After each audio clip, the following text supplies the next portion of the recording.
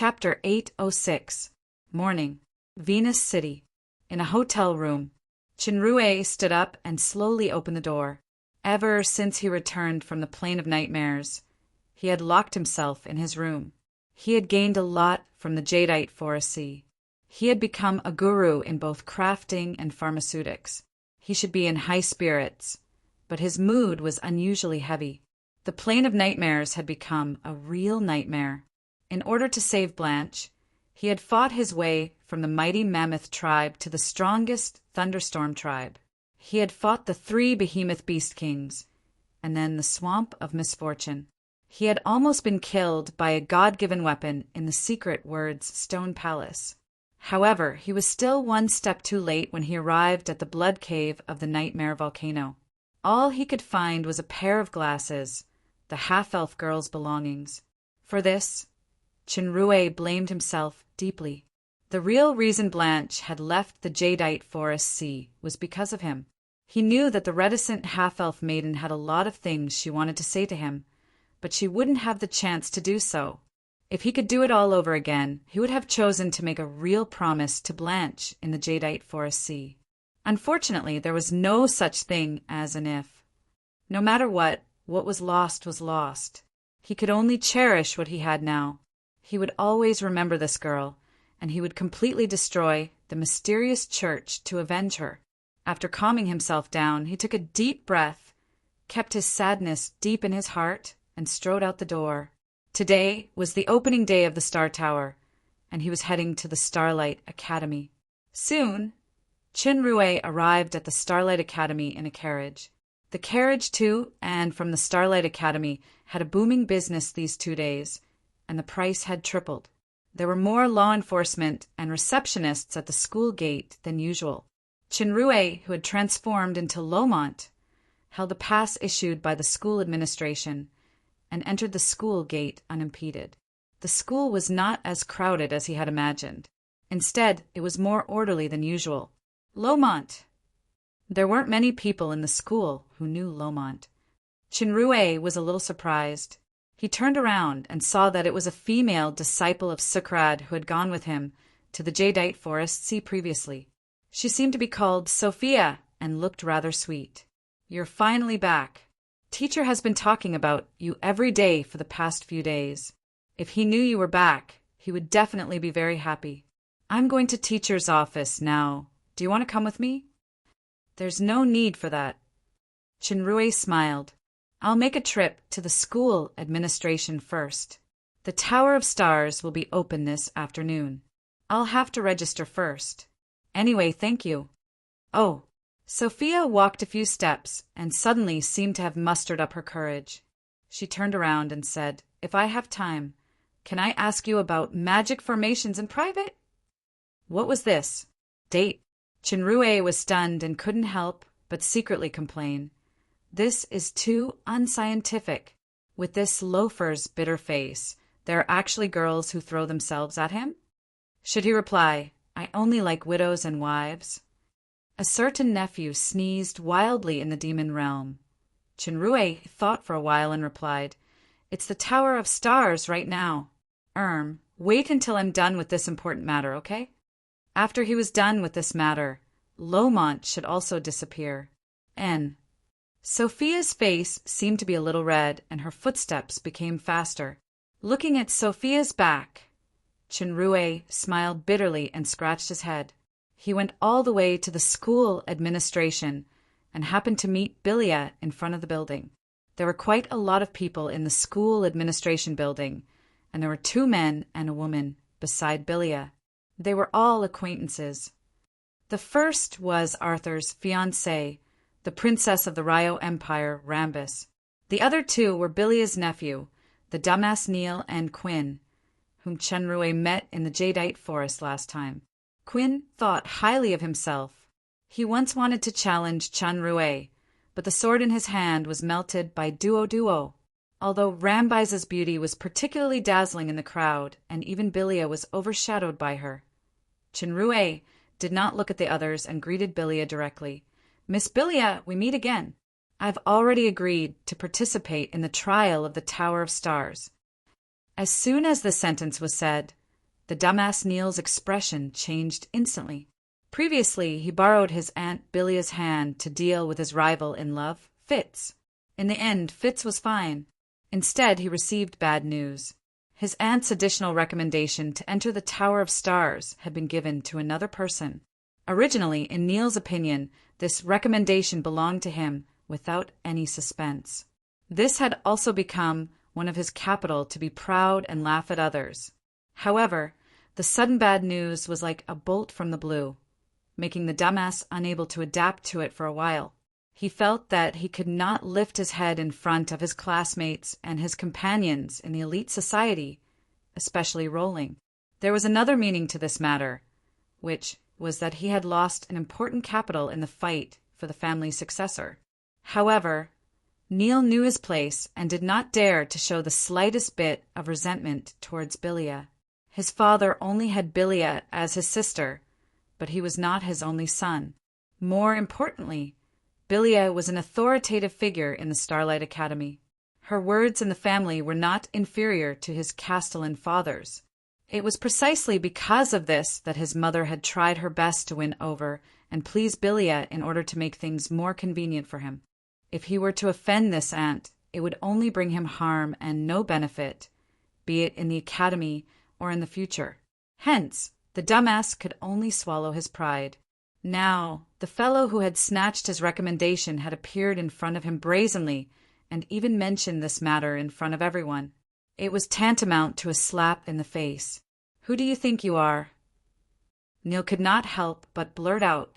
Such a precious recommendation had been snatched away by this sloppy-looking piece of trash. "Miss Bilia, why do you have such a rude idiot by your side?" Chinrue did not have a good attitude towards this kind of trash. Neil was furious. He gritted his teeth as if he wanted to swallow Chinrue alive. Bilia frowned. "Lomont, this is just a misunderstanding. He is my nephew, Neil Fallows." "So, it's your nephew? Then I'll let this matter go for your sake." Chinrue glanced at the dumbass with a look of disdain. Bilia was very clear about Richard's strength and ruthlessness. If it had been another lowly fellow who was so rude, he would have been annihilated with a wave of his hand. In fact, he was already giving her a lot of face.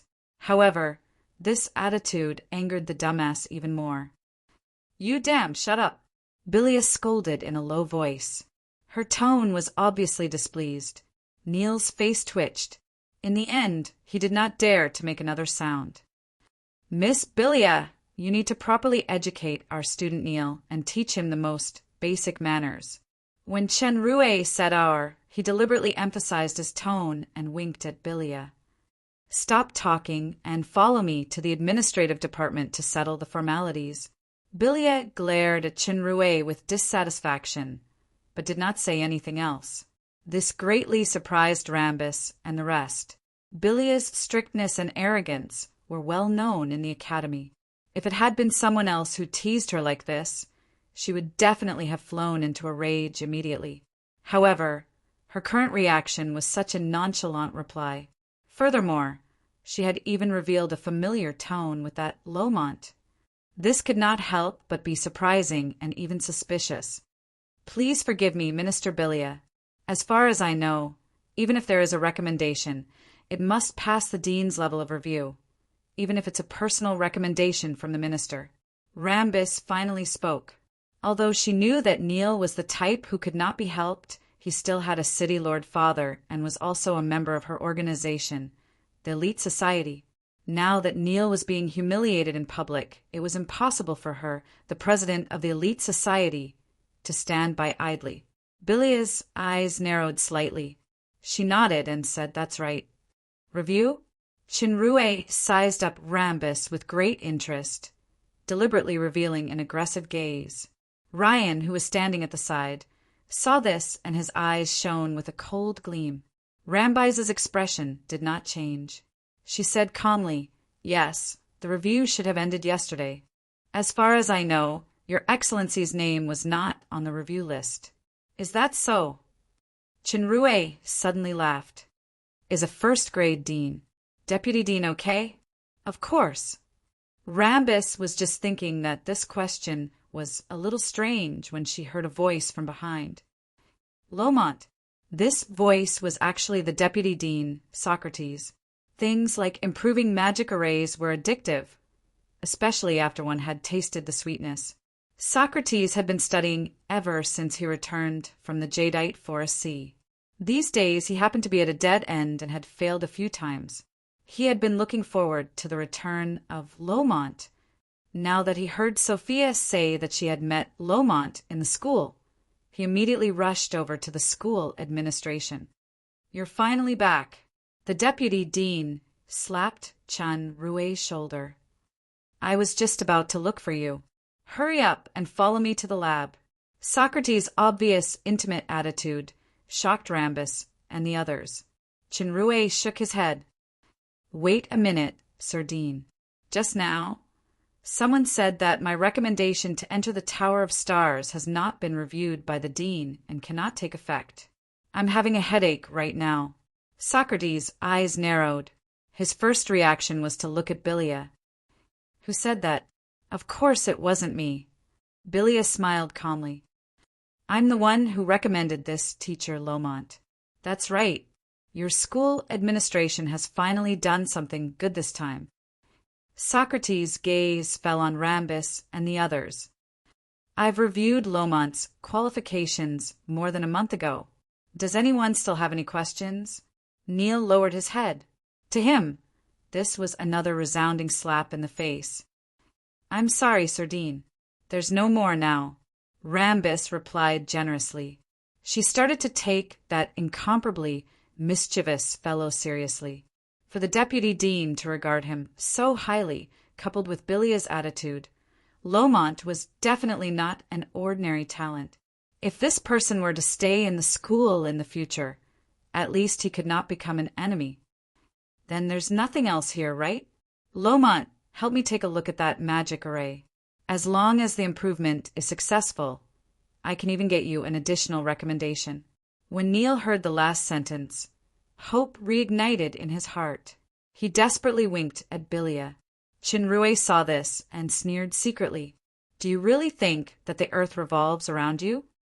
"There's no need for that, Sir Dean. The Tower of Stars is not a place that just anyone can enter." This sentence completely destroyed Neil's last hope of getting lucky. It was equivalent to giving him a few slaps in the face in public and then stepping on it fiercely. The dumbass man's face instantly turned ashen. Chinrue did not even look at Neil. He only nodded at Bilia and left with Socrates. Chapter 807. After Chinrue left, Bilia ignored Neil and the rest and turned to walk towards the office building.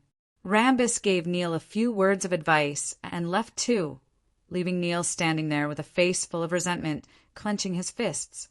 Although there were not many people paying attention to this side just now, Nell felt that there seemed to be a lot of people pointing at him behind him. They seemed to be laughing at him. He felt greatly humiliated, and his hatred for Roman grew even stronger. Cain spoke. "This guy called Lomont is quite arrogant." This made Neil's heart skip a beat. "Cain, when you enter the Tower of Stars this time, can you help me teach him a lesson?" Cain frowned and didn't reply. He seemed to be thinking. "Haven't you always wanted that piece of scarlet meteorite to forge a weapon?" Neil clenched his teeth. "As long as you help me get back at him, I'll give it to you." "All right, I promise you." Cain's eyes flashed. "The Tower of Stars has its rules. I might be able to teach him a lesson, but I might not be able to truly relieve your hatred. How about this? I'll give you an idea. You go and find someone. He'll definitely do his best to help you." "Who?" "Didn't you see it just now? This guy called Lomont seems to have an unusual relationship with Minister Bilia. As long as you tell that person about this." Neil had already reacted, and his eyes lit up. "You mean Mentor Meager?" Meager was a senior swordsmanship mentor in the academy. He had extraordinary strength, but he was narrow-minded. He had always been pursuing Bilia, but Bilia had never shown any interest in him. This time, Meager would also enter the Tower of Stars. If he heard about the ambiguous relationship between Lomont and Bilia, He would definitely not let it go. Looking at Neil's receding back, a look of disdain flashed past Kane's eyes. Who was Kane? Why would he let an idiot like Neil use him? If Neil's father wasn't the Castellan and his aunt wasn't someone with real power in the academy, he would be ashamed to be associated with him. The reason why he recommended McGill was also because he considered the relationship between Socrates and Bilia, and it was inconvenient for him to take action. However, that Lomont just now was really annoying. He actually ignored the existence of a genius like him and even dared to look at Rambus with that kind of gaze. If there was a chance, he would consider stabbing him in the back in the Tower of Stars. In short, everything remained to be seen. Chen Rue busied himself in Socrates' laboratory until noon. He also had his lunch in the laboratory, but he still gained something. He learned some general knowledge about the Star Tower from the Dean. Unlike the ancient magic tower in the Demon Realm, the Star Tower was not a pagoda with layers as imagined. Instead, it was a huge and strange space. This space was filled with the mysterious power of the stars in the universe. The Tower of Stars opened once every 10 years, allowing people of all levels and realms to gain valuable insights. The same person would gain the most benefits the first time they entered, while the second time they entered 10 years later would have a much smaller effect, and so on. Generally speaking, after entering 3 times, it would basically lose its effect. There were a total of 4 stages of training in the tower. The first stage was comprehension, also known as Star Awakening. It was equivalent to the understanding and comprehension of the power of the stars. It was the foundation obtained in the Tower of Stars. The second stage was the ranking of the stars. This step was based on the premise of the comprehension of Star Awakening. The higher the level of Star Awakening, the higher the ranking of the stars. The third stage was Star Descent. The space would descend the power of the stars. The higher the ranking of the stars, the purer and more massive the power of the stars that could be obtained. The fourth stage was Tower Condensation. After obtaining the power of the stars, one could condense it into a tower according to one's comprehension and strength. They could obtain continuous absorption of the power of the stars and continuously temper themselves. From this level, everyone was an independent Tower of Stars. Not only that, after the condensation of the tower was successful, all the people who entered the space would be connected through a wonderful connection to become a whole tower. From Chen Rue's understanding, this tower was the relationship between the top and bottom lines of the pyramid. Those who had a higher level of comprehension would absorb the power of the stars from those who had a lower level, while those who had a lower level would also receive a small amount of comprehension from those who had a higher level as a reward. From this point of view, everyone was a part of this Tower of Stars. This special training method made Chenrue feel very novel. Although the final decision of the pyramid was the comprehension at the condensation stage, a qualitative change required a quantitative change. The previous Star Awakening and ranking were equivalent to laying the foundation for Star Descent, so they must not be neglected. In the afternoon, all the candidates who entered the Tower of Stars were gathered on a platform opened up in the mountain behind the academy. The space in the center of the platform was about the size of 4 football fields. Towering stone pillars stood in all 4 directions, somewhat similar to the shape of an obelisk. The periphery was filled with countless crystal pillars of different heights, each crystal pillar engraved with exquisite and mysterious patterns. The impression that this platform gave people was that it was grand and spectacular, just like the domineering appearance of Starlight Academy School Gate. Without an astonishing amount of manpower and material resources, it could not be built successfully. This time, there were less than 200 people who participated in the Tower of Stars trial. Among them, 70% were teachers and students of Starlight Academy, while the rest were outsiders who had been recommended. Some of these people had strong backing, while others were candidates for the Academy's teachers. This was also one of the effective ways for Starlight Academy to expand its teaching strength. Under the leadership of the 3 deans of Starlight Academy, the Tower of Stars finally opened. The obelisk pillars on all four sides emitted four colors of red, orange, green, and purple at the same time. Under the effect of the light, the symbols engraved on the surrounding crystal pillars seemed to come alive, projecting out one after another to form a strange text. These words were arranged according to a special pattern, like a recitation of an incantation. Under the effect of the incantation, a door that glowed with white light appeared in the center. At the same time, a magic mirror appeared in front of the platform, and one could see the situation in the space of the Tower of Stars. However, it was still pitch black for now. The people who participated in the trial had been informed of the matters to take note of before entering the Tower of Stars. For some of them, it was not their first time entering the Tower of Stars. Although many of them were excited and agitated, they still maintained order and entered the door one by one in an orderly manner. Chen Rui's position was at the back of the line. When the line in front was about to enter, a girl at the back suddenly touched him. Chen Rui turned around and saw the other party handing him a small note. She whispered, "Someone asked me to pass this to you." Chen Rui took the note and looked at it. There was a line of words written on it. Senior Swordsmanship Mentor Major, Sage to be powerhouse, easily jealous, pursued Bilia for many years. This is the second time he has entered the Tower of Stars. These words seemed graceful and elegant, but there was no signature. However, Chen Rui understood the meaning behind it. Someone was reminding him.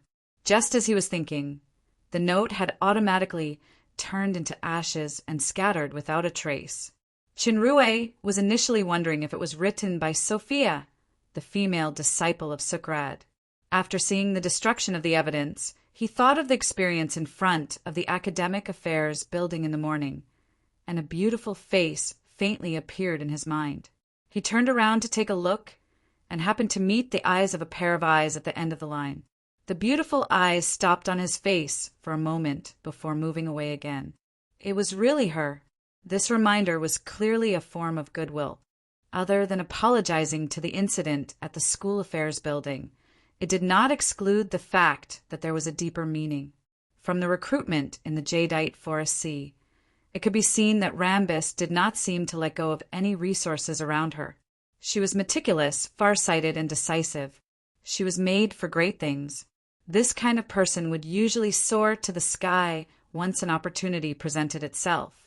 Arthur should not appear again. Perhaps this princess, who had almost become a victim of politics, could really control her fate completely in her own hands. Chen Rui did not think any further and followed the line forward. It seemed that he would encounter something interesting in the Tower of Stars this time. As soon as he entered the space of the Tower of Stars, Chen Rui felt that the light had suddenly dimmed.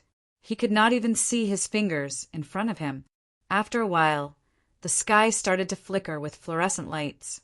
These fluorescent lights increased in number and got brighter and brighter. Very soon, the entire space became resplendent. The magic mirror outside the space also lit up, clearly reflecting the situation in the space. The sea of stars. The entire sky was a boundless sea of stars. Gorgeous and resplendent starlight sprinkled in every corner of the space. The space was filled with a faintly discernible special aura. As time was limited, everyone chose a suitable spot and started to comprehend the power of the stars in the space. The rules of time here were a little special. 1 day was equivalent to 2 hours outside. Morning star was 1 day's time. Then the ranking would begin. During the 3 hours of ranking, one could continue to comprehend and determine the ranking. When the ranking was over, everyone's position would be fixed. They would automatically enter a separate small space to receive star descent. At the same time, they would start to condense the Tower of Stars. When the Tower of Stars was condensed successfully, they would be divided into levels according to the level of comprehension. They would further temper their strength. This process would take 3 days. After the time was up, everyone would be automatically expelled from the Tower of Stars. The trial would end here. Cain walked in front of a middle-aged man and glanced in Chen Rui's direction. As expected, The middle-aged man looked in Chun Rue's direction. This man's face was a little long, and his appearance was ordinary. He had a mustache, and his eyebrows were very deep. His eyes were faintly filled with hostility. When he looked at Lomont, his gaze was filled with killing intent. Cain showed an expression of schadenfreude. The middle-aged man walked step by step towards Lomont and sat down not far away. That reckless Lomont still seemed to be unaware of the impending disaster that was about to befall him.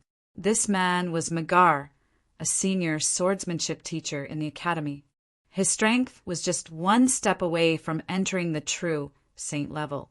He had always coveted Bilia's beauty and had pursued her many times. Unfortunately, in Bilia's eyes, Magar, who had no background and was not very strong, was of little value. Therefore, she had never treated him well. Magar was very narrow-minded and very jealous. When he heard from Neil that the goddess of his heart had an affair with this guy called Lomont, he was immediately filled with jealousy.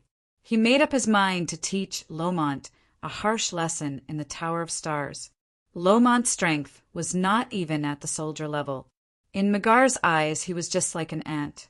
He immediately mobilized his saint-to-be mental energy and attacked his rival in love. If he could knock the other party out, he would not be able to comprehend the power of the stars. Naturally, he would not get any benefits. Even if he was not sent out, this trip to the Tower of Stars would be a wasted one. There had been cases of people with weak mental energy fainting due to overexertion when comprehending the power of the stars. No one would know the truth. As soon as this mental energy attack was unleashed, Lomont could not withstand a single blow and fell over. Chapter 808. What happened to Lomont was immediately reflected in the magic mirror outside the Star Tower. The higher-ups of the academy were surprised that someone had fainted at the start of the morning star. The most surprised ones were Sukrad and Bilia. At this moment, something even more shocking happened. Not far from Lomont, Magar stood up with undisguised hatred in his eyes. A sword appeared in his hand, and the sword emitted a flame-like glow. He walked towards Lomont step by step. Everyone in front of the magic mirror was shocked. Although Magar's strength was still a step away from the true saint rank, his swordsmanship was so strong that not many mentors in the academy could match up to him. The blazing sword was his famous battle technique. Looking at Magar's posture, he was actually going to kill the unconscious participant with all his might. From the looks of it, the unconscious participant was very likely to be part of Magar's plot. Bilia's thoughts turned quickly, and she finally calmed down. The Lomont that she knew was at least a true saint rank. Furthermore, he was scheming and had strange methods. How could he be easily tricked by someone like Magar? The most anxious one was Sukrad. He shouted, "Reggiana, open the emergency space tunnel immediately. Quick!" Reggiana was the dean of the Starlight Academy. The space of the Star Tower was originally sealed, and people from the outside couldn't enter. The emergency space tunnel was a special tool made of the power of the stars. It could allow one to enter and exit the Star Tower in a short period of time. This tool could only be used once in each trial. It was originally meant to be used in emergencies. Who would have thought that it would be used right at the start of the trial? Although Reggiana didn't understand why Magar would suddenly kill a participant of the trial, he knew that the situation was urgent. He immediately took out a crystal and chanted a spell. A few runes began to fly out of the crystal and slowly fused with the runes that opened the door earlier. It took about 15 seconds to open the space tunnel. In the magic mirror, Magar had already arrived in front of Lomont and raised his sword high. Sukrad was burning with anxiety. The magic in his body surged. He could only rush in to stop Magar once the space tunnel was opened. Meghar's sinister face seemed to be twisted with hatred. His hand trembled slightly. After hesitating for a moment, he finally chopped down. The unconscious Lomont did not have the slightest resistance. His head was immediately separated from his body. The flaming long sword danced wildly. In just a few seconds, he had swung it countless times. The corpse of Lomont was completely chopped into pieces. The broken limbs were burned by the powerful flames on the sword and turned into ashes in the blink of an eye. Not only were the higher-ups of the academy in front of the magic mirror stunned by this scene, even the challengers in the Tower of Stars, including Kane, were dumbfounded. This was too vicious. He actually used such a cruel method to kill someone in the Star Tower, and in front of so many people. Sukrad's eyes were wide open. Bilia's eyebrows relaxed instead. She had signed an equality contract with Lomont, and the contract's power had not disappeared yet. This meant that Lomont's death was just a cover. Lomont probably wanted to use his death to cover up his future actions. This way, he could avoid being a burden to her. Good move, he actually managed to deceive so many people in front of so many people, as expected of the collaborator that Bilia had set her eyes on. However, why did McGar take the initiative to attack Lomont? Bilia's eyes narrowed, and a cold glint quietly seeped out from them. Far away from the crime scene, a short-haired, yellow-skinned man secretly gave Meghar a thumbs up, praising him in his heart. Brother Meghar is decisive. You're a real man. I, Peglio, support you. After Meghar's venting, he seemed to have regained his sobriety. He was dumbfounded. Just now, he only felt jealousy and hatred burning in his heart, and he had a strong desire to tear this rival in love into pieces.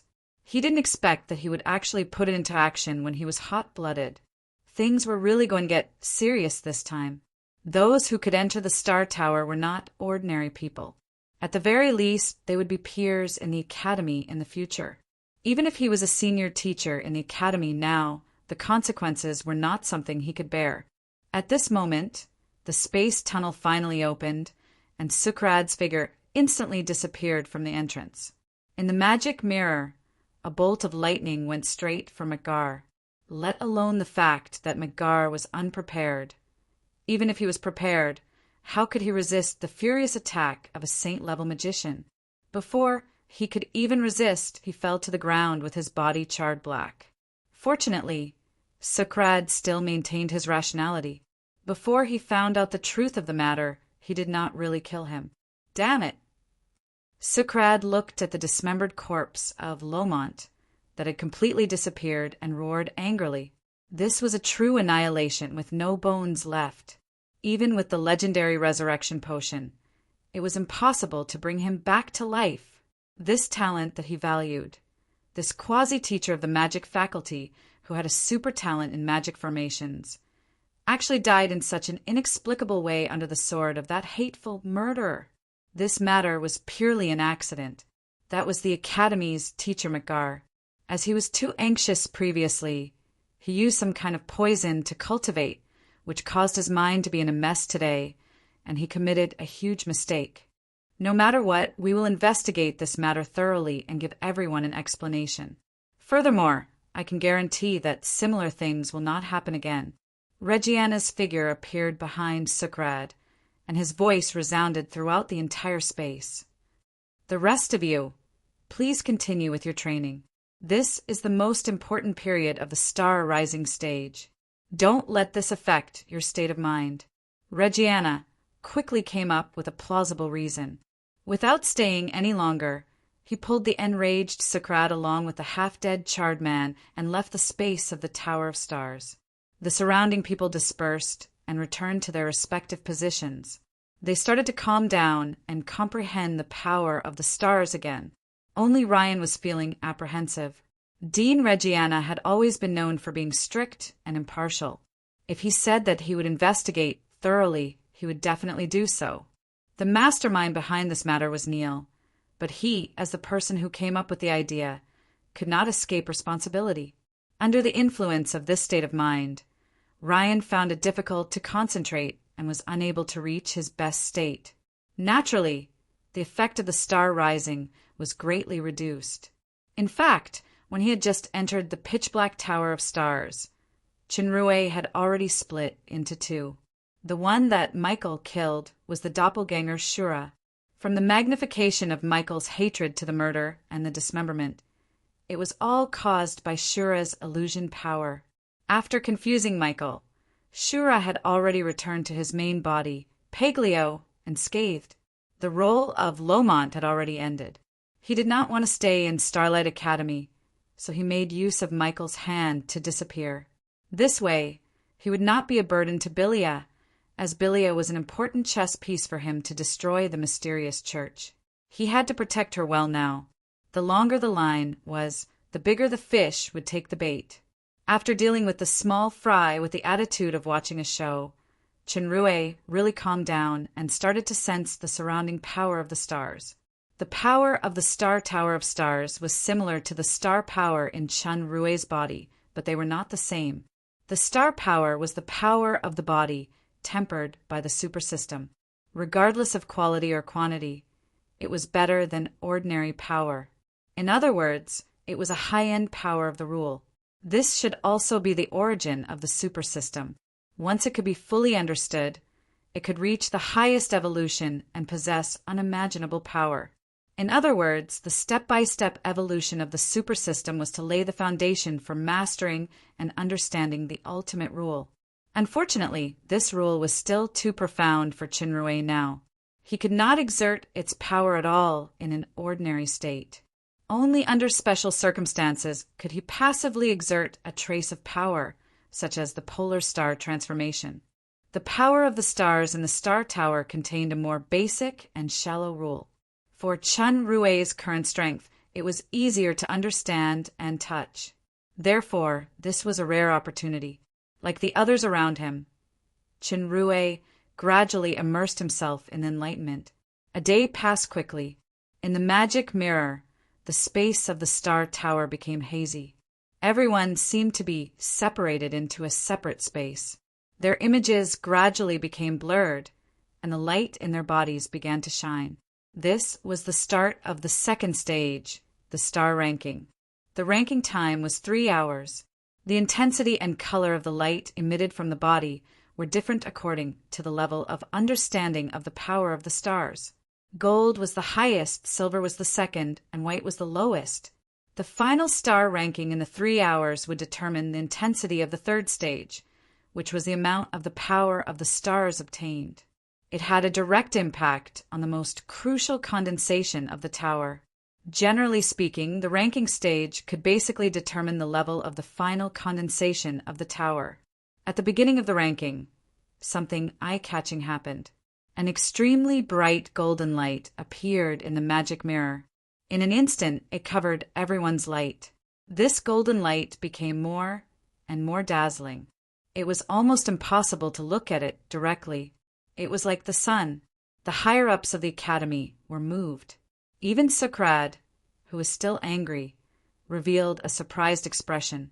This was the first time in the history of the Academy's Star Tower that such a strong and pure light was seen. This was definitely a genius among geniuses. The atmosphere that was originally depressed because of the murder incident became lively. The higher-ups of the Academy were especially excited. This was because the Academy's teachers and students accounted for 70% of the participants in the trial. More than half of the remaining 30% could become the Academy's teachers. Therefore, the probability of this genius coming from the Academy was rather high. Unfortunately, due to the special power of the ranking rules, no one could see the faces of others clearly, regardless of whether they were in the Star Tower or outside. Furthermore, this rule had a protective effect. Everyone was in a relatively independent space and could not interfere with each other. There would not be any incidents like Magar attacking and injuring others. The only thing they could do was to strengthen their enlightenment and strive for a higher ranking. The golden light also attracted the attention of the participants in the Star Tower. Who is this person? Such an intense light. Could it be the person standing at the peak of the Star Tower this time? Not far behind the golden light, Rambus also revealed a shocked expression like many others. However, she quickly calmed down and started to seize the time to comprehend her strength. The time for the ranking was very limited. Rather than being envious of others, it was better to do her best to improve her enlightenment and position. Under the stimulation of the golden light, the light on many people's bodies gradually became stronger. In the center of the golden light was Chun-Rui. He was comprehending the power of the stars in a brand new way. He was trying to fuse this comprehension with his own use of star power. He wanted to find a trace of the path of the rules. No, Chun-Rui frowned. It seemed that he was about to touch it again and again, but he failed again and again. It seemed that he was infinitely close, but he always felt that something was wrong. It seemed that he was getting further and further away from the most critical thing. Could it be that he had turned into a dead end? The instinctive feeling from many years of training told him that if he forced himself to go on, he would only continue to hit the wall. The best way was to give up everything previously and comprehend from a new perspective. However, there were only 3 hours to compete for the ranking. 1/3 of the time had passed. There were only 2 hours left to start again. This was not the super system, so he couldn't use the golden finger of time rule. Once he chose to start again, it meant giving up the current first advantage. It would directly affect the later star descent and tower condensing. Chun-Rui fell into a dilemma for a while. After thinking for a long time, he finally made up his mind. In the magic mirror, the dazzling golden light suddenly dimmed and disappeared without a trace. This made the onlookers shocked again. What happened? Did that peerless genius overdraft himself using some secret technique? Or did something happen? Even Dean Reggiana couldn't sit still. However, due to the previous incident with Magar, he had already used the emergency space item that could only be used once. Now he couldn't even go in to see what was going on. Many pairs of eyes stared at the magic mirror, hoping that the strong golden light would appear again. The challengers in the Star Tower were naturally happy about this, but most of them were gloating. They originally thought that it was hopeless to compete for the highest ranking. Now that the strongest competitor suddenly weakened, it was a godsend opportunity. For a while, the competition between the challengers became more and more intense. The end time of the star ranking had finally arrived. What made the higher-ups of the academy feel regretful was that the expected golden light never appeared. It was likely that the person was too eager for success, which led to a problem in comprehension. Now that the overall situation was set, the ranking would not change even if he pulled himself together again. After the ranking was determined, the independent space where everyone was located began to move and change automatically. The strongest comprehender was moved to the center, and the rest were scattered in a circular radiation from strong to weak. Each space faintly formed a net-like connection as if it was some kind of mysterious formation. An hour later, streaks of resplendent starlight descended from the starry sky, enveloping the corresponding figures within. The starfall had begun. The figure in the starlight absorbed and transformed the power of this star descent with all his might. Very soon, towers that shone with starlight began to appear. Some were tall, some were short, and they were of different colors. Every one of them was a tower of stars. Through this tower, one could absorb starlight and continuously temper one's body or soul. One could even obtain a higher level of comprehension. In the forest of towers, one of the outermost lights stood out a little, not because it was strong, but because it was weak. Generally speaking, those who could enter the star tower were not mediocre.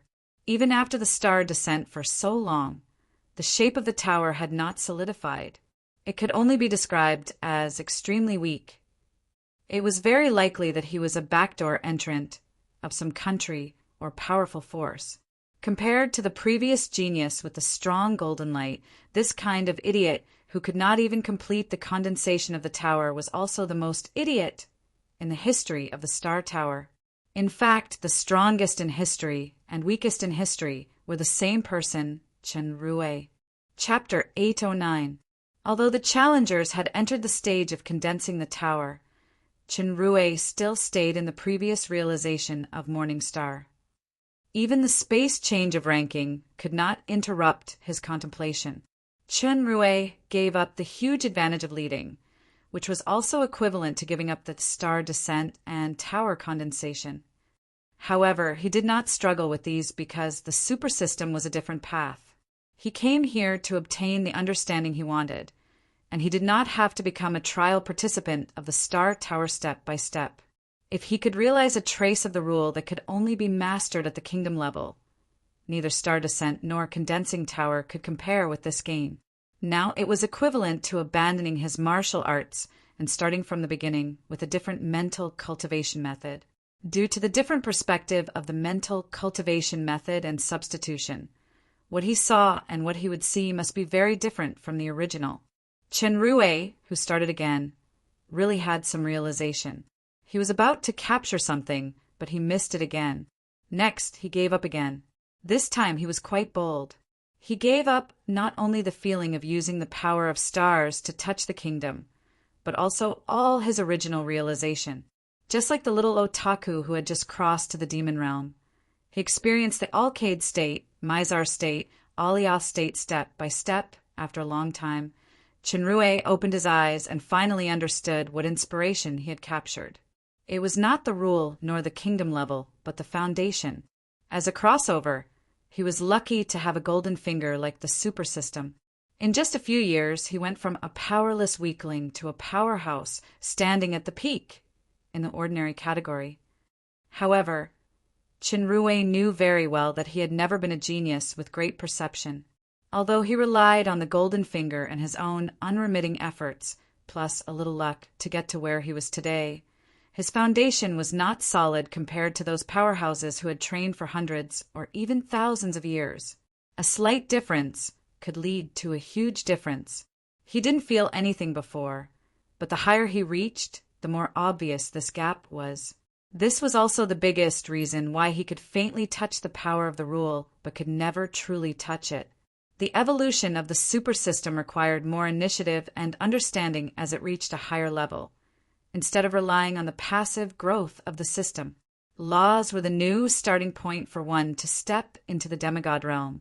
If one continued to develop according to their original state, even if they managed to step into this threshold, they would not be able to unleash their strongest combat power due to the heaviness in their bodies.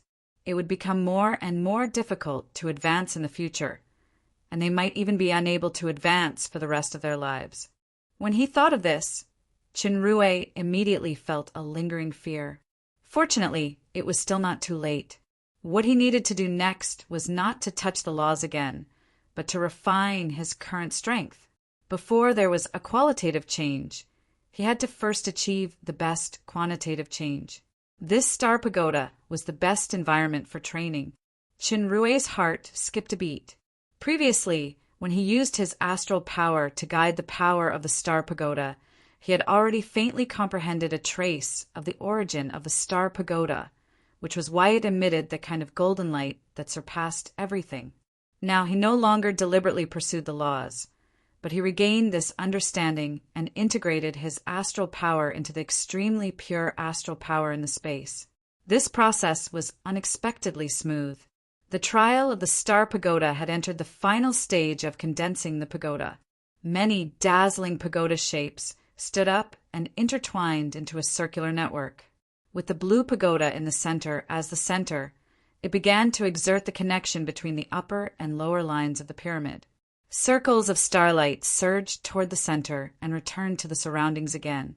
It was equivalent to a circular living body. Among the various towers of light, the simple starlight on Chenrue's side that was not in the shape of a pagoda was particularly eye-catching. However, this eye-catching immediately became dazzling. The magic mirror shone brightly in an instant. The dazzling degree of the brilliance overshadowed the star pagoda that everyone condensed. Everyone was shocked. Their first reaction was that the golden light reflected by the magic mirror was resurrected again. Then they were shocked. It turns out that the weakest guy is actually the strongest genius from before. Unfortunately, the rise of this golden light was too late. It missed the power of starfall and could not condense into a pagoda at all. How could it obtain the true power of the star pagoda? The trial takers in the star pagoda thought so too, including Rambus, who was one of the 3 tallest towers in the central area. Compared to her eye-catching beauty, Rambus had always been concealing her strength in other aspects, especially her strength. Today, she finally revealed her extraordinary talent and leaped into the top 3 of the Star Pagoda. It was very likely that she would directly enter the ranks of the true saint level. As for the genius who had once shone brightly and then quickly dimmed at the star enlightenment stage, even if he rose again, he would still be a failure. Perhaps this person's aptitude and comprehension were higher than all the geniuses present. However, having the conditions for success did not mean that one would definitely succeed. This was the reality, that light still did not condense into the shape of a pagoda. Instead, it inconceivably shone brighter and brighter. In the boundless starry sky, all the starlight that shone down was concentrated on this light. The dazzling feeling of the light gradually faded, and what replaced it was a kind of crystal, clear crystal. It was like a sword that was continuously being refined in a furnace. The overall structure of the Star Pagoda of 200 people suddenly changed. Everyone could feel that the power of the stars in the small pagoda was circulating faster and faster, and its power was getting stronger. However, the core was not the 3 tallest towers, but the light that did not form a pagoda at all. How is this possible? In front of the magic mirror, another vice dean, Elijah, muttered. His star ranking is the last, and he almost did not obtain the power of starfall. Under such circumstances, he actually became the strongest Star Pagoda. This was simply unheard of. There's only one explanation. Reggiana stared closely at the dazzling starlight, his eyes flashing with disbelief. He has already broken free from the restrictions of the rules. Although I don't understand how he did it, there was no doubt that this would be the most incredible scene in the history of the Star Pagoda. In fact, the shock had just begun. The stars in the sky slowly began to move. It wasn't just one star, but the rhythm of the entire starry sky. It was as if everything was resonating with the starlight. The starlight rose higher and higher. Everyone, including the trial challengers in the space, had the illusion that the starlight had fused with the entire starry sky. After the starlight integrated into the starry sky, it gradually disappeared. The vast starry sky that seemed to be ethereal was suddenly full of vitality. The largest star in the center began to be as hot and dazzling as the sun. The trajectory of the surrounding stars also changed strangely and began to revolve around the sun. Rambus looked up at the starry sky and showed a self-deprecating smile. So what if there is no condensed pagoda? That light doesn't need these at all. That person is the existence that controls the entire starry sky, and they who rely on the power of the stars to build the Star Pagoda can only look up to him. This was a real difference between heaven and earth.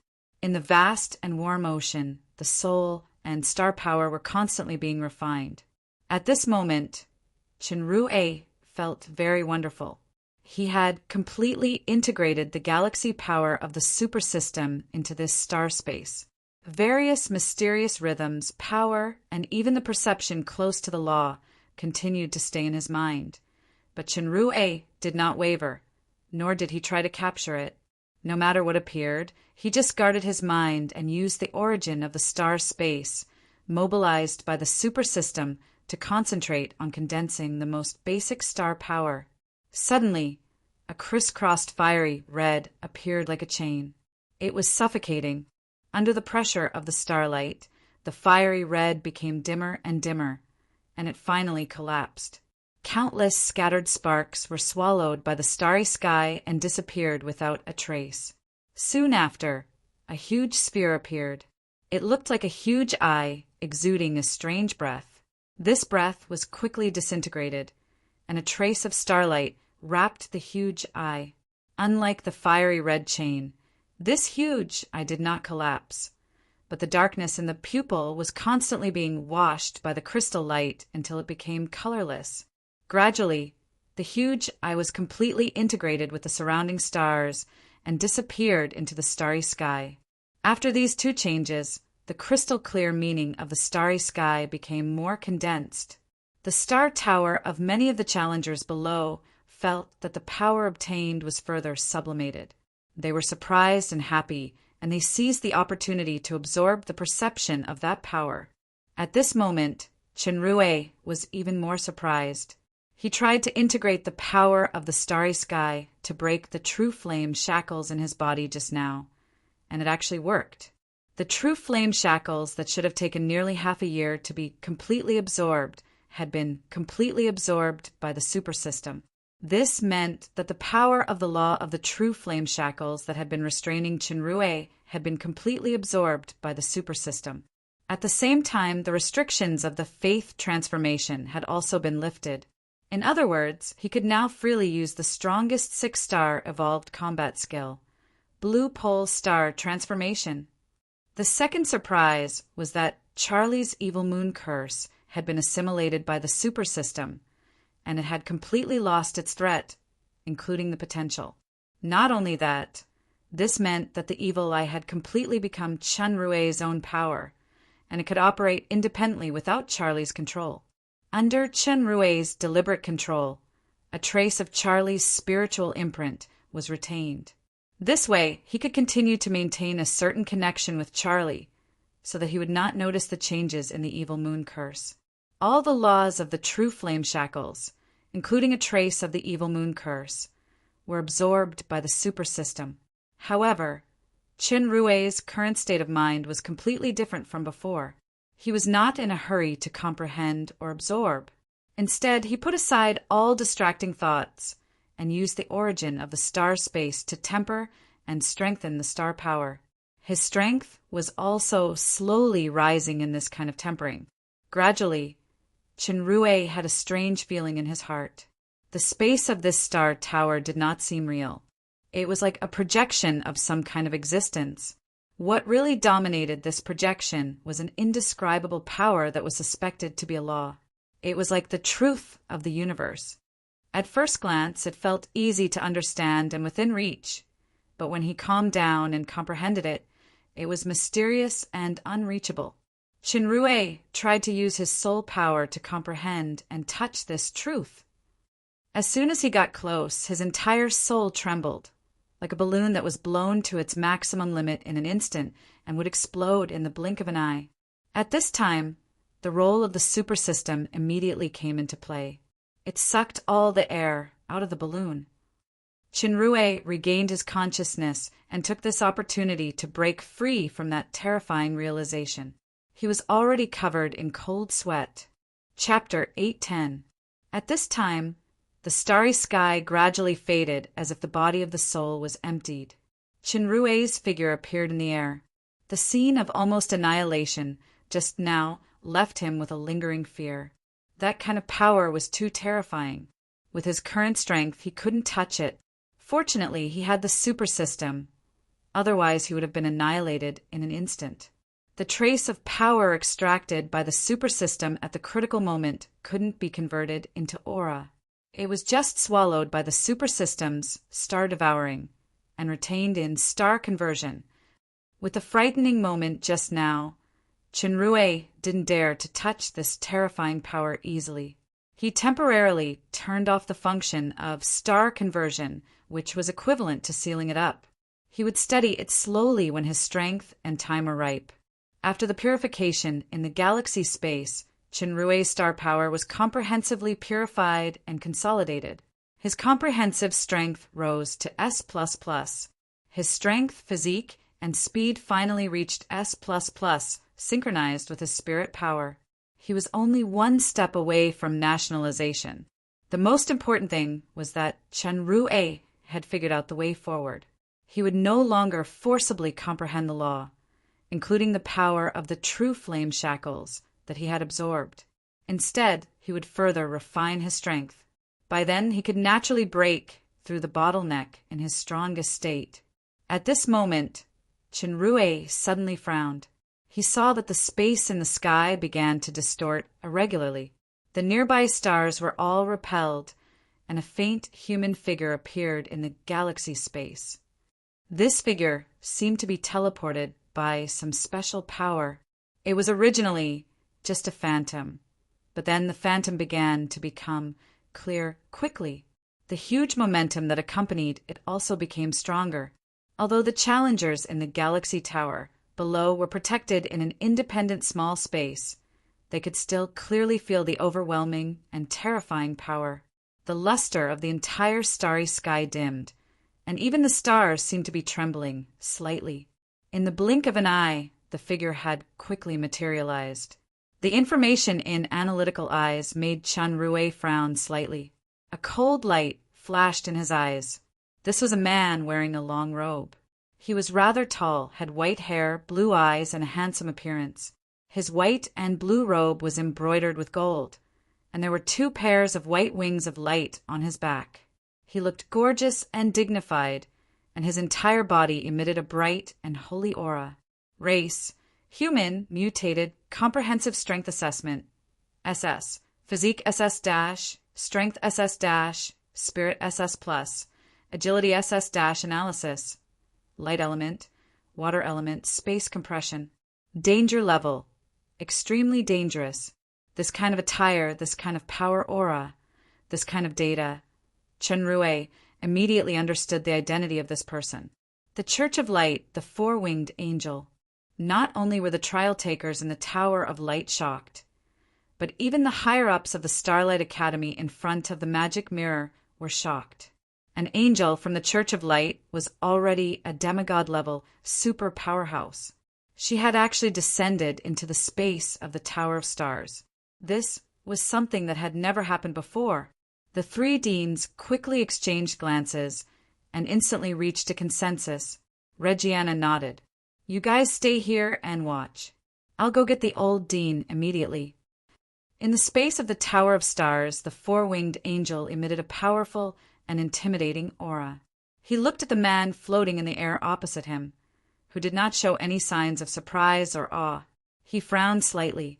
"My name is Zeihan Jen, one of the cherubim under the God of Light." "Human, tell me your name."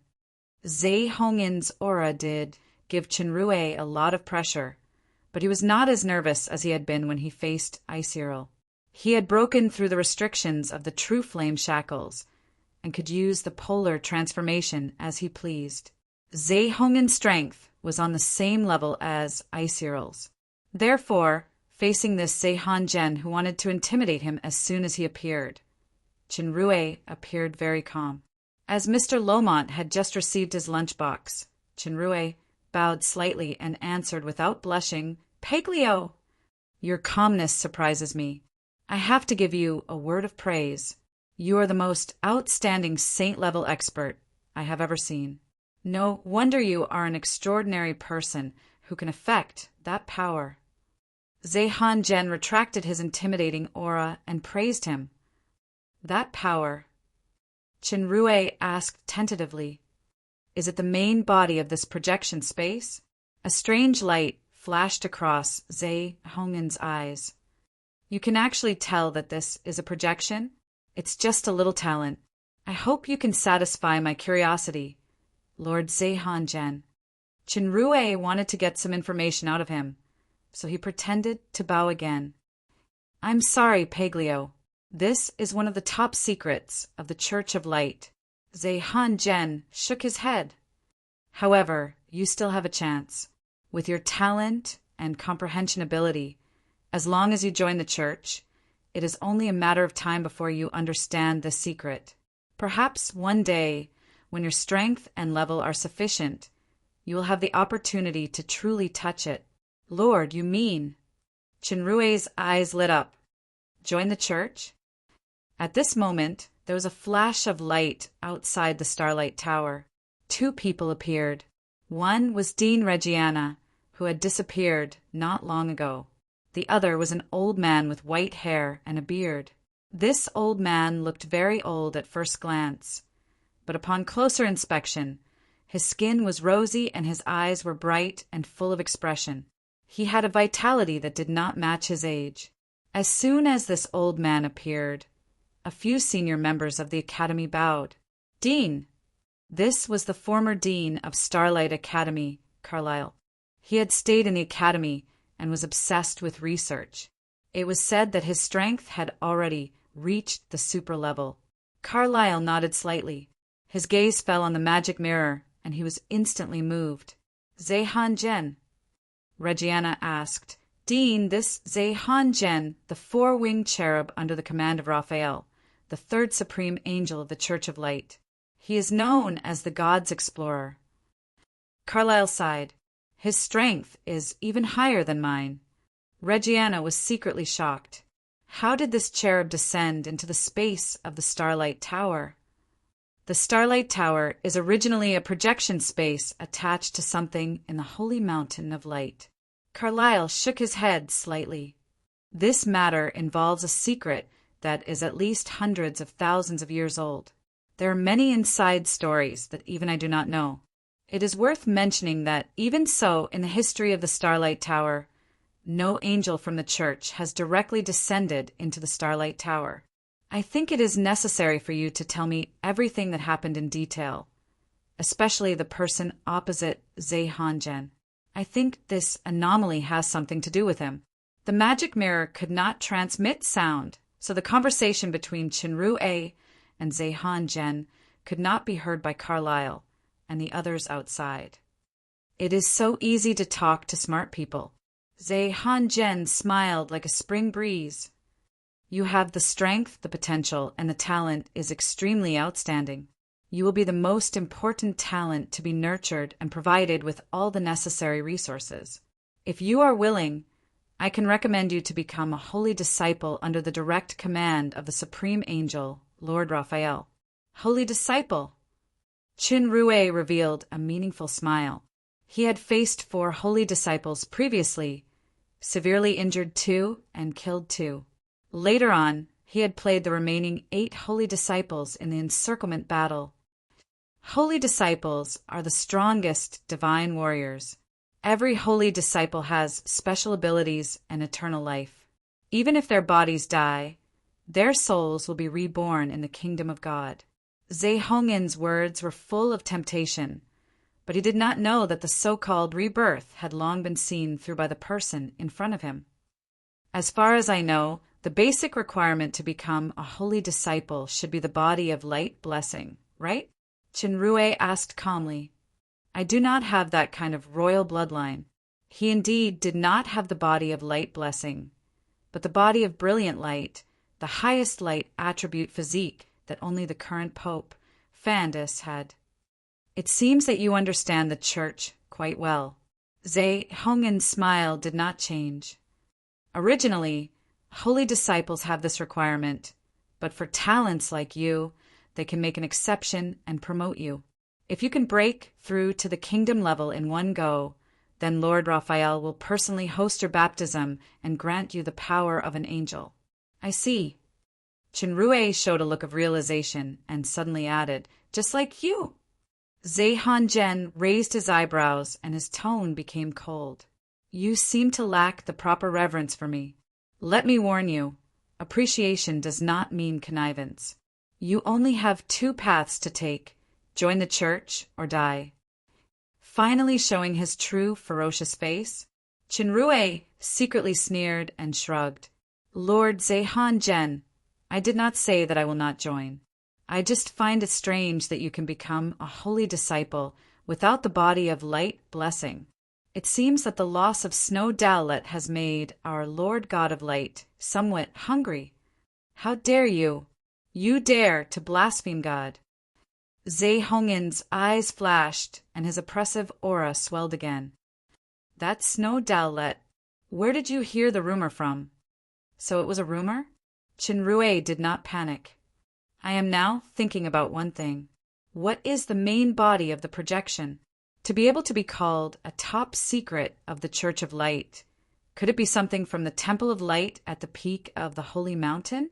It should be that I touched the power of that thing when I received the projection, so I had to trouble a 4-winged angel like you to descend. Zhe-Han-Jen was slightly shocked and immediately waved his hands to seal the surrounding space. He shouted, Who are you? I still want to ask who you are, angel? Human? Or one of the true blasphemers who steal the faith of God?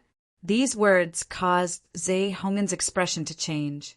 He did not expect to meet such a strange person after spending so much effort to use a secret technique to reach this projection space.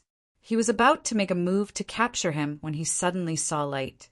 The intense blue light was so resplendent and dazzling that even the entire starry sky that was originally suppressed by his aura started to sparkle. Feeling the terrifying aura coming towards him, Zeihan Jen was frightened and moved. A bad feeling welled up in his heart. He did not care much and pointed at the center of the resplendent blue light. Sword of Judgment. A ray of white light sped over like a sharp sword. The starry light along the way was inconceivably sliced apart.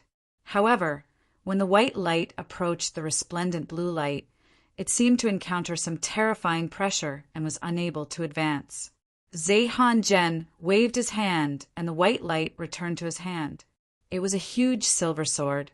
The four-winged angel's expression had already become incomparably grave. Old Dean Carlyle and the others in front of the magic mirror were also stunned. That dazzling blue light that was like the sun actually had the power to contend against the four-winged angel Zeihan Jen. The most shocked was Rambus in the small star tower below. Even though Zeihan Jen had sealed the space and she could no longer hear the conversation between the two, she could still recognize that incomparably resplendent blue light with a single glance. She finally understood who the person who had continuously caused shock was. Chapter 8:11. The dazzling starlight gradually converged, revealing a figure in blue armor in the middle. The sparkling armor exuded a glorious and sacred aura, as if all the magnificence of the starry sky was concentrated on one body. In contrast, the four-winged angel, Zeihan Jen, seemed to be overshadowed. Armor of faith, and it's such a pure and powerful faith power. This kind of aura, even someone like him who was about to break through to the peak of the kingdom realm would be moved. Zei Hongin's eyes were full of vigilance as he looked at the figure.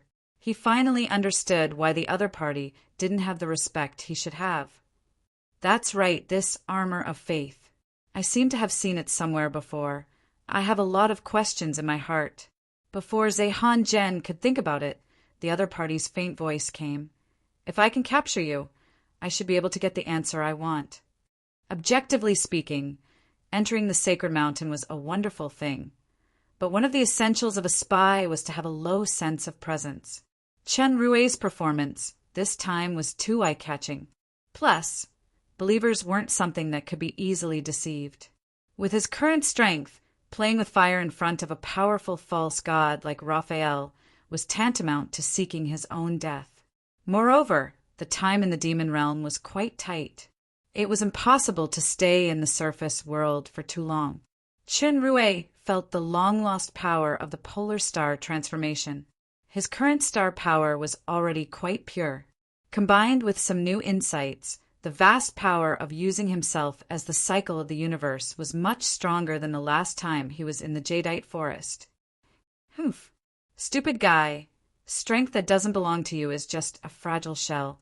You will soon know what real strength is. Zei Hongin's giant sword swung horizontally, and his aura skyrocketed. I have heard such words from the mouth of another human who called himself a four-winged angel. However, that guy is now dead.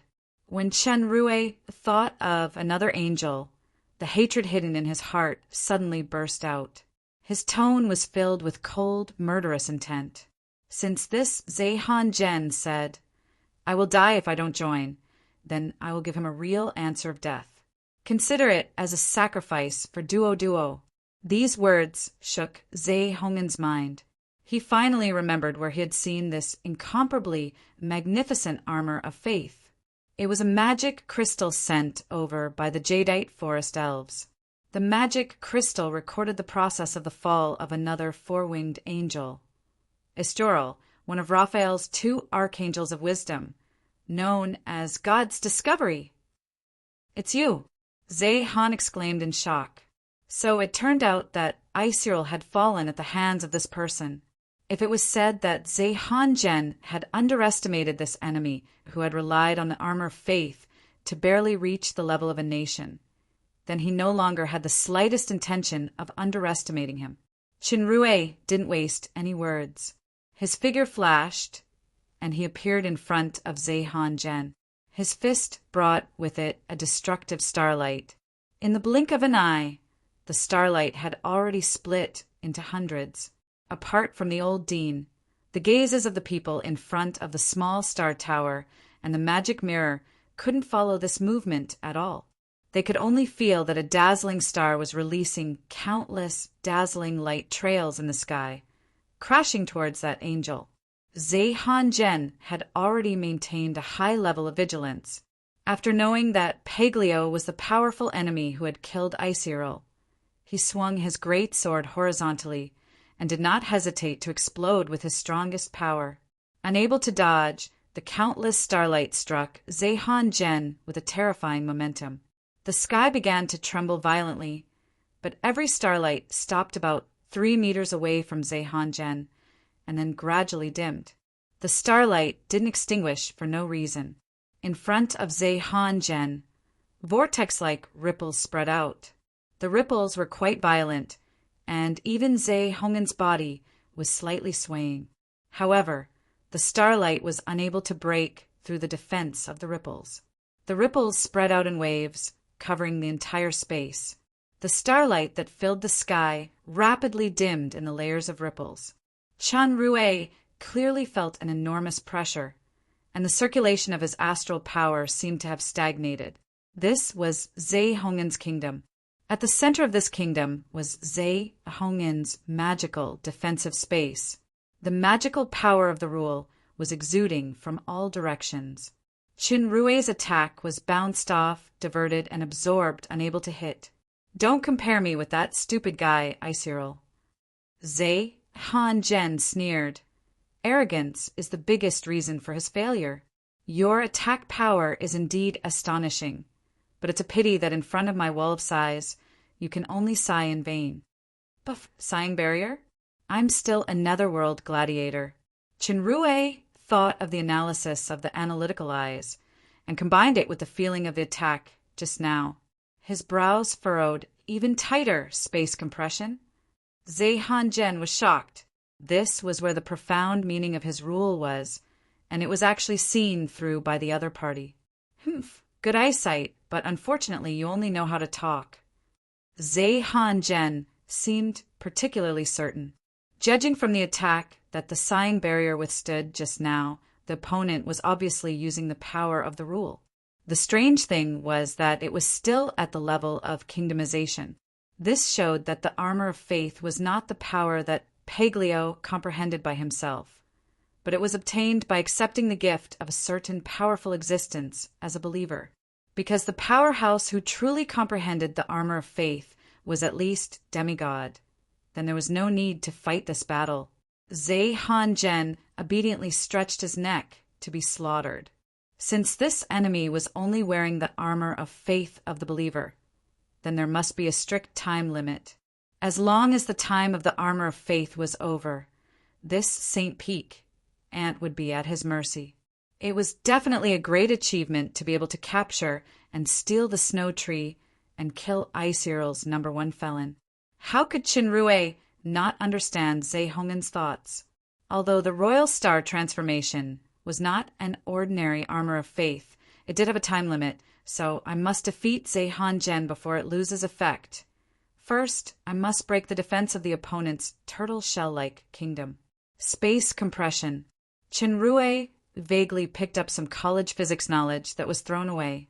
Time and space should be an objective reflection of the movement of matter.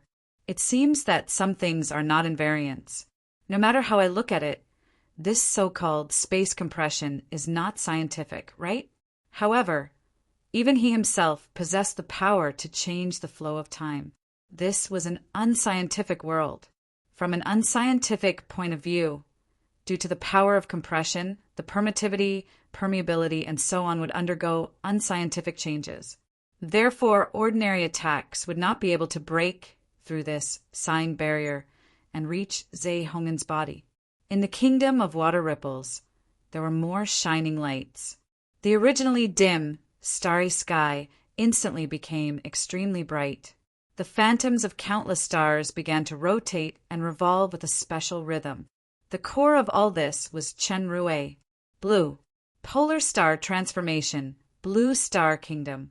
Zhe Hanzhen clearly felt the pure kingdom's power, and he was secretly shocked. Even he, a powerhouse who was about to reach the pinnacle kingdom, was ashamed of his inferiority to this level of kingdom's power.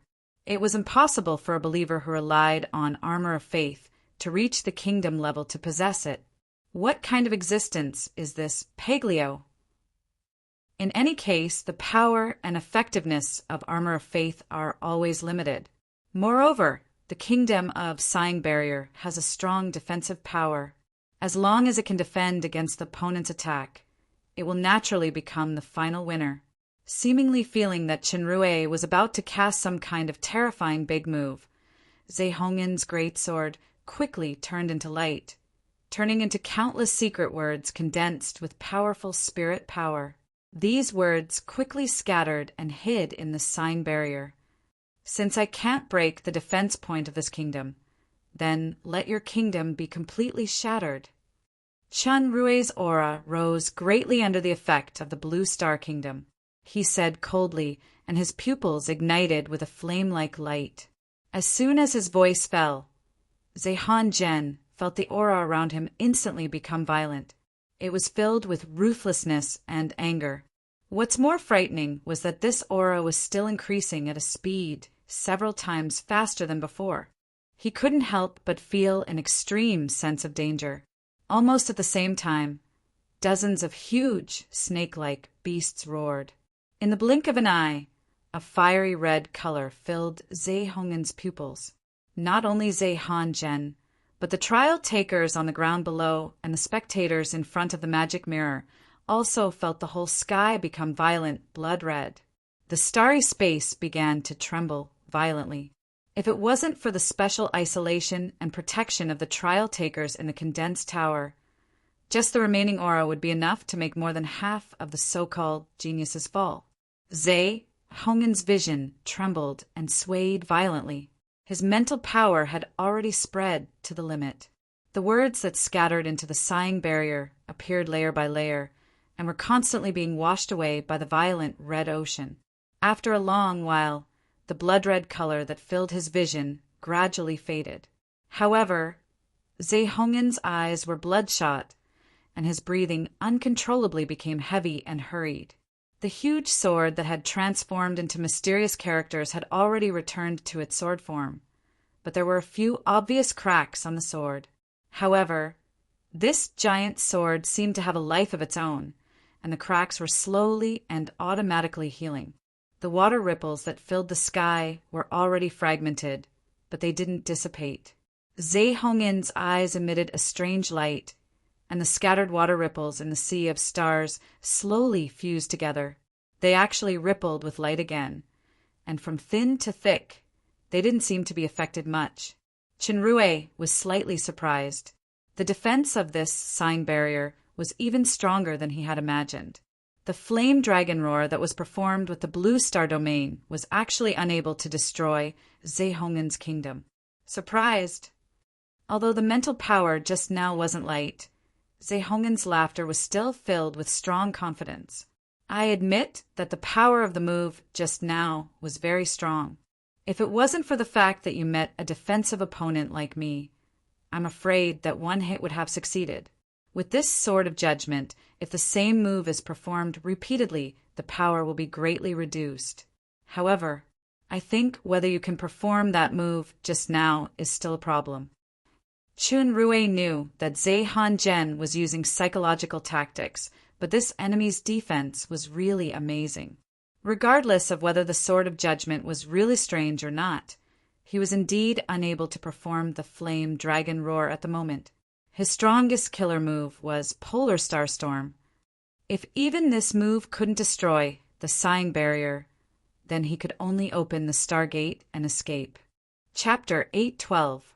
As for the real attack, it was nothing in front of the blue polar transformation, armor that was fused with the demi-artifact Mystic Jade armor. The opponent was right. He had lost, and it was a crushing defeat. Zhe Hongyan's facial features were already twisted because of the pain, but the corner of his mouth showed a trace of a victorious smile. He saw the tail of the falling wrist dragging a bloody trail of words, and the power of the kingdom could not penetrate it for a while. The next second, the broken hand crushed the badge. Only the old Dean, Carlyle, could see clearly that the secret words in the light pillar were like terrifying swords, repeatedly penetrating through the light pillar. Carlyle was secretly frightened. If it was him, he would have been killed by this move. He did not know how that person would deal with it. This kind of skill consumed a lot of mental power, but it could play an unexpected role in a battle. Chen Rui used this skill to see through the structure of the sighing barrier. Zihan, I think you have already recognized the fact that you have failed. Then, it is time for us to have a good talk. If I can get a satisfactory answer, perhaps you can leave this place alive and not end up like Icearl. Just now, Chenrue used the territory of winter, but it was the evil eye that played a key role. Now, evil eye had become Chenrue's true strength. Combined with deep analysis, it could play a wonderful role. Just now, evil eye was like a sophisticated computer analyzer. It began to scan and analyze the details of various force fields in the kingdom at high speed. It instantly determined some weak points. It was like some kind of X-ray vision that could see through the flaws. The storm finally subsided, and the starry sky returned to its original brilliance. However, the layer of water that originally covered it had disappeared without a trace. The wings behind Chenrue had retracted, and he quietly looked at the opposite Zhe-Han-Jen. So what this summoning badge summoned was, you should sigh at your own sign barrier. Chenrue answered without answering the question. He stretched out his arms, and the blue wings on his back spread out and extended infinitely, merging with the blue planet kingdom. Zhe-Han-Jen didn't give Chenrue time to think. The white light wings on his back and the giant sword in his hand glowed brilliantly at the same time. All the water ripples in the sighing barrier kingdom were plated with a layer of white light, rippling in a strange way. The light boiled around Zhe-Han-Jen like a flame. Zhe-Han-Jen felt dizzy and alarmed. He quickly retracted the kingdom power of the barrier of sighs. Ripples spread out as he prepared to defend with all his might. Unfortunately, Chenrue would not give him time. Putting aside the injuries on the surface, the shattering of the psi barrier had caused severe damage to his mental energy and soul force. Right now, his opponent's powerful kingdom power had already locked onto him. He was like a frog being stared at by a venomous snake. He could be completely annihilated at any moment. What is in the temple at the peak of the holy mountain of light? A superclass master who was about to reach the peak of the kingdom actually lost to a saint-tier, who only reached the strength of the kingdom by relying on the armor of faith. It was simply inconceivable. Perhaps the opponent's true strength was not saint-tier, but that was no longer important because he had already lost. Zhe Hongin's eyes flashed with ridicule. What is in there is not something a person like you can covet, even if you defeated me today. The sword of judgment reappeared in the four-winged angel's hand, and the crack had deepened. At this moment, Zhe-Han-Jen could hardly believe his eyes.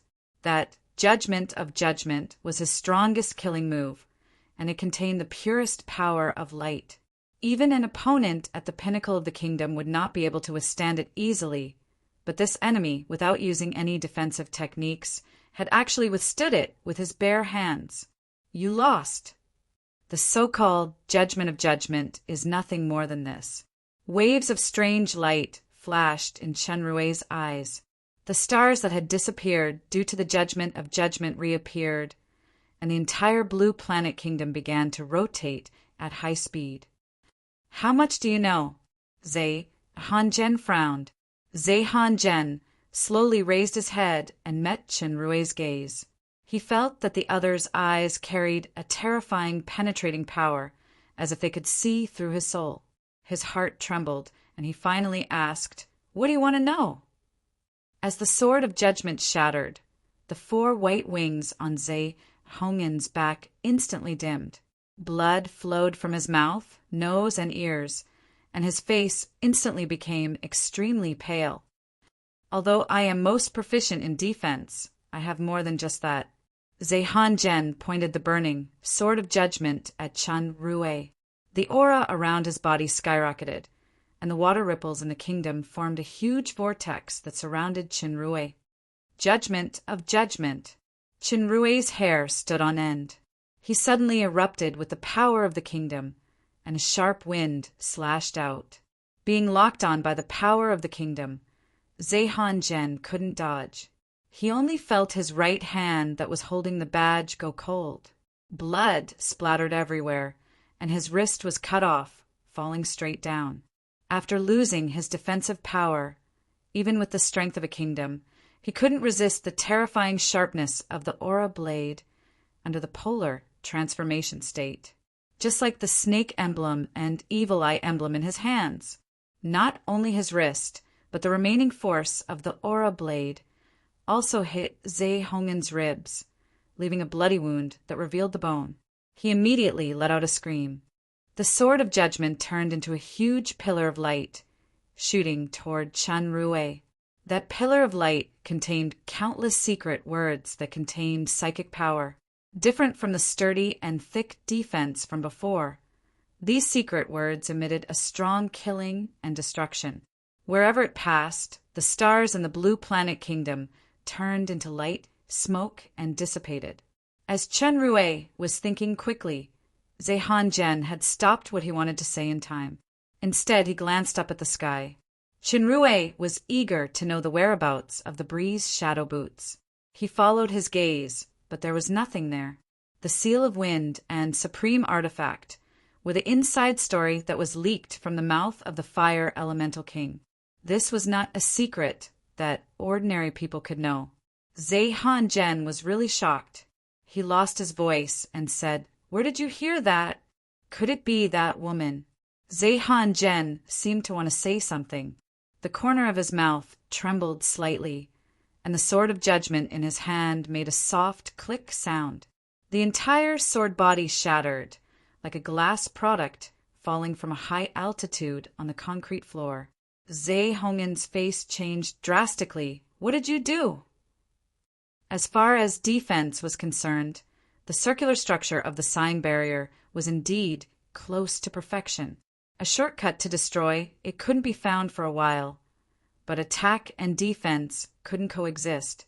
Just when Zhe-Han-Jen launched the sword of judgment attack, the defense finally revealed a flaw. Chen Rui took this opportunity to silently launch the power of the domain of winter. Like a computer virus, it penetrated into the sign barrier and destroyed several important balance points of the circular force field. Is it because of the armor of faith? Zhe-Hongen's gaze fell on the armor covering the opponent's entire body. The armor glowed with magnificent starlight, and there wasn't even a crack.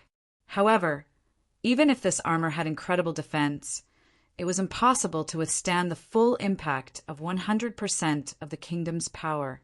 In particular, the opponent's figure only moved back less than 10 meters. Judging from the state of being full of energy, this blow was indeed forcefully blocked, and it didn't cause any damage. The light pillar of the condemnation and sanction suddenly trembled as if it was swallowed by something. It quickly dimmed, and the secret words were extinguished in the two palms. Qinrui's palms. Woman? Qinrui's ears perked up at once. What does this mean? Suddenly, Zhe-Han-Jen felt a trace of icy aura in the kingdom. This aura began to spread rapidly, like a crack on a gem that was rapidly expanding, to the point that the entire gem was disintegrating into countless fragmented pieces. Not only that, the broken water-like ripples actually began to rapidly solidify uncontrollably. The planets in the blue star kingdom rotated faster and faster, and the image quickly became blurred. He could only see layers of blue stardust moving at high speed. The dazzling stardust drew countless irregular death arcs in the void, and it instantly condensed into a terrifying storm. Zhe-Han-Jen couldn't imagine that this impossible assumption was precisely the correct answer. Zhe-Han-Jen also understood this. In a hurry, he had to fully activate the defense secret words of the Sword of Judgment. The great sword quickly turned into spirit power words that penetrated into the sighing barrier. It's naturally not enough now. It's enough when I reach pseudo-god. Chinrue said calmly. This was the advice given to him by the Light Elemental King. He deliberately said it like this to make Zhe-Han-Jen feel unfathomable. In the blink of an eye, everyone's sight was filled with this storm with countless starlights. They couldn't see the situation in it at all. They only felt dizzy. Even the magic mirror was trembling slightly. These changes were completed in a flash. The price was that Chenrue took the Sword of Judgment head-on. Of course, the realm of winter that took advantage of the situation could not really make Zhe Hongin's kingdom collapse. It only greatly weakened the defense of the sign barrier. If Zhe-Han-Jen was given a certain amount of time, he could remove these viruses. The specific pattern of this badge could not be seen clearly, but Chenrue thought of one thing at the first moment, the summoning badge. The wonders of the body of glorious light were truly tested under this kind of powerful light attack at the kingdom level. The power of Zhe Hongin's full blow was reduced by more than half, and a part of the remaining half was automatically absorbed. Chenrue shouted, "If you want to live, it's not too little, not too much." Chenrue tentatively added, "For example, one of the 7 parts of the supreme artifact, the Seal of Wind," he knew something was wrong. He subconsciously retracted his gaze immediately, and he found that there was a badge in Zhe Hongin's hand silently. Wait a minute. The feeling of the light power being devoured. An idea subconsciously emerged in Zhe Hongin's mind, but it was quickly rejected by himself. No body of light blessed has such a strong effect, unless it is above the body of light blessed. Polar star storm. That's even more impossible. Except for Pope Fandus, even the 2 archbishops did not have that kind of 1 in a million physique. People with such physiques would be cultivated as the top priority at the first time, whether in the empire or the church. It was impossible to appear on the opposite side of the church. Chenrue's eyes glowed with a strange light as he stared at this powerful attack. It seemed that he had no time to dodge. In the blink of an eye, he was wrapped in the light beam. The spectators only felt that the strong light was dazzling, and they could not look directly at it. They all closed their eyes. Chapter 813. As soon as the badge shattered, a spot of light appeared in the space like a seed, exuding a sacred and solemn aura. Even the power of the Blue Planet Kingdom could not conceal this aura. Zhe Hongin's spirits were lifted, and he rushed toward the seed with all his remaining strength.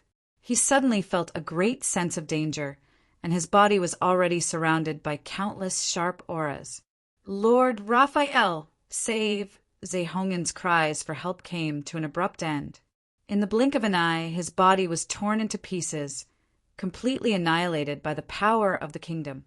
Chenrue had originally wanted to keep Zhe-Han-Jen alive to interrogate him about the Breeze shadow boots and other secrets, but he did not expect Zhe-Han-Jen to have such a trick up his sleeve. He had actually successfully activated the badge despite losing his wrist, and the name Raphael was indescribably shocking to his ears. Of course, he would not give Zhe-Han-Jen another chance to live. Chenrue knew that time was of the essence. After using all his strength to kill Zhe-Han-Jen, he waved his hand without hesitation and opened a light blue door of light. At this time, the seed had already begun to rapidly expand into a light shadow, and an astonishing aura spread out like a spider web, extending in all directions. Chenrue seemed to hesitate for a moment, and at this moment his body was already stuck by the spider web, and he could not move at all. The light of the Stargate quickly disappeared. In front of the magic mirror outside the space of the Star Tower, Carlyle and the higher-ups of the Academy were still shocked by the scene of Zhe-Han-Jen being torn apart and annihilated. "OL, President," Reggiana said with difficulty. Carlyle knew what Reggiana wanted to say and shook his head. "Don't worry, a powerhouse who can kill Zhe-Han-Jen wants to enter the Star Tower silently. It is not something we can detect or stop. Moreover, with the demigod contract, the Church of Light, before he could finish speaking, the space in the magic mirror suddenly trembled violently. With a crack appeared on the surface of the mirror, and then 2, 3, bang! The entire magic mirror shattered, and the expressions of Carlyle and the others changed drastically. What kind of power was this? Just the aftermath of the spatial tremors had shattered the magic mirror that was fused with the power of the Star Tower. Within the space of the Star Pagoda, an incomparably terrifying pressure emanated from the violent tremors.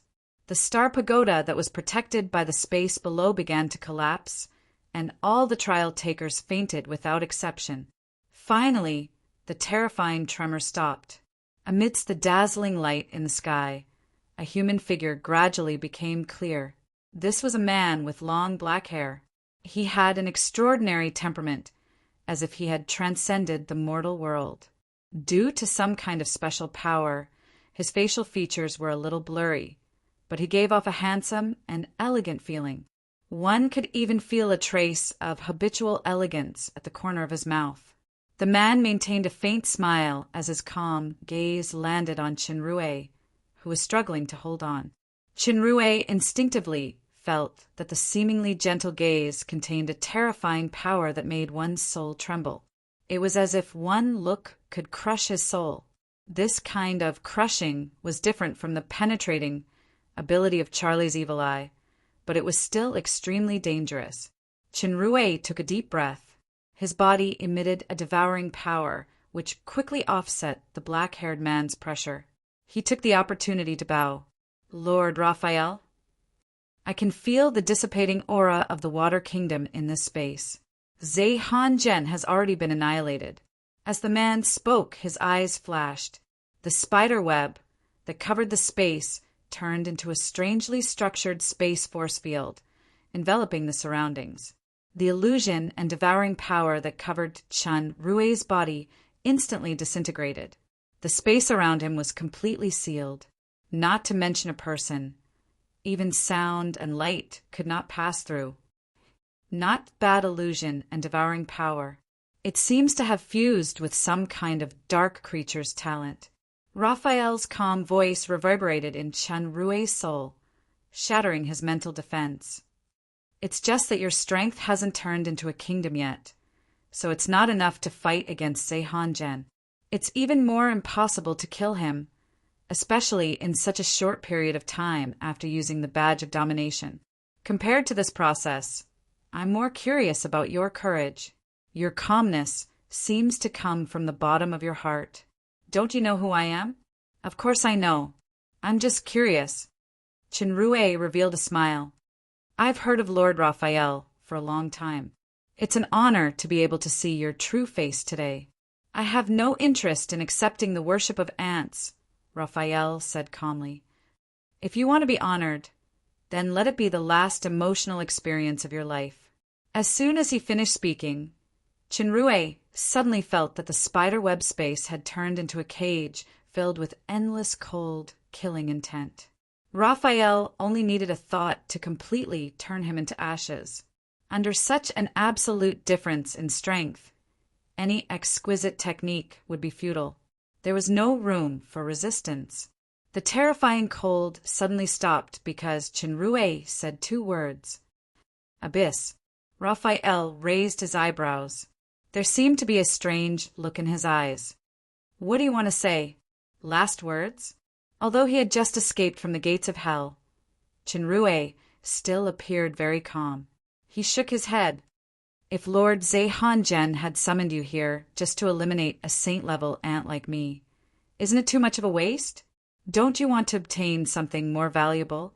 In fact, be it last words or death, they are all meaningless to a clone.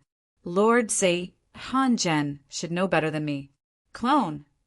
I'm not arrogant enough to dare use my true body to face Lord Zhe-Hongen's power directly, even if it's just a trace of power."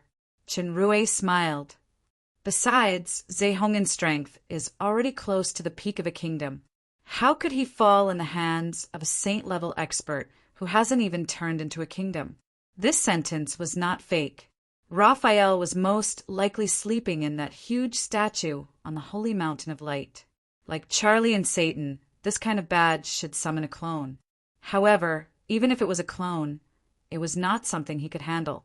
Chinrue could feel that Raphael's clone was at least at the level of his father-in-law, Dragon Emperor Augustus. Its actual combat power was definitely above Augustus. So, the one who stayed here was his doppelganger, Shura. In fact, Chinrue still had 2 trump cards in his hands that should be able to fight against Raphael's clone, Charlie's Evil Eye badge and Satan's Snake badge. However, they were now in the surface world. Whether he could summon them across space was still a problem. Moreover, those 2 fellows were not kind. Even if the summoning was successful, it would expose many things and bring about future troubles. I don't have time to listen to your nonsense. Raphael looked at the crowd below. Your real body might be hiding somewhere. If this space is destroyed, no matter which you are, you will disappear completely. It seems that my lord still doesn't believe that my real body has left. Chinrue shrugged. The reason why I left a clone here is not only to witness Lord Raphael's heroic appearance, but also to make a deal with my lord. It has something to do with the abyss. Go on. The word abyss made Raphael's eyes flicker.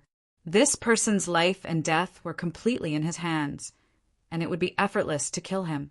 But as the others said, wasting a precious summoning badge just to kill some ants was indeed a waste of a sledgehammer. Zeihan Zhen was already dead. A dead man had no value. It was better to listen to this deal and see if he could get anything valuable. I can provide the most important information about the abyss. However, I want to know the answers to a few questions. How do I know that the information you provide is valuable? Raphael's eyes showed some disdain. Perhaps you've only heard of this word occasionally. Is that so? Chinrue smiled. I have a little illusion technique. Please allow me to show my incompetence in front of my lord. As he spoke, a faint red light flashed past Chinrue's eyes. The illusion power that Raphael had disintegrated condensed again. The space here was sealed by Raphael's strange power. Neither images nor sound could be transmitted, so Chinrue did not have to worry. Scenes appeared in the void like a movie. Endless blood red, suffocating heat, beautiful and enchanting flowers of the abyss, countless abyss creatures, endless death and destruction. Raphael's eyes fell on a figure in the distance of the abyss army. It was a woman, but her face could not be seen clearly. He could only feel an extreme hatred. In fact, this illusion was created by Chinrue by combining the memories and information in the ancient alchemy civilization city, Skywheel. However, whether it was the memory crystal or Daruda's information, there was only a rough description of Quiriana. There was no specific appearance. Therefore, Chinrue used a more vague representation method. The sovereign of hatred. Raphael was slightly shocked and restrained his calmness. That's right, Quiriana, Chinrue said in a timely manner. The Black Death apostles are trying to make her descend. The last sentence was obviously a bluff. Raphael was finally moved. He restrained his pressure, but still maintained the seal on the space. Tell me everything you know, and I will not kill you. Just this once. Chinrue shook his head. What I want is the answer. After obtaining the answer, you can destroy this space or this doppelganger. 3 questions.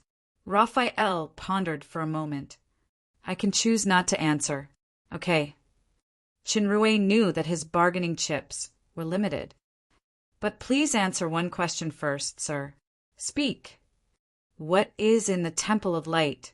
Chinrue spread his hands. Although with my strength, I am not qualified to know the answer. However, I really can't suppress my curiosity. A strange light flashed in Raphael's eyes. Something that creates and changes everything. Even if it's a god, Raphael did not finish a sentence. He only looked at Chinrue indifferently, indicating that he had nothing else to say. Chinrue cursed inwardly. A map appeared in his hand and floated towards Raphael. This has the distribution and overview of some of the important strongholds of the Black Death Apostles. This map was prepared to be handed over to the Church of Light. However, he did not expect that it would be passed to one of the three powerhouses. It would be difficult for Chunrui to deal with the mysterious church alone. He had to borrow the sword of the Church of Light. Moreover, a few of the important strongholds were under the jurisdiction of Shura's immediate superior Angeli. Exposing them to her would allow his undercover plan to proceed more smoothly. After the map disappeared from Raphael's hand, Chunrui asked his second question. Actually, I've interrogated Zeihan Jen about the first question. He mentioned that there is an over-god weapon part in the temple called the Seal of Wind. I want to know more information about the Seal of Wind. Seems like Zeihan Jen really deserves to die. Raphael frowned. To the gods, this is a taboo. As the spokesperson of the God of Light, I will not answer your question. The spokesperson of the God of Light? Chunrui laughed coldly in his heart. However, what did it mean that the breeze shadow boots were the taboo of the gods? Could it be that there was a story behind the 7 divine weapons of the Devil Realm? The Black Death Apostles disguised themselves as sorcerers in the Nightmare Plane to confuse the orcs. They tricked the orcs into worshipping the evil god and held blood sacrifices to use their faith to make Quiriana descend. Chunrui selectively told him about what he had seen in the Nightmare Plane. These things were 90% true and 10% false. Naturally, the false part was the descent of Quiriana. As expected, Raphael did not suspect anything. His expression became solemn. If what you said is true, then this is indeed something that must be taken seriously. What I'm interested in is, why do you know so many secrets? Raphael nodded. It seems that you are more valuable alive than dead, so my efforts were not in vain. What do you mean, sir? Chunrui was stunned. I have a third question. I don't want to answer any more. You have no right to continue the transaction. Raphael regained his calm smile. He moved his fingers, and Chunrui felt the energy waves around him become extremely strange. The spiderweb space that was originally surrounding him suddenly became threads of crisscrossing light, penetrating Chunrui's body and intertwining with him. Chunrui was penetrated by the light, but he did not feel any pain. It was as if there were countless threads that transcended dimensions and penetrated his soul. This penetration did not only affect his doppelganger, but also the soul of his main body. He was instantly shocked. Dimensional soul restriction. Raphael's voice was still very calm, as if he had just done something insignificant. The ability to seal the soul is very rare, especially one that transcends space. But for an omnipotent archangel, it's not strange.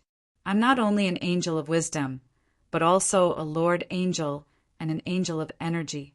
I'm the existence closest to God, and the power I possess is far beyond your imagination. The basic power of a doppelganger is the power of the soul, and your soul has already been sealed. Even if it's just a doppelganger, it can't return to your main body. I believe I'll get more valuable things from you, as expected of one of the 3 supreme angels. I wonder how Michael and Gabriel compare to your strength? Chunrui sighed. This is the third question, Raphael said indifferently. Unfortunately, you've already lost the right to make a deal. This isn't the third question. All right, Raphael, one of the 3 supreme angels, Angel of Wisdom, Lord Angel, and Angel of Energy, the existence closest to God, used a dimensional soul restriction on me, and in the end, this doppelganger of mine can't return to my main body. A strange smile suddenly appeared on Chunrui's face. I have to add one more sentence before the result. If this is just an ordinary doppelganger. Raphael's long eyebrows rose, and he saw the doppelganger sealed by the dimensional soul restriction suddenly disappear. It was in the cage of the dimensional soul restriction. Chapter 814. Raphael was taken aback by Chunrui's disappearance. I didn't expect this weak guy to actually swagger away under my nose. The dimensional soul restriction that could imprison the soul was a very powerful secret technique. Even an ordinary demigod couldn't break free. In order to capture this clone alive, Raphael spent a lot of time secretly preparing, but he didn't expect it to become a joke in the end. The supreme angel snorted coldly. He didn't look at the fainted ants on the ground anymore, and his figure gradually faded in the space. At the same time, in a room in Venus City, Chenrue slowly opened his eyes. A red light flashed in his eyes, and his pupils returned to normal. The power of the dimensional soul restriction was really extraordinary. Even though Chenrue was so far away, his soul felt a faint throbbing. Unfortunately, this soul secret technique had no effect on the super system's avatar. Instead, a trace of the secret technique's power was swallowed by Shura's talent. In time, he might be able to simulate the effect of this secret technique on the soul. Chenrue successfully purified his star power this time, unlocked the true flame shackles, and killed Zhehanzhen. It was already an unexpected gain that greatly exceeded the expected goal. As for leaving Shura in the galaxy space before he escaped, it was a last-minute idea. Raphael, the supreme angel, had the positions of Angel of Wisdom, Main Angel, and Angel of Ability. He was one of the few fake gods who stood at the peak below God. Not to mention others, just because of the breeze shadow boots of the Brilliance Divinity Temple. Chenrue would have to face the top powerhouses like Raphael and Michael sooner or later. This time he wanted to use the safest way to meet Raphael, first to feel the power of this peak powerhouse. Those questions of exchange were just to get information, especially information related to the breeze shadow boots. Judging from the information revealed by Zhehanzhen and Raphael, it could be confirmed that the breeze shadow boots was the seal of the wind, the supreme artifact. There might be a woman involved in it. Is this woman Isabella? Or is it someone else? As for a certain supreme artifact being the taboo of the gods, he didn't know what amazing secrets were hidden in it. There were many secrets involved, such as the true purpose of the god-eating mask and half of the elusive demon shield, as well as the 2 silver boxes with Chenrue's current strength. It wasn't the right time to explore these secrets. It was like wanting to explore outer space after inventing the car. Being too obsessed would only distract himself. Now that he had seen the power of Raphael, this trip to Starlight Academy was finally over. This time, he had stayed in the surface world for more than 2 months. There was only a little more than a month left before the alchemy competition between the 3 empires of the demon realm. That night, Chenrue met Bilia in Starlight Star. Originally, the academy was in a critical period, but Bilia rushed to the city as fast as she could after receiving Chenrue's message. Are you okay? Now, Bilia was looking at the man on the sofa with more fear and dread in her eyes. Although Roman had used the tactic of faking his death to escape from her sight, later in the Star Tower, the dazzling, mysterious man stood out and became the center of the entire starry sky. He also killed the Church of Light's 4-winged angel with incredible power.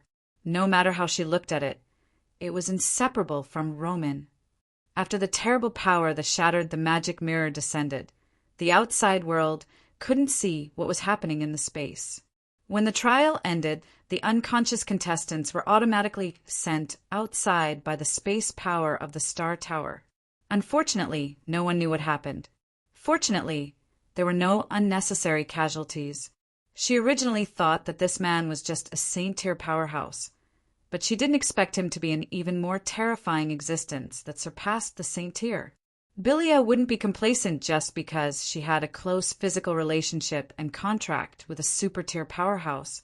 She was very clear that the other party was the same kind of person as her. They only had interests and values in their eyes.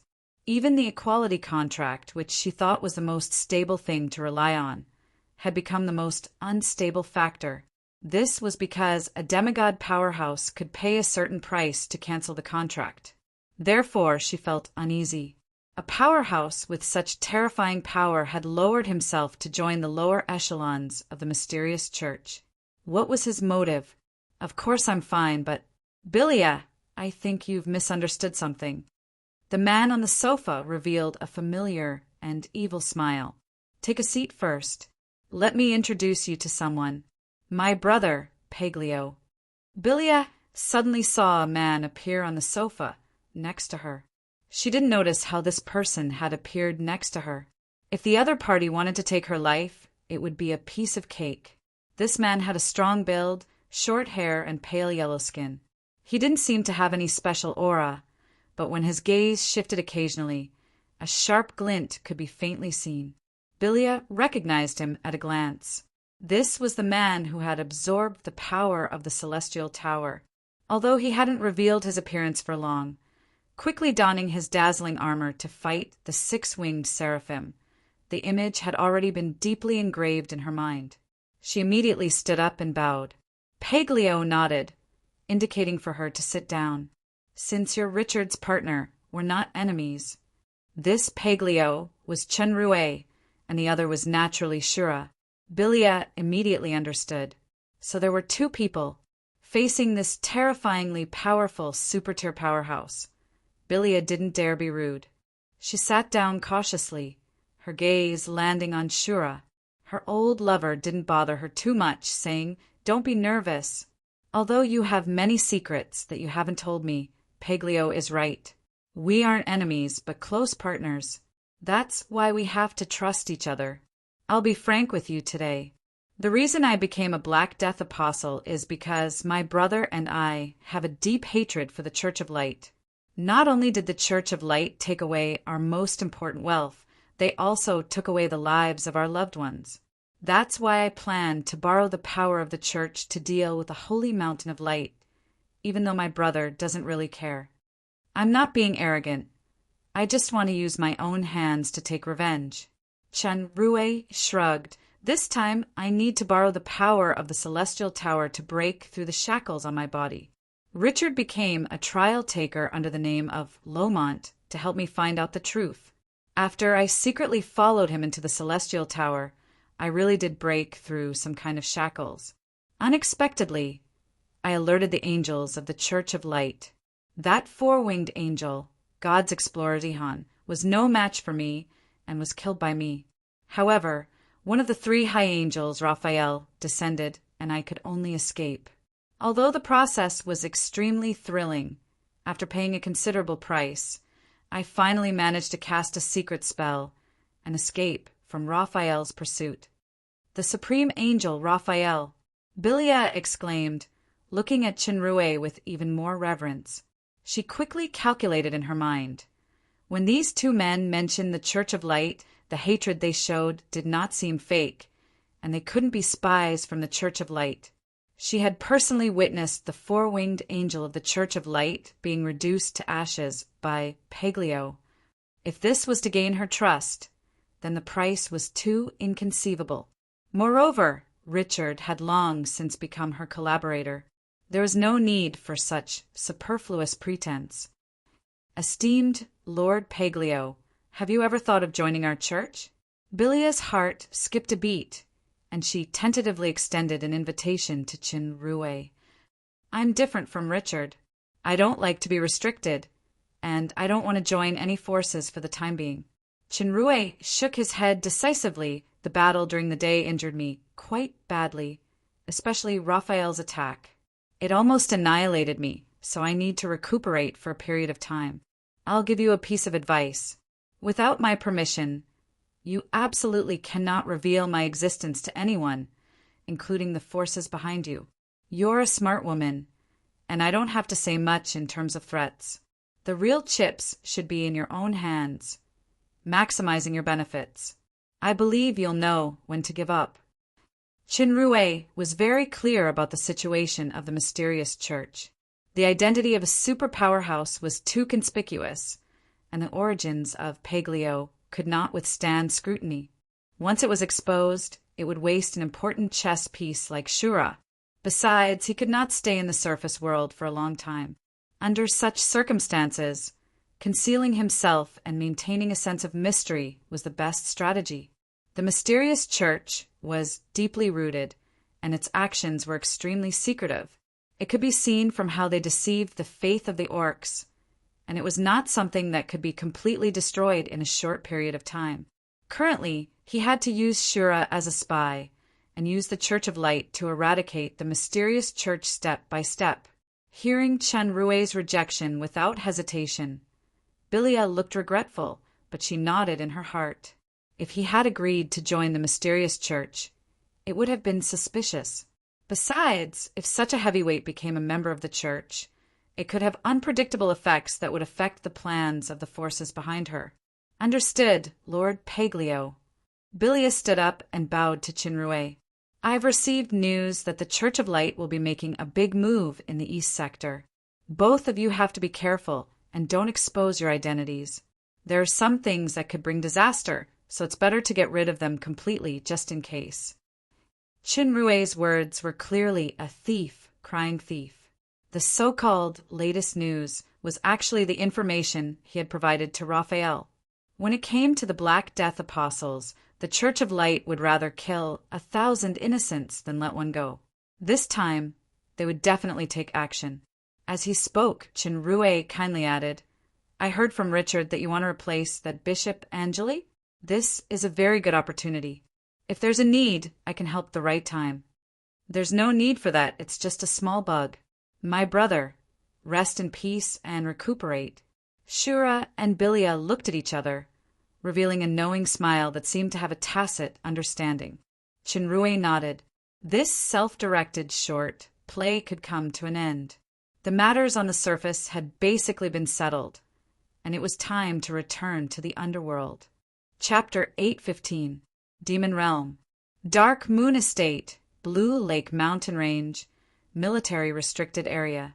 The Blue Lake Mountain Range was once rumored to have a treasure, which attracted countless treasure hunters. In the end, the secret of the treasure was cracked by the official, which was the magic soil improvement secret recipe, including the discovery of the Fountain of Resurrection and so on. Later, the Taran tribe moved in, and the Blue Lake Mountain Range became the largest arsenal of the Dark Moon. It was listed as a military restricted area. The Taurans built the temple needed for reproduction here. Then they absorbed 2 new Taran tribes to join.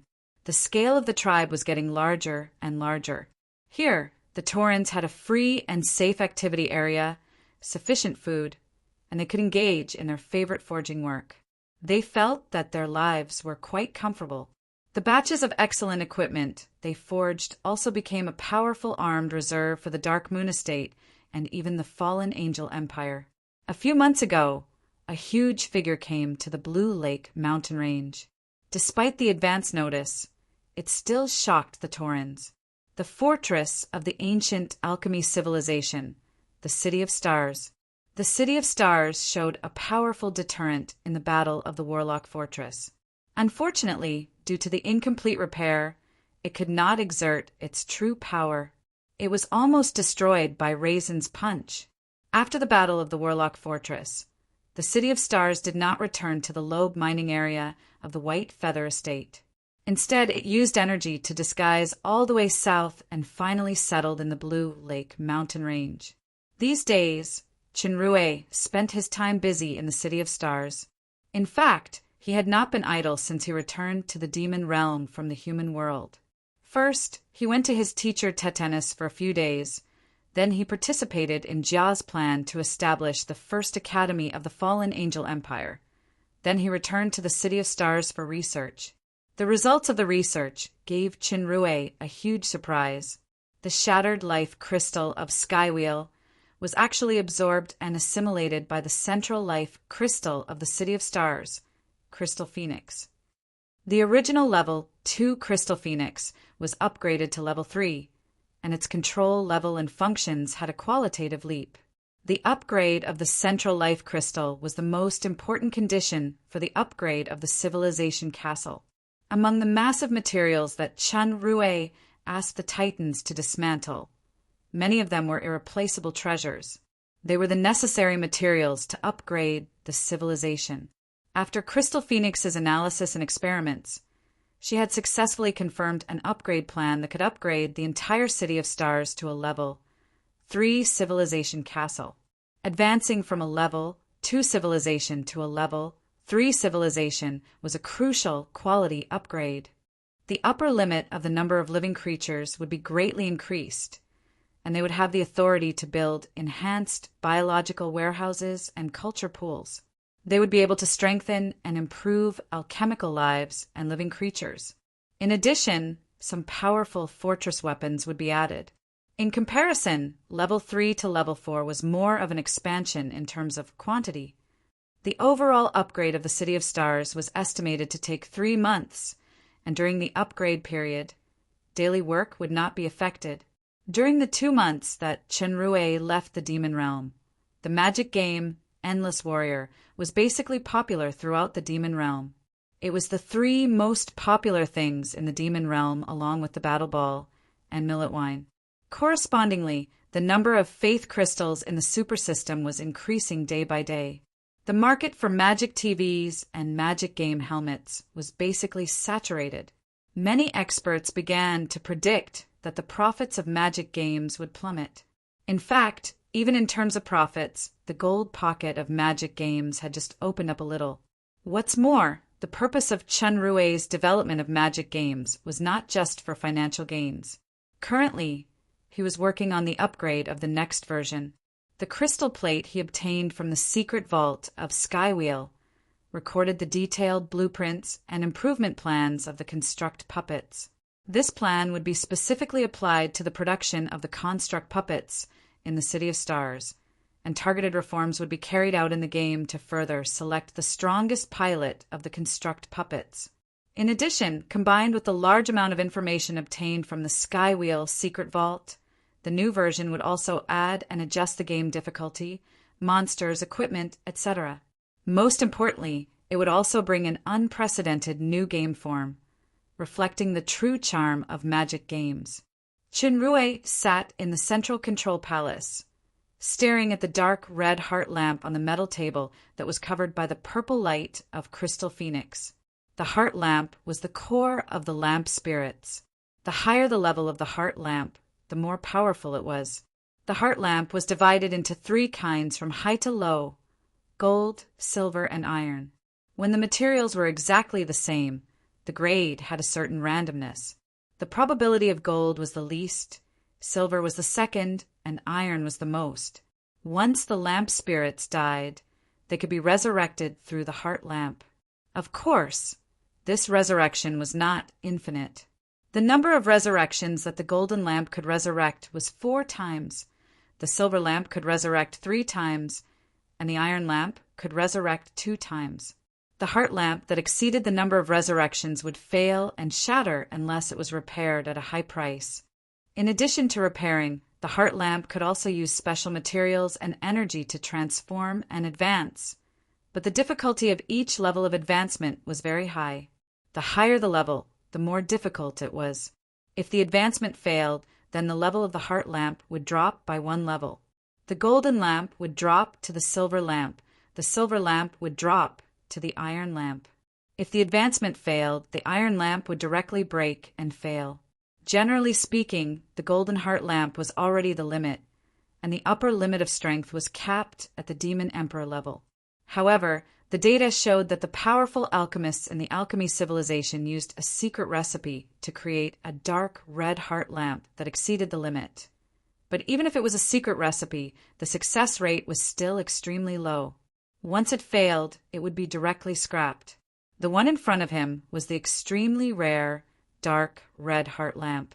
It was another harvest in the Tianluan secret vault, the dark red heart lamp left by Deluda. According to Deluta's log, this was the lamp spirit he created based on the woman he was crazy about, Manlace. The body proportion, appearance, and personality were exactly the same. Manlace was once used as a sexual slave by Deluda. Later, Manlace died in front of Deluda with endless hatred. Deluta's spirit almost collapsed. In order to suppress the fear deep in his heart, he sealed it in the secret vault forever. This was the only dark red heart lamp in Chenrue's hand. His idea was to analyze the secret method of making this legendary super heart lamp. so as to improve more dark red heart lamps. Unfortunately, although Crystal Phoenix had upgraded to level 3 life crystal, she still couldn't complete this analysis. Therefore, Crystal Phoenix gave a plan to resurrect the lamp spirit. She suggested to inject energy into the dark red heart lamp, then collect data from the resurrected lamp spirit for testing and calculation. The central life crystal glowed with a strong purple light, shining on the dark red heart lamp. Since this lamp was not produced by the City of Stars, Crystal Phoenix was also trying to control the consciousness of the heart lamp while inputting the highest concentration of energy. This process was slower than expected. The process of the dark red heart lamp absorbing energy seemed quite slow, and it began to emit light little by little. At this time, Crystal Phoenix's warning voice came. 2 outsiders entered the City of Stars. Their identity is verified as Level 1 authority. They have passed the Guardian, and the defensive weapon is automatically turned off.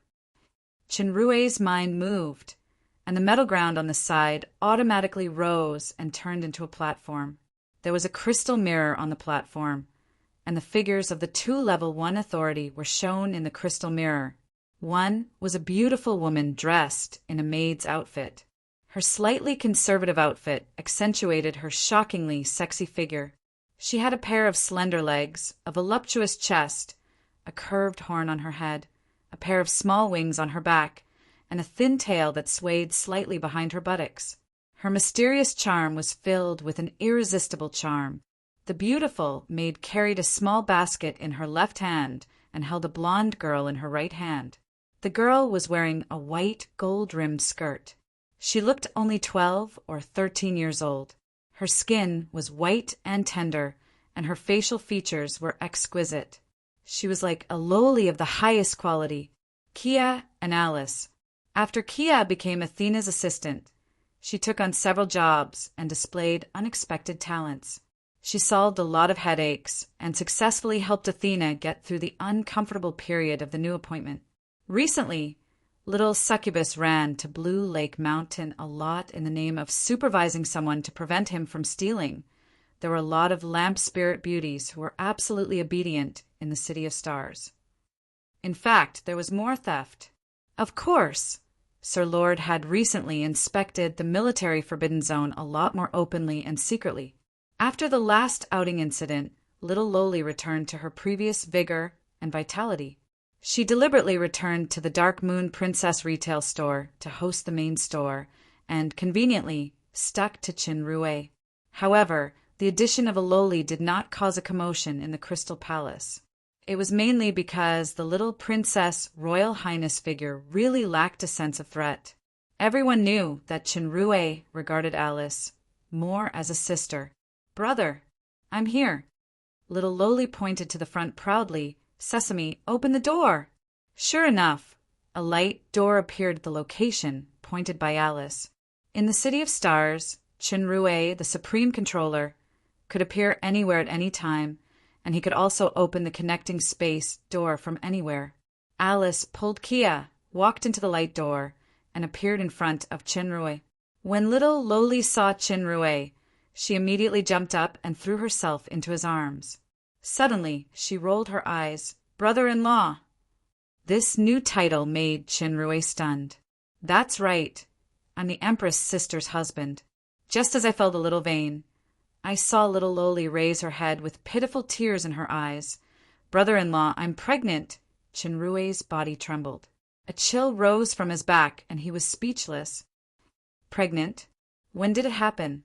Quickly get rid of him. Don't let your sister know." The one who answered was actually the little maid at the side, and she even threw a flirtatious look at her brother-in-law. Little Loli said with tears in her eyes, "I won't tell my sister, but that little life is the crystallization of our love. I can't kill it." "Oh, right, Kia, what's the next word?" "I think it's on page 32. The succubus maid seriously flipped open the book and began to search. Chinrue's eyes were sharp, and he clearly saw the cover. That night, I climbed into brother-in-law's bed. "Stop!"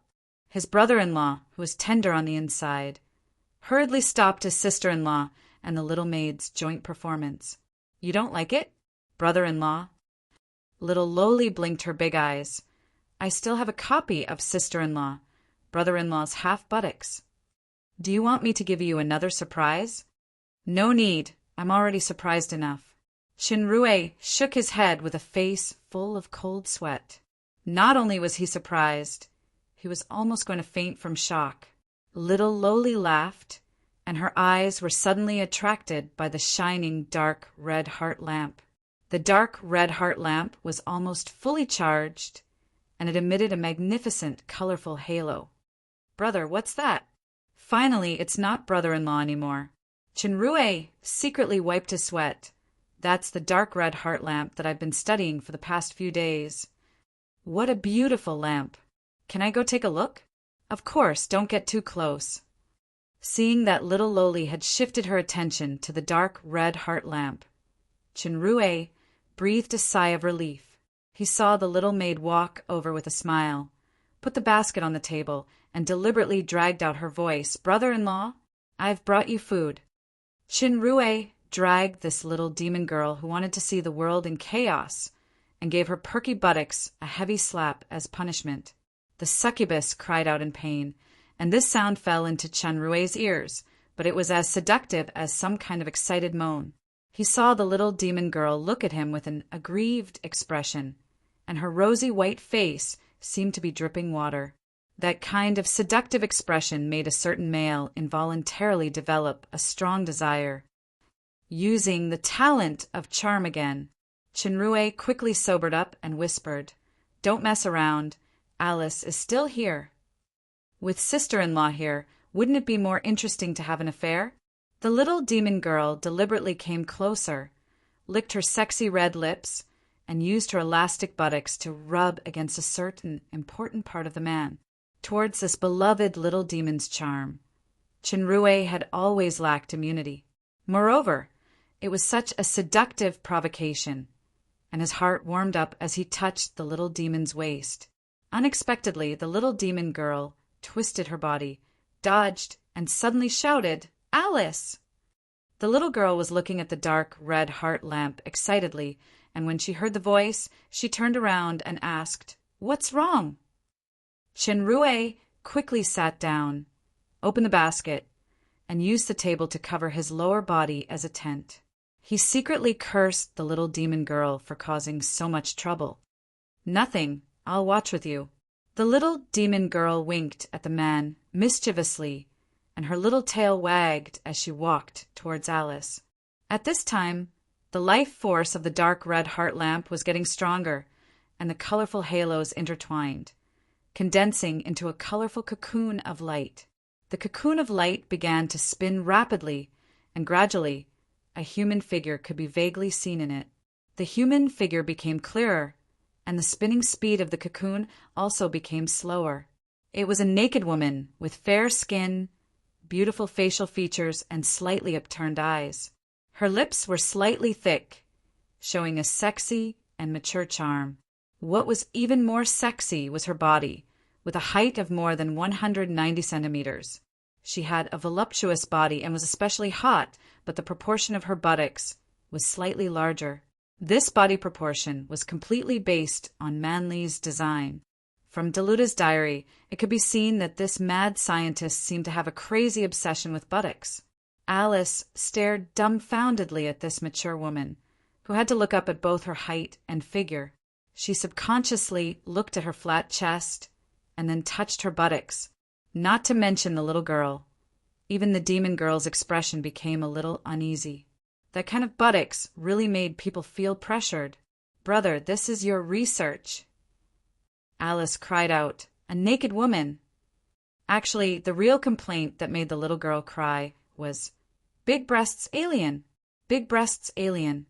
Chapter 816. In the resentment of the succubus maid and little Loli, the dim red lamp spirit had completely condensed into a solid entity. The light cocoon stopped spinning and disappeared. Race, lamp spirit, alchemy life form. Comprehensive strength assessment. S plus physique. S strength. S plus spirit. S plus, speed S, analysis, indestructible attribute, powerful magic body, element attachment, melee proficiency, bed proficiency, danger level, relatively high. Chinrue was a little surprised. The dim red lamp spirit actually has the strength of the peak stage of the demon overlord.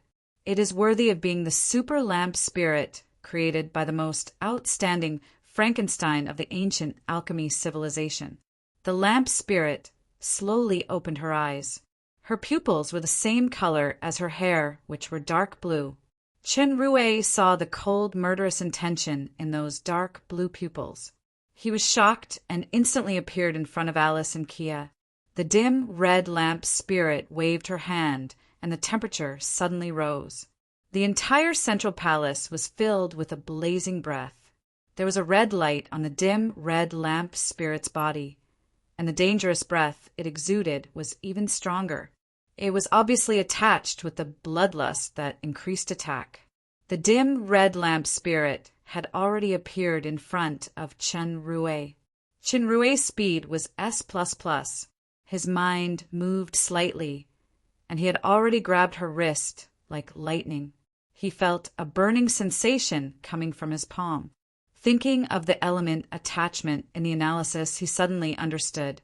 At this time, there was a transparent protective shield outside Alice and Kia. It was the protective shield created by Chinrue using the central crystal. During this distraction, Chinrue suddenly felt that the dim red lamp spirit's wrist had slipped out of his control like a fish. It actually took advantage of the situation and clasped his elbow. Her body also turned to the side, and her hand suddenly exerted more force. Joint technique? Chinrue raised his eyebrows. His power surged and shook the lamp spirit away. The lamp spirit turned and appeared on the other side again like a ghost, heading toward the joint lock. Chinrue was mentally prepared this time. He turned around and trapped the lamp spirit's hand instead. Chinrue's current strength had reached S++. Coupled with various enhancement factors, his combat power was far better than the average peak stage of the demon overlord. But he didn't use his full strength. He just trapped the dim red lamp spirit and cooperated with Crystal Phoenix to control it. The two fought for a while, and the central life, Crystal, shone brightly. Under the illumination of the purple light, countless golden symbols appeared on the dark red heart lamp. The purple light slowly penetrated the golden light, and the lamp spirit's movements slowed down correspondingly. The dark blue pupils also had a bit more purple glow. Soon those golden light symbols seemed to be some kind of program language. They were rewritten and arranged by Crystal Phoenix into the mind lamp. The lamp spirit also completely converged its power. It stopped moving and saluted Chinrue respectfully. "Master." The voice of the dim red lamp spirit was slightly low, with a bit of temptation in an alternative way. After the lamp spirit was successfully controlled, Kia and Alice's protection was also removed accordingly. They came to Chinrue's side and looked at this naked woman vigilantly. They were just worried during the battle just now. Now that the alarm was lifted, they saw a naked woman standing in front of Chinrue without concealment, especially a hot beauty with a hot figure. The little succubus maid and little Loli felt a stronger sense of crisis than before at the same time. "Don't look." The little Loli jumped onto Chinrue's back and tried to cover his eyes with both hands. Chinrue smiled bitterly and issued a command to the lamp spirit. Clothes suddenly appeared on the lamp spirit's body, and a veil covered his face. This traditional lamp spirit's clothing style was actually very revealing. The looming mystery made the dim red lamp spirit look more sexy and attractive. "It's better not to wear it." The little succubus maid, who was well versed in this, muttered secretly, "Brother, how long are you going to study here? We haven't gone out to play for a long time." Although the lamp spirit had put on clothes, Alice hung on Chinrue's neck and refused to come down. "Brother has a lot of things to do now." Chinrue patted the little Loli's hand, trying to free the bear from his back. However, the little lowly actually hung on the front with the almost god-level creep spell and turned into a koala, feeling the fragrance of the girl. Chinrue couldn't help sniffing and looked at Kia for help. Kia pursed her lips and smiled, but she just stood by. After finally coaxing the koala to come down with a newly developed small game machine, the dim red lamp spirit said, "Master, please give me a name." Chinrue thought for a while. "Just call me Manlace. Do you have any impression of this name? Or do you remember anything from the past?" Manlace looked dazed and shook her head. The most important reason why she was subdued by Crystal Phoenix was that her consciousness was completely erased by the original owner. She was equivalent to a wild alchemy life form. If the dim red lamp spirit's autonomous consciousness was still there, even if Crystal Phoenix had been upgraded to a level 3 life form, she wouldn't be able to do this. Manlace, the little lowly sitting on the stool who had just started the game, snorted with dissatisfaction. "Why isn't it called Big Bun Silk? Big Bun Silk? I hate silk. By the way, the name of this game is Little Princess Run Quick. Brother specially made it for me. I'll reluctantly forgive him." Chinrue thought of the lamp spirit's transformation plan and asked, "What is the difference between your powerful magic body and ordinary magic body? What is the element addition?" These were the instinctive attributes of the dim red lamp spirit, which had nothing to do with memory, so Manlace immediately answered. Her immortal attribute was the characteristic of ordinary lamp spirits. As long as the heart lamp didn't die, the lamp spirit wouldn't die. If there were enough materials, the dim red heart lamp could theoretically be resurrected infinitely without any limit.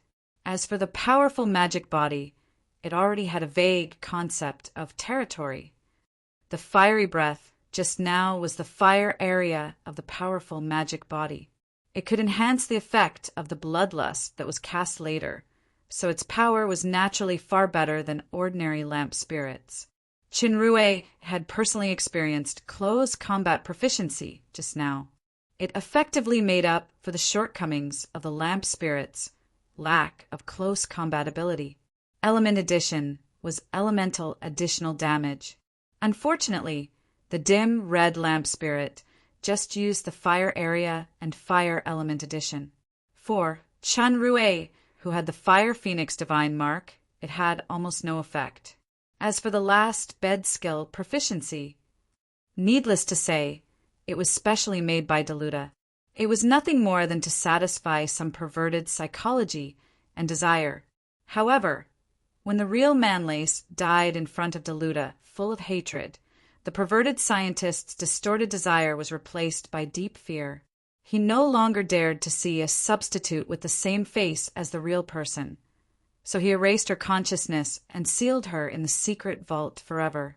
In addition, Manlace also had a special talent for controlling assembled puppets. On the battlefield, in the cockpit, and the bedroom, she could be called the most versatile maid. Unfortunately, according to the preliminary analysis of Crystal Phoenix, Manlace's production process was quite complicated. The possibility of imitation was almost zero. Even Deluda could only make one.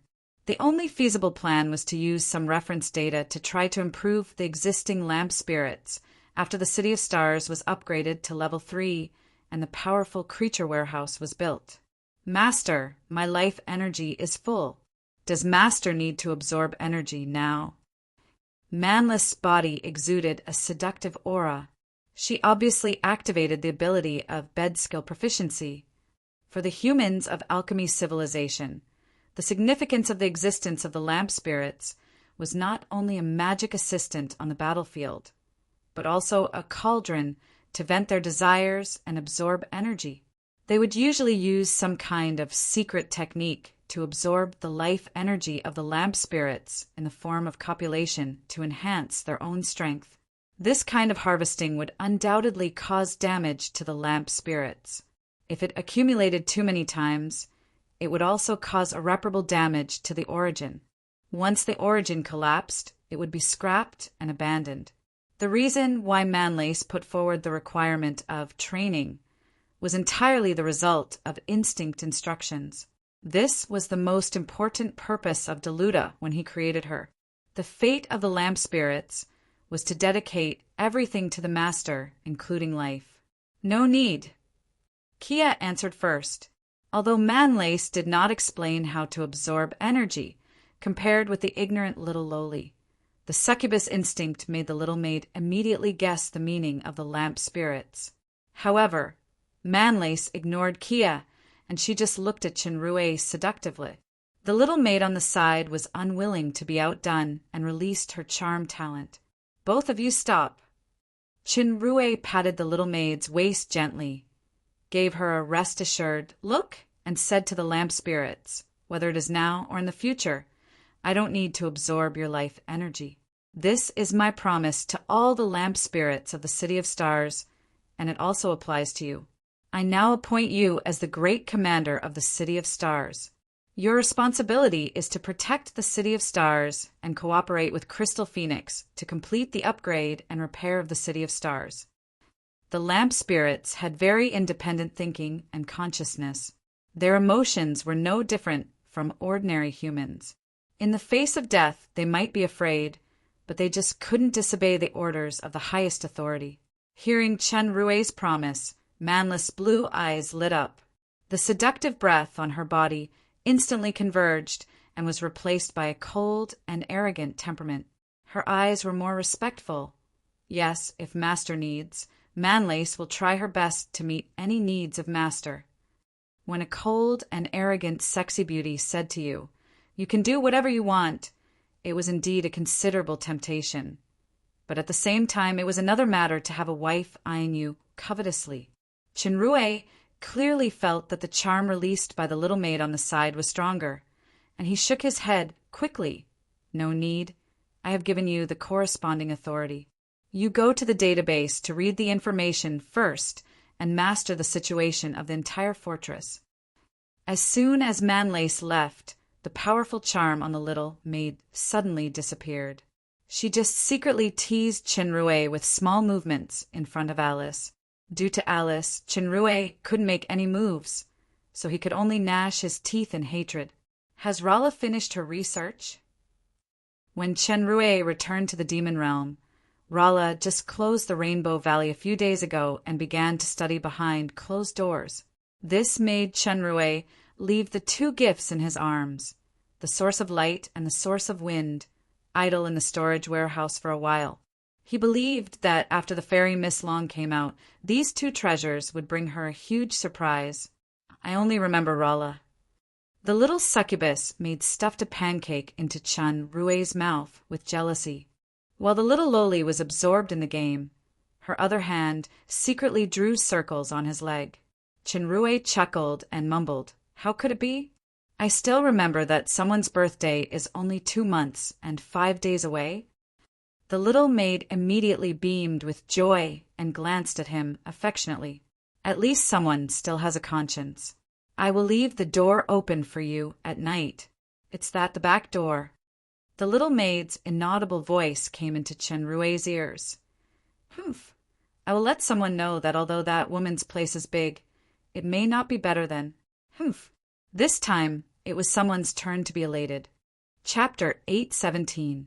The Peace Cup Battle Ball League jointly organized by the 3 empires of the Demon Realm finally came to an end. The Red Blood team of the Fallen Angel Empire won the league championship.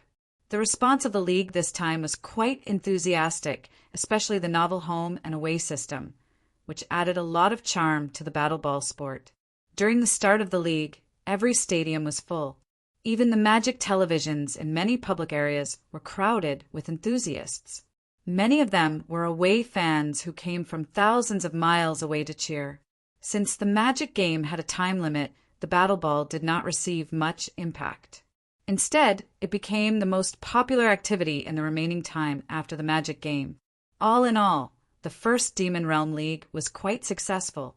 The huge benefits and influence it brought far exceeded expectations. The 3 empires announced that the second league would be held at the same time next year. By then, the participating teams would be expanded. Each empire would send 4 teams to compete for the championship. This news caused a lot of cheers. The popularity of the Battle Ball League had not subsided yet. Another grand event that attracted the attention of the entire demon realm was coming, which was the alchemy contest jointly organized by the 3 empires. The alchemy contest's predecessor was the Potioneer contest. It was prepared to be held as early as when Obsidian was in power. However, it was delayed again and again because of the fundraising scandal and the crusade against the Dark Moon. In the end, Obsidian was defeated and the contest was postponed indefinitely until Jia ascended the throne and prepared to hold a master-level contest, including potions and mechanics, with the Shadow Empire. It was forced to stop due to the invasion of the Bloody Empire. After a fierce battle, due to the intervention of the Shadow Empire, the 3 empires finally reached a truce agreement and jointly held an alchemy contest. The location of the first contest was set in the fallen angel capital. This alchemy contest was divided into 2 categories, mechanics and potions. These 2 categories were divided into groups AB and AB. Group B was for ordinary mechanics and potioneers, while Group A was for masters. The most attractive was the master contest. People would be able to witness the demon realm's top mechanic masters and potioneers competing. The rules of the alchemy master contest were different from the ordinary alchemist contest.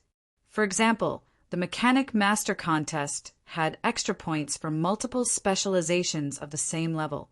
Nate of the Bloody Empire won the mechanic master contest and became the top mechanic master of the demon realm because of his dual specialization. However, the character of the top mechanic master was extremely poor. He actually used evil arts to steal other people's skills to improve. After this matter was exposed, Nate lost his reputation and was imprisoned by Raisin. In any case, Nate's strength was still there. It was said that Raisin had pardoned Nate from prison, this time to represent the Bloody Empire in the competition. If Nate participated in the competition, then this Masters competition would become more eye-catching because the Fallen Angel Empire had announced that Fonsac, the president of the Mechanic Association, would participate in the competition. Fonsac was the vice president of the Bloody Empire's Mechanic Association and the top leather master in the demon realm. Back then, he was framed by Nate, which led to the destruction of his family. He hid his identity for many years until Nate lost his reputation. Only then did he return to be the president of the Mechanic Association of the Fallen Angel Empire. Encountering Nate in this competition could be said to be enemies on a narrow road. I believe there will be a fierce battle at that time. Compared with Fonsac and Nate, another person was more worthy of attention. That was the genius master Arthur of the Mechanic Association of the Shadow Empire. Arthur once showed amazing talent and strength in the Shadow Empire's mechanic competition and won the championship in one fell swoop. That final was still talked about by people today. It was originally just an ordinary mechanic competition, but finally became a master's competition. The 2 contestants for the championship were both geniuses who surpassed ordinary masters. In the end, Arthur defeated the duo-specialized master, Horford, to win the championship with a trio-specialized master level. Although Arthur was extremely dazzling, after all, it was just an alchemist competition and not a master's competition. It was inevitable that the value was not high enough. This time, it was the strongest master's competition in the entire demon realm. If anyone could win the championship in this competition, that person would be the well-deserved top alchemist. In addition, there were also many well-known senior mechanic masters, such as the top metal master, Anderson, the top prop master, Tetanus, and so on. By then, it was believed that this mechanic master competition would stage an exciting and unparalleled duel. The potion master competition also couldn't be ignored. The president of the Shadow Empire's Potioneer Association, Angley, and the president of the Bloody Empire's Potioneer Association, Wilson, were both senior masters. It was said that they already had the strength extremely close to a Grand Master. The rising star of the fallen angel empire, Aldos, was also a favorite to win the championship. The story of the dark elf master who once poisoned the potion genius Andrew with a fart was still talked about. According to historical records, for hundreds of thousands of years, every new potion grandmaster was always born in the potion master competition. The demon realm had not had a grandmaster for nearly 10,000 years, so this time people were also very looking forward to a miracle in this potion master competition to witness this historic scene. As night fell, the two moons emitted a moving purple glow, shining on the brightly lit capital. For the demons who liked nocturnal activities and already had a rich nightlife, the busiest time of the day had just begun. Although there were still a few days before the official opening of the alchemy competition, the flow of people in the fallen angel empire was several times more than usual. The tickets for the competition had long been sold out. Almost all the inns were full. The businesses of the merchants were also extremely prosperous. Many shops took the opportunity to launch many promotional activities and made a lot of money. The night market, battle stadium, pubs, etc. were all crowded and bustling. This didn't include the enthusiasts who put on the magic game helmet and entered the spiritual world to fight. In order to stabilize public order, the capital had specially strengthened the security forces. Patrolling guards could be seen everywhere. The central square and other public areas had also added large-screen magic TVs for tourists to watch for free.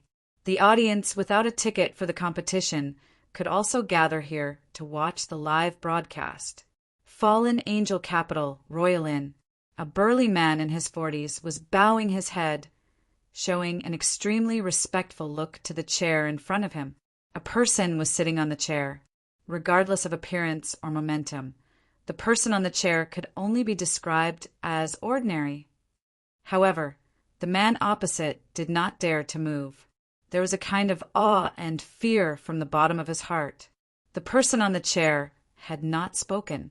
The forehead of the man who was bowing was already dripping with sweat, but he still did not dare to straighten up. The invisible pressure was like a butcher's knife hanging above his head that could be chopped off at any time. The ordinary man finally spoke. "Nate, you only have this one chance, understand?" "Understood, Your Majesty." The burly man bowed even lower. The ordinary man waved his hand, and the burly man was relieved. He hurriedly bowed and retreated. He found that his heavy clothes were already drenched in sweat.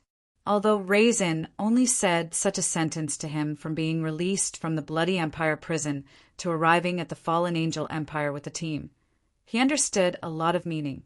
This time, the leaders of the three empires would attend the competition as arbitrators, which showed the importance they attached to the competition. As one of the masters representing the Bloody Empire in the competition, he was also the most powerful master and a felonious prisoner. This was the only chance to atone for his crimes. The demon realm respected the strong. Sometimes strength could overwhelm everything. If he could win in one fell swoop, then it was very likely to regain his former glory. If he didn't even seize this opportunity, then he, the condemned prisoner, would lose the last value of existence. In this competition, I can only win and not lose. A secluded courtyard in the fallen angel capital. "Teacher." Chinrue handed over a bottle of wine. "This is the newly improved best rice wine. It tastes better than the previous one. It hasn't been released to the market yet. You can try it." Tetanus took the bottle of wine, opened the cork, smelled it, and his eyes lit up. He took a sip and showed a satisfied expression. "Very good. By the way, Aldos, how are your preparations?" The dark elf on the side looked gloomy and shook his head. "Teacher, please forgive my poor aptitude. I haven't been able to capture that special feeling of mystery yet. I'm still a little bit away from the quasi-grand master realm." "Don't worry, this competition is just a practice. Your aptitude is indeed not particularly outstanding, but from a certain point of view, your diligence and persistence are easier to grasp the pulse of success than your aptitude." Tetanus suddenly glanced at Chenrue. Of course, this rule is not applicable to those guys whose talent and luck are nature-defying. Teacher, shouldn't you be soft-spoken after eating from others? Chinrue smiled and put a plate of braised ribs in front of the old man. I made these myself. Congratulations to teacher for successfully advancing to the Grand Master. Humph, I don't dare to be an old man. Speaking of which, I should call you teacher. Tetanus looked at his disciple in annoyance, but there was undisguised excitement in his eyes. In these days, with the help and hints of Chinrue, Tetanus, who had stayed at the Quasi-Grand Master for many years, finally fulfilled his long-cherished wish and successfully advanced to the Grand Master. Sir Teacher, I can't afford it. This title can be given to the Grand Master who gave me the inheritance. In my heart, the old man. Teacher will always be a teacher. The last sentence was sincere, and the old man was comforted. He nodded with a smile. It's fine as long as you have the old man in your heart. Save the beautiful words to coax those girls. In any case, your current level is far above me. I can't give you more help in this duel with Saman. But I must remind you that Saman has nearly 10,000 years of experience. Not only has he fully digested the knowledge contained in that soul imprint, but he has also opened up another path. He is a truly powerful Grand Master, and his strength is likely to be comparable to yours. Under no circumstances should we lose our caution. I will not underestimate any enemy. Don't worry, teacher. Chinrue showed strong confidence. I will definitely win the final victory and draw a perfect end to that destiny. The capital's outskirts. A huge shadow appeared in the night sky, flashing its bony wings, and the flickering light in its empty eye sockets was like a ghost fire in the dark. On the back of this shadow was a figure covered in a black cloak, looking at the fallen angel capital that was dotted with sparks. A gloomy laughter sounded. After a while, the huge shadow had disappeared in the night sky. Chapter 8:18. The much-anticipated alchemy competition finally kicked off as scheduled. As expected, familiar names appeared on the official list of participants. Nate, Fonsack, Anderson, Tetanus, Xingxing, and Gajalai Wilson, Aldos. There was no doubt that this master competition would stage a fierce and exciting duel. The only pity was that Master Arthur was not on the list. In addition to the luxurious lineup of participants, the weight of the arbitration was even more amazing. The chief arbitrator was the senior appraisal master, Panu, and there were two famous appraisal masters. These three arbitrators had served as judges of the potion and alchemy master competitions many times. They had always been known for their fairness and strictness. Appraiser was also a kind of alchemy system. It mainly focused on eyesight and judgment. One's own skills did not necessarily have to reach the peak. For example, the appraisal genius Richard, who once shone in the Bloody Empire for a while, was actually Master Fonsack's disciple. He deliberately joined Nate and used a trick to expose Nate's true face to the world. He successfully cleared the grievances of his teacher. Unfortunately, this genius also died. It was a pity that this genius also died.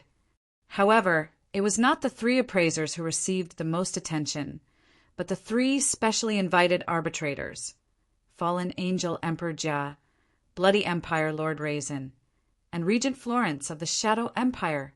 The reason why Catherine, the Dark Shadow Empire's great emperor, was absent was to comprehend the undead puppet behind closed doors and prepare for the martial arts competition more than a year later.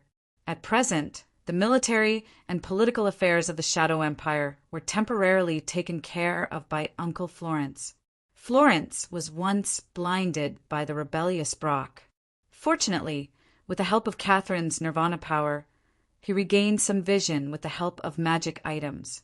The leaders of the three empires sat in the arbitration at the same time, showing great importance to the competition. This greatly increased the significance and weight of the alchemy competition. To a certain extent, it would also make the competition more intense. The potioneer competition in Group B began. Many potioneers had been preparing to make a splash in the potioneer competition organized by Obsidian a few years ago. As a result, this potioneer competition was delayed again and again until today. After such a long time of precipitation and accumulation, they finally got the opportunity to break out. After several rounds of preliminary eliminations, many potioneers who entered the final stage showed commendable standards and potential, especially 3 potioneers who reached the master level. In the end, Roy, the disciple of Engadgelai, the president of the Shadow Empire's Potioneer Association, won the Potioneer Final Championship. Seeing the Potioneer genius that his country, focused on training, won the championship, Regent Florence of the Shadow Empire showed a satisfied smile on his face. After the Potioneer competition was the Mechanic competition in Group B. Although there weren't 2 shining stars, Arthur and Horford, like the last Shadow Empire's Mechanic competition, there were still some players with considerable potential, especially Souza of the Fallen Angel Empire's Mechanic Association. Souza was originally just an ordinary mechanic in the Mechanic Association. He was silent and didn't show extraordinary talent. It was Master Fonsac who had a good eye for talent. He rejected several talents recommended by the association back then and accepted this mediocre talent instead. Under Grandmaster Fonsac's meticulous guidance, Sousa's progress could be said to be 1,000 li in a single day, shattering the glasses of those experts. This competition became the best touchstone. As a result, Sousa lived up to expectations and won the champion of the Mechanic competition in Group B. Moreover, the level he showed had basically entered the threshold of the master level. Seeing that his country's contestants won the final victory step by step, the atmosphere at the Fallen Angel Empire's home ground suddenly reached a climax. Enthusiastic cheers came one after another.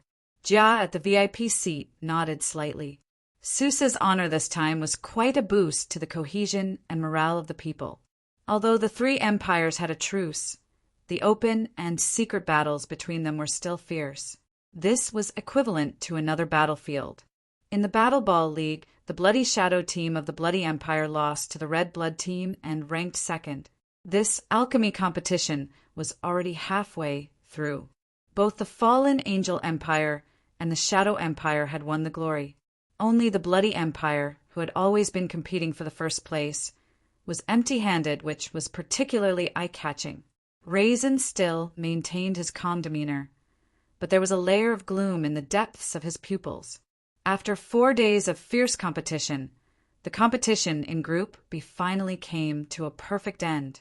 Next, the real highlight was about to be staged, the Master competition in Group A. The first competition was the Potioneer Master competition. The favorites to win the championship were the presidents of the Potioneer Alliance of the 3 empires, Angelique, Shadow Empire, Wilson, Bloody Empire, and Aldos, Fallen Angel.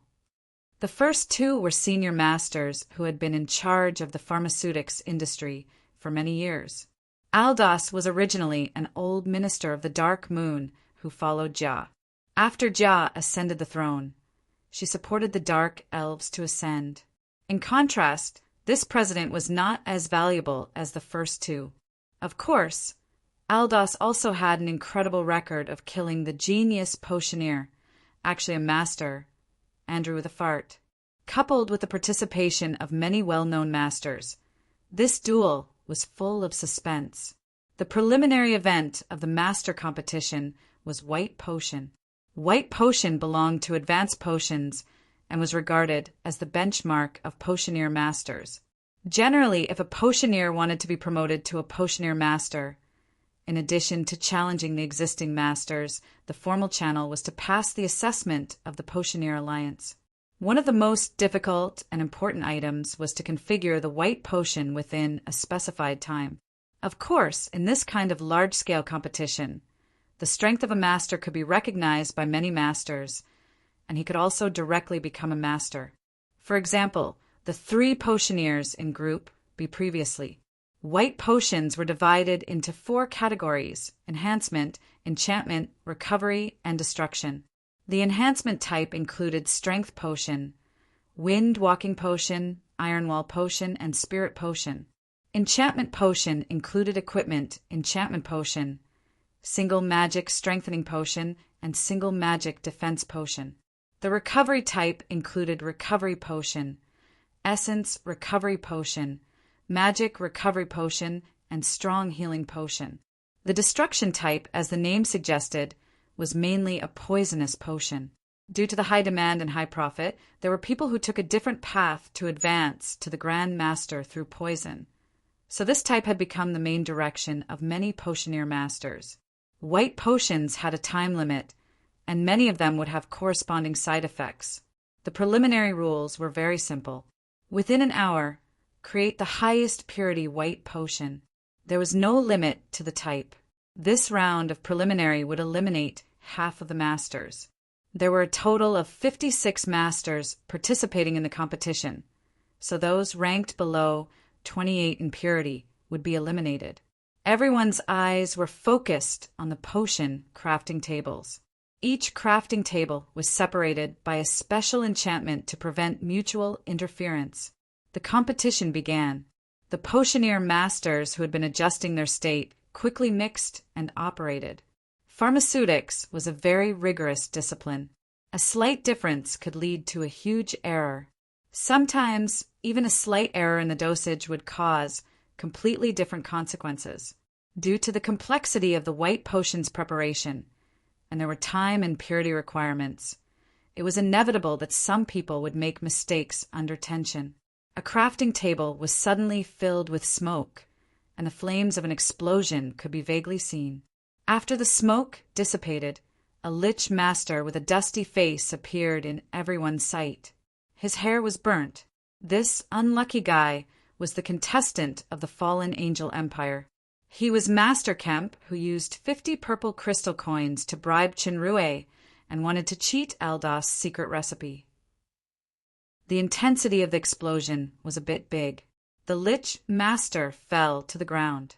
Although his life was not in danger, he could no longer operate the instrument for a while. With the help of the staff, he left the arena dejectedly. There was also a low explosive sound from the crafting table on the side. Another great demon master followed the footsteps of Master Kemp, but this contestant was much tougher than Kemp. He didn't even look at the injury on his body. He immediately took out a new set of instruments from the space equipment and continued to configure. The 1-hour time limit of the competition was soon up. Under the power of the boundary, all the potion masters stopped their operations. The staff labeled the potions that the potion masters had concocted and sent them to the 3 appraisal masters in the judging seats. The 4 sides of the royal arena were equipped with magic TVs with giant screens. The names of all the participating potioneer masters were displayed on the screens. With the judgment of the appraisal masters, the name and purity of the potion began to appear behind the potioneer masters' names. The ranking was also constantly changing. Anguillier's Elixir of Power 87. For Wilson's Poison 87. 2. Aldous Strength Potion 87. 1 Panucci Acid Potion 83. 2 Rochester's Rotten Heart Potion 82. 9. The results came out quickly. The top 3 were the 3 most popular guild leaders. The purity of their potions reached the standard of 87%, which was already quite high. It was obviously higher than the 4th place's 83%. The 3 masters were almost the same. They should be at the same level. This also made those who had been questioning Aldous's strength shut their mouths. At the end of the first round of preliminaries, there were only 28 masters left on the field. There was only a half-hour break in the middle, and the second round of preliminaries would begin immediately. The content of the second round was a race to make 3 white potions with purity above 70%. The first 8 masters to complete it would enter the final. The requirements of this round were higher than the previous round, and the number of people eliminated was more. From the interpretation of the rules, in addition to technique, it was also necessary to pay attention to strategy. If the purity was too high, it would certainly fail. If the purity was blindly pursued, It would delay time and also be eliminated. This required a balance. This round was related to the last candidate to compete for the championship in the final. With the beginning announcement, the masters on the stage began to work hard again. At the VIP seats, the little succubus maid stared nervously at the masters and asked, "Athena, who do you think is Saman among them?" There was a soundproof enchantment around the VIP seats, so Kia wasn't worried about being heard. Athena also carefully looked at the situation on the stage and shook her head. "I can't see it, but Saman will definitely be one of the 8 people in the final." "Athena, don't be confused by inertia and appearances. Saman may not necessarily be among these 8 people. The one wearing a cloak and veil was Isabella. This time, except for Rala, who was behind closed doors, almost all of Chinrue's relatives and friends came to the scene. Madam, Anne is right. The lazy voice belonged to his nephew. Didn't you see that even the cunning Sir Uncle-in-law is nowhere to be seen? He is indeed a cunning human. Master Poison Dragon agreed with Lomont's adjective. He raised the cup in his hand, and the slime on the side immediately stepped forward to fill the wine. At the same time, he didn't forget to fill his own cup secretly. "This is the emerald jade wine specially made by Miss Long. How can I not please Master Poison Dragon?" Humph. The little Princess Royal Highness was dissatisfied with the title of Sir Uncle-in-law. She waved her little fist. "Anyway, brother will definitely win in the end." Chapter 819. As Isabella expected, the mysterious Sandman still didn't show up until the end of the Potioneer contest the next morning. Of course, the same was true for the cunning human. The finals of the Potioneer contest were full of ups and downs.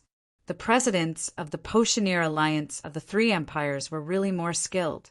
Angelo's buff potion was extremely excellent with amazing purity and efficacy. Wilson was known as the strongest poison master, and he even created a very violent poison. Aldos seemed comprehensive and stable. The 3 of them couldn't compete with him for a while. In the final contest, Angelo of the Shadow Empire performed beyond his level and formulated the powerful Iron Wall potion with minimal side effects. According to the comments of the arbitrator, Panu, this kind of potion was extremely close to the black potion, true Iron Wall potion.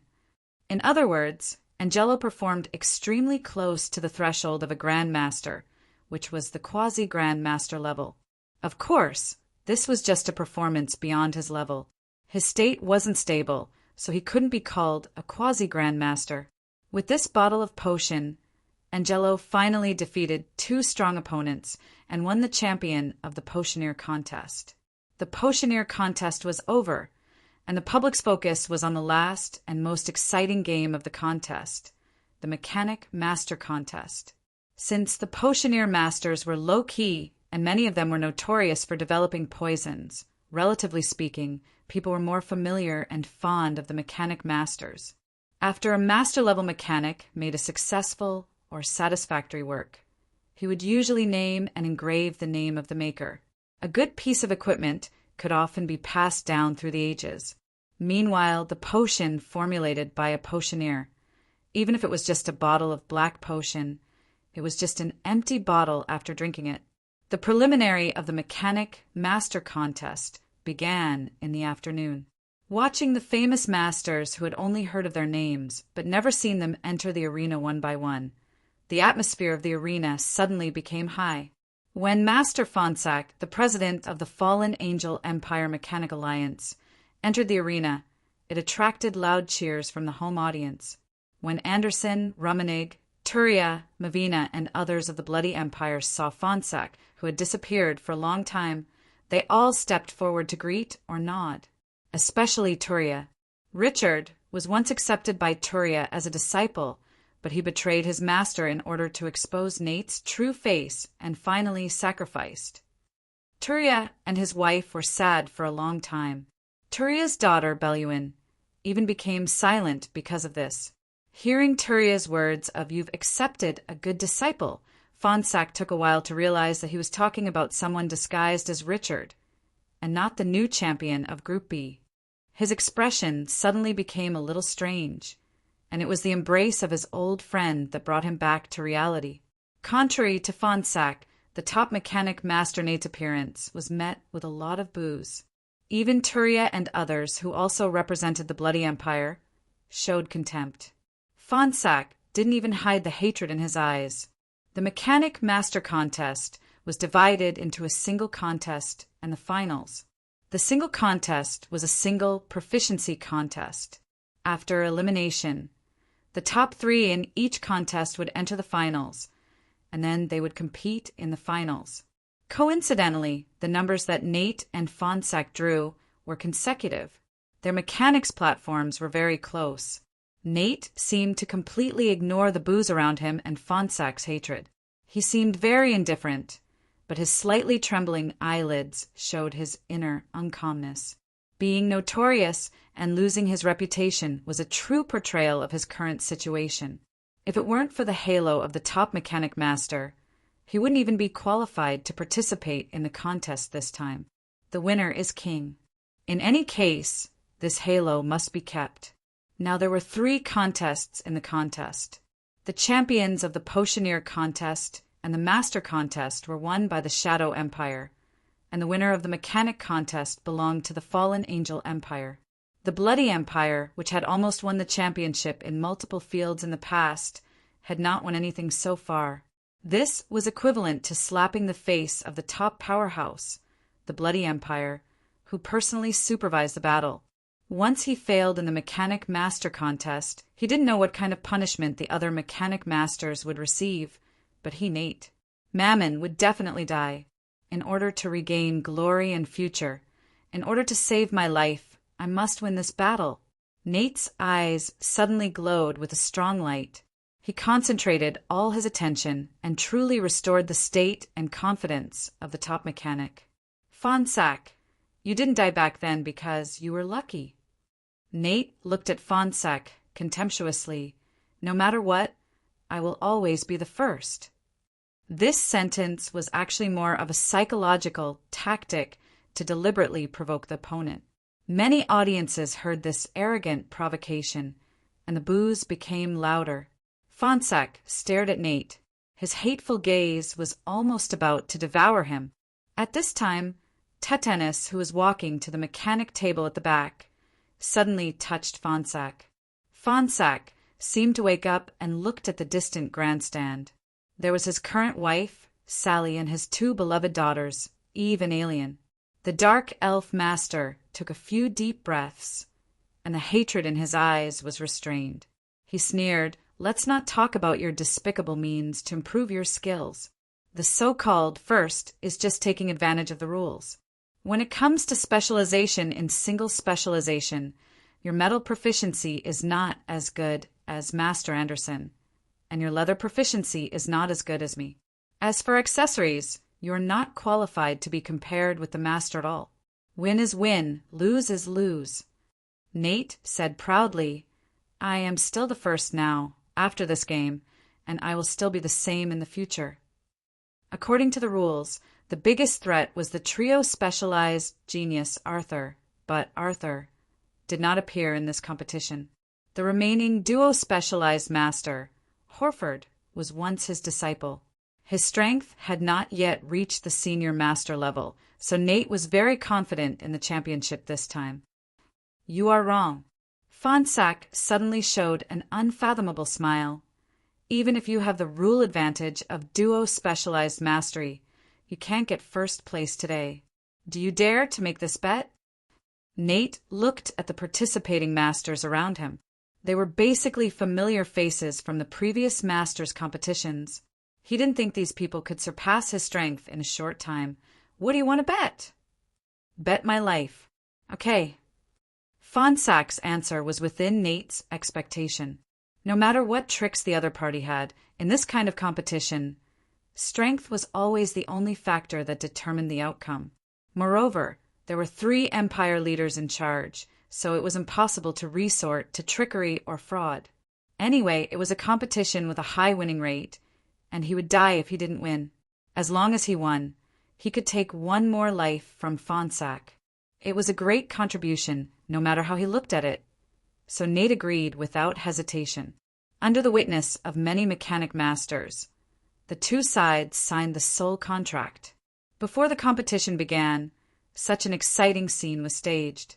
The atmosphere in the arena once again reached a climax. Most people supported Fonsack, but some people thought that Fonsack was too impulsive because Nate was still the most popular person to win the championship according to strength and rules. After signing the contract, Fonsack did not pester anymore. He quickly adjusted his state and prepared for the real challenge. Master Xing Xing seemed to have a well-thought-out plan for his close friend's bet because he was one of the few people who knew the quasi-grand master strength of Tetanus. Even if the cunning Igual was not there, Nate would definitely lose with Tetini's attack. It was just that Tata didn't know that not long ago, Tetanus had successfully surpassed the quasi-grandmaster realm and became a real grandmaster. After the interlude of the two masters betting their lives, the mechanic master competition officially began. As expected, after the elimination round, the names of Nate, Fonsack, Anderson, Rummenig, Tetanus, Tata, and others appeared on the list of the finals. The first place was Leather Mastery Fonsack, Metal Mastery Anderson, and Accessories Mastery Tetanus. Nate chose Leather Mastery for the elimination round. His result was second only to Fonsack. He was not in a hurry because the rules of tomorrow's finals were extremely favorable to him. He was confident that he could stage a scene that would turn the tables. On the day of the finals, the sky was very clear without a trace of clouds. The two moons emitted bright light. The rules of the finals adopted a point system. Each master made 3 works within the specified time. Each work was scored. The one with the highest total score was the champion, who was also the first mechanic master. In addition to quality, craftsmanship, and attributes, the multi-specialization would have additional points bonus. Of course, if the corresponding standard was not reached, the bonus obtained was not as good as the works of a single specialization. To be fair, Nate's Metal Mastery and Leather Mastery had reached a fairly high senior master level, which was second only to the top level of Anderson and Fonsack, so the bonus was very high. This was also the most important reason why he could win the previous Masters competition championship in a row. The finals began. After a relatively long wait, the Masters finally completed their respective works. The atmosphere in the arena suddenly reached a boiling point. Most of the audience were laymen. They couldn't understand the mysteries shown in the mechanics process. What people cared about most was that, as the audience, they could witness the birth of legendary grade equipment. Anderson's first work, Slash, Metal Long Sword, Quasi-Legendary Grade, increased strength by 31%, increased slash damage by 32%, and added sharpness skill. 75 points. The second work, Darkness, Metal Dagger, Quasi-Legendary Grade, increased movement speed by 35%, increased waving speed, doubled poison effect, 77 points. The third work, Radiant Moon, Small Metal Shield, Legendary Grade, increased flying defense by 35%, resistance to melee attacks by 40%, slow physical recovery, 91 points. The final total score was 243 points. Fonsack's first work, Shadow, Leather Cloak, Legendary Grade, increased movement speed by 41%, increased wind magic by 40%, scored 92 points. The second work, Guardian, Leather Armor, Quasi-Legendary Grade, offset magic damage by 31%, increased blunt weapon defense by 35%, and added mirror skill to greatly increase the chance of bouncing off attacks. 79 points. The third work, Battle Will, Leather Gloves, Quasi-Legendary Grade, increased weapon swing speed by 30%, increased magic resistance by 30%, poison isolation, 78 points.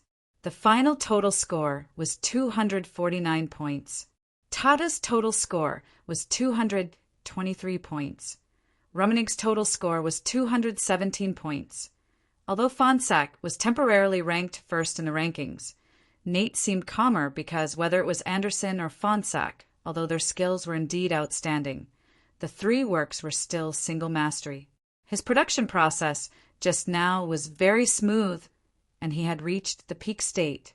Among these three works, two were metal mastery and one was leather mastery. Even if the basic score was slightly lower than Anderson and Fonsack, there was an additional 50 points bonus. He was still the safe first place. Sure enough, Nate's score came out. The basic score was 229, the additional 50 points, and the total score was 279, surpassing Fonsack and ranking first. Haha, I said that I will always be first, whether it is now or in the future. Nate's tense nerves suddenly relaxed, and he showed undisguised ecstasy. Fonsack, you lost! I'll take your life. The audience present was restless for a while. The top mechanic master, Nate, really deserves his reputation. He actually surpassed Fonsack. Then, according to the contract, Fonsack's life. Fonsack didn't show any panic, but he glanced at Nate very disdainfully. Don't forget the content of our bet. I bet that you can't get first place. Not that I want to get first place. This game is not over yet. Do you want to struggle on your deathbed? Nate laughed insolently. Besides me, who else? Before he finished speaking, the exclamation of the appraisal master suddenly came from the arbitration seat. Nate was shocked. He happened to catch a glimpse of Fonsack's sarcastic sneer, and an ominous premonition suddenly surged in his heart. He saw many masters flocking to the arbitration seat emotionally. That almost rude gaffe almost ignored the top leaders of the three empires. The leaders of the three empires were also surprised because a name appeared on the big screen. Tetanus. The first work, nameless metal knife, excellent grade, score 107. The second work, nameless leather hat, excellent grade, score 109. The third work, nameless magic ring, excellent grade, score 103. The basic score is 319, plus 100 for trio specialized proficiency. The final total score is 419. Tetanus, who has always been known for being proficient in accessories, is actually trio specialized, and the score is more than 100. The most incredible thing is that these equipment are only excellent grade. The originally noisy arena suddenly became quiet. The audience's first reaction was shock. Cheating? Impossible. Who dares to cheat in front of the three empires? That's right. No one dares to cheat so blatantly. Nate immediately denied this conjecture. According to the scoring standards of the appraisal masters, even the top legendary grade equipment cannot exceed 100 points. But quality is not the only criterion for scoring. If this score is not fake, then there is only one possibility. Nate suddenly shuddered. A master had already shouted here, "Grand Master!" It's a Grand Master. In an instant, the audience was boiling. The demon realm has not had a Grand Master for nearly 10,000 years. Now there is actually a mechanic Grand Master. Compared to the fervent atmosphere in the arena, Nirvana felt as if he had fallen into an ice cellar. Whether it was triple specialized or double specialized, they were all overshadowed by the word Grandmaster. He finally understood why Fonsack had been so confident in betting his life with him. Chapter 820. Facing the birth of the mechanic Grandmaster, the audience was in jubilation, witnessing this historic, great moment. Nate, the top mechanic master, had completely collapsed. He fell to the ground with a pale face. Tetanus, who I always thought was only proficient in accessories, is actually a Grand Master of all specialties. There is no suspense at all about the outcome of this competition. Whether it is Raisin's means or the power of the contract, his life will end in a disgraceful way. Not many people at the scene noticed Nate, who was like a drowning dog. Everyone's focus was on the newly promoted Grand Master. Tatinis's face showed indifference. His true joy had long been shown and shared in front of his relatives, such as Chinrue Aldas and Sally, so his heart was peaceful at the moment. Under everyone's attention, Tetanus walked to an open space. Just when everyone thought he was going to say something, a table suddenly appeared in front of Tetanus. There were various reagents and instruments on it. Someone had already recognized that this was the potion manufacturing table. People realized something one after another. In an instant, everyone quieted down at the same time, staring at the manufacturing table, especially those potion masters and potioneers. Tatinis's hands moved. It was not very fast, but it was very natural. Every move was natural. As soon as an expert made a move, one would know whether he was real or not. His smooth movements made all the potion masters hold their breath at the same time, lest they miss every detail, including Angus Gillette, who had just won the Potion Master contest. First was a bottle of white potion, then many materials were randomly added into the white potion. According to the general pharmaceutical knowledge, the white potion was already the final mixed solution that formed the structure. It was also the last step of ordinary potions. If the ingredients were added arbitrarily, it would cause chaos and waste, or even cause an explosion. However, the white potion with a fragile and sensitive structure was like a well-behaved mud ball in Tatinis's hands. After several repetitions, the potion that was finally poured into the bottle turned black. Black potion? Not every bottle of dark or black potion can be called black potion. But what about the one that was configured by this mechanic Grand Master? Or he's not just a mechanic Grand Master? The 3 senior appraisal masters came to the potion-making table. The arbitrator Panu picked up the bottle of black potion and looked at it carefully. The other 2 masters poured in various instruments for various tests and finally reached a consensus. Panu announced loudly, "This is the demon realm's true spirit potion that has been lost for nearly 10,000 years." True series potions? It really was a black potion. This time, even the 3 leaders of the empire were moved. The atmosphere in the arena once again reached a boiling point. At the same time, potioneering and alchemy had reached the Grandmaster realm. He was a Grandmaster alchemist through and through. It was another great scene that could be recorded in the annals of history. This kind of all-element Grandmaster was hard to come by even in hundreds of thousands of years. Compared with the shock of the 2 leaders, Jia seemed a lot calmer. She really didn't know that Tatanis became a dual-element Grandmaster beforehand. However, since he was his teacher, then it was reasonable to create a miracle. It seemed that everything related to him was more or less related to miracles, including the entire fallen angel empire. Sir Grandmaster, the arbitrator Panu used magic to amplify his voice throughout the audience. You have created a great miracle. Do you have anything to say to the witnesses present? The jubilant audience quieted down one after another, wanting to hear the Grandmaster's words. Tatanis took a deep look at Panu. I borrow a sentence from Master Fonsac. This game is not over yet. Panu looked puzzled. What do you mean? You understand better than anyone. Tatanis looked at him coldly. Sir Arbitrator, perhaps I should change my title. Oh. Panu's eyes glowed with a strange light, but there was only one eye. The other eye seemed dim, and his voice became hoarse. My camouflage item has reached the level of a quasi-artifact. Even the 3 empire leaders did not notice the abnormality. How did you recognize me? Your eyes. When you lured my teacher lens to duel back then, you had the same eyes full of cruel and distorted excitement. Tatinis's eyes were full of sarcasm and hatred. Your intention is very simple. The higher you put me up now, the harder you can fall later. Am I right, Panu? No, Panu's impersonator, Saman. For the audience in the arena, the name Saman was very strange. Only those senior potion masters vaguely remembered something. But the audience heard clearly that the arbitrator, Panu, turned out to be a guy named Saman. And this person even wanted to harm the new Grand Master. Haha. Panu gave an unpleasant hoarse laugh. Tatanis, you really didn't let me down. You are much stronger than your teacher. You can actually reach this step, a double Grand Master. Unfortunately, you no longer have the official qualification to compete with me. I will reap the life of your beloved disciple, first according to the rules of the imprint.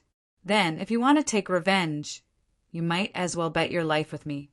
I will defeat you in front of everyone with the skill that you are most proficient in. I will trample you, the so-called omnipotent Grandmaster, under my feet. I want the entire demon realm to know who is the real and most powerful Grandmaster. This time everyone understood that Saman wanted to challenge Tetanus and the Grand Master's disciple.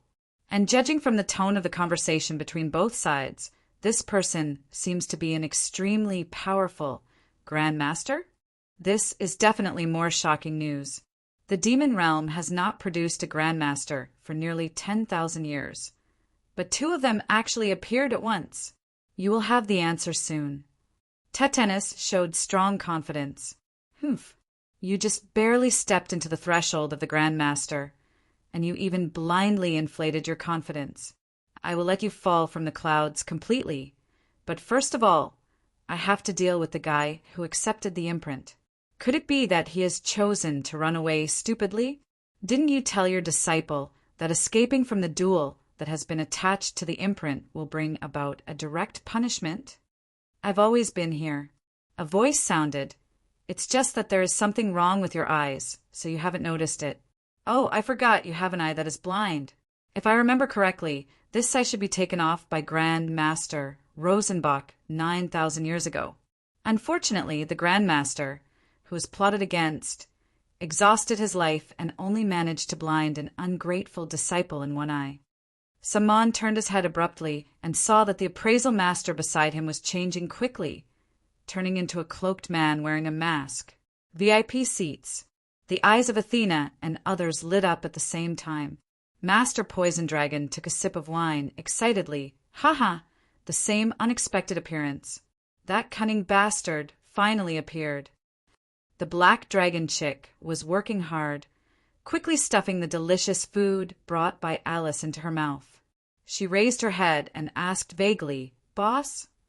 As soon as she raised her head, half of the barbecue beside her was silently taken away by a translucent hand. You are the cunning bastard. Alice grabbed a plate of pig's feet and a plate of braised meat in front of Paglio and handed them to Olifius. She immediately got a good person card from the Black Dragon chick. Master Poison Dragon's loss was more than that. Just as he was distracted, a few more fried meatballs were taken away by the translucent hand.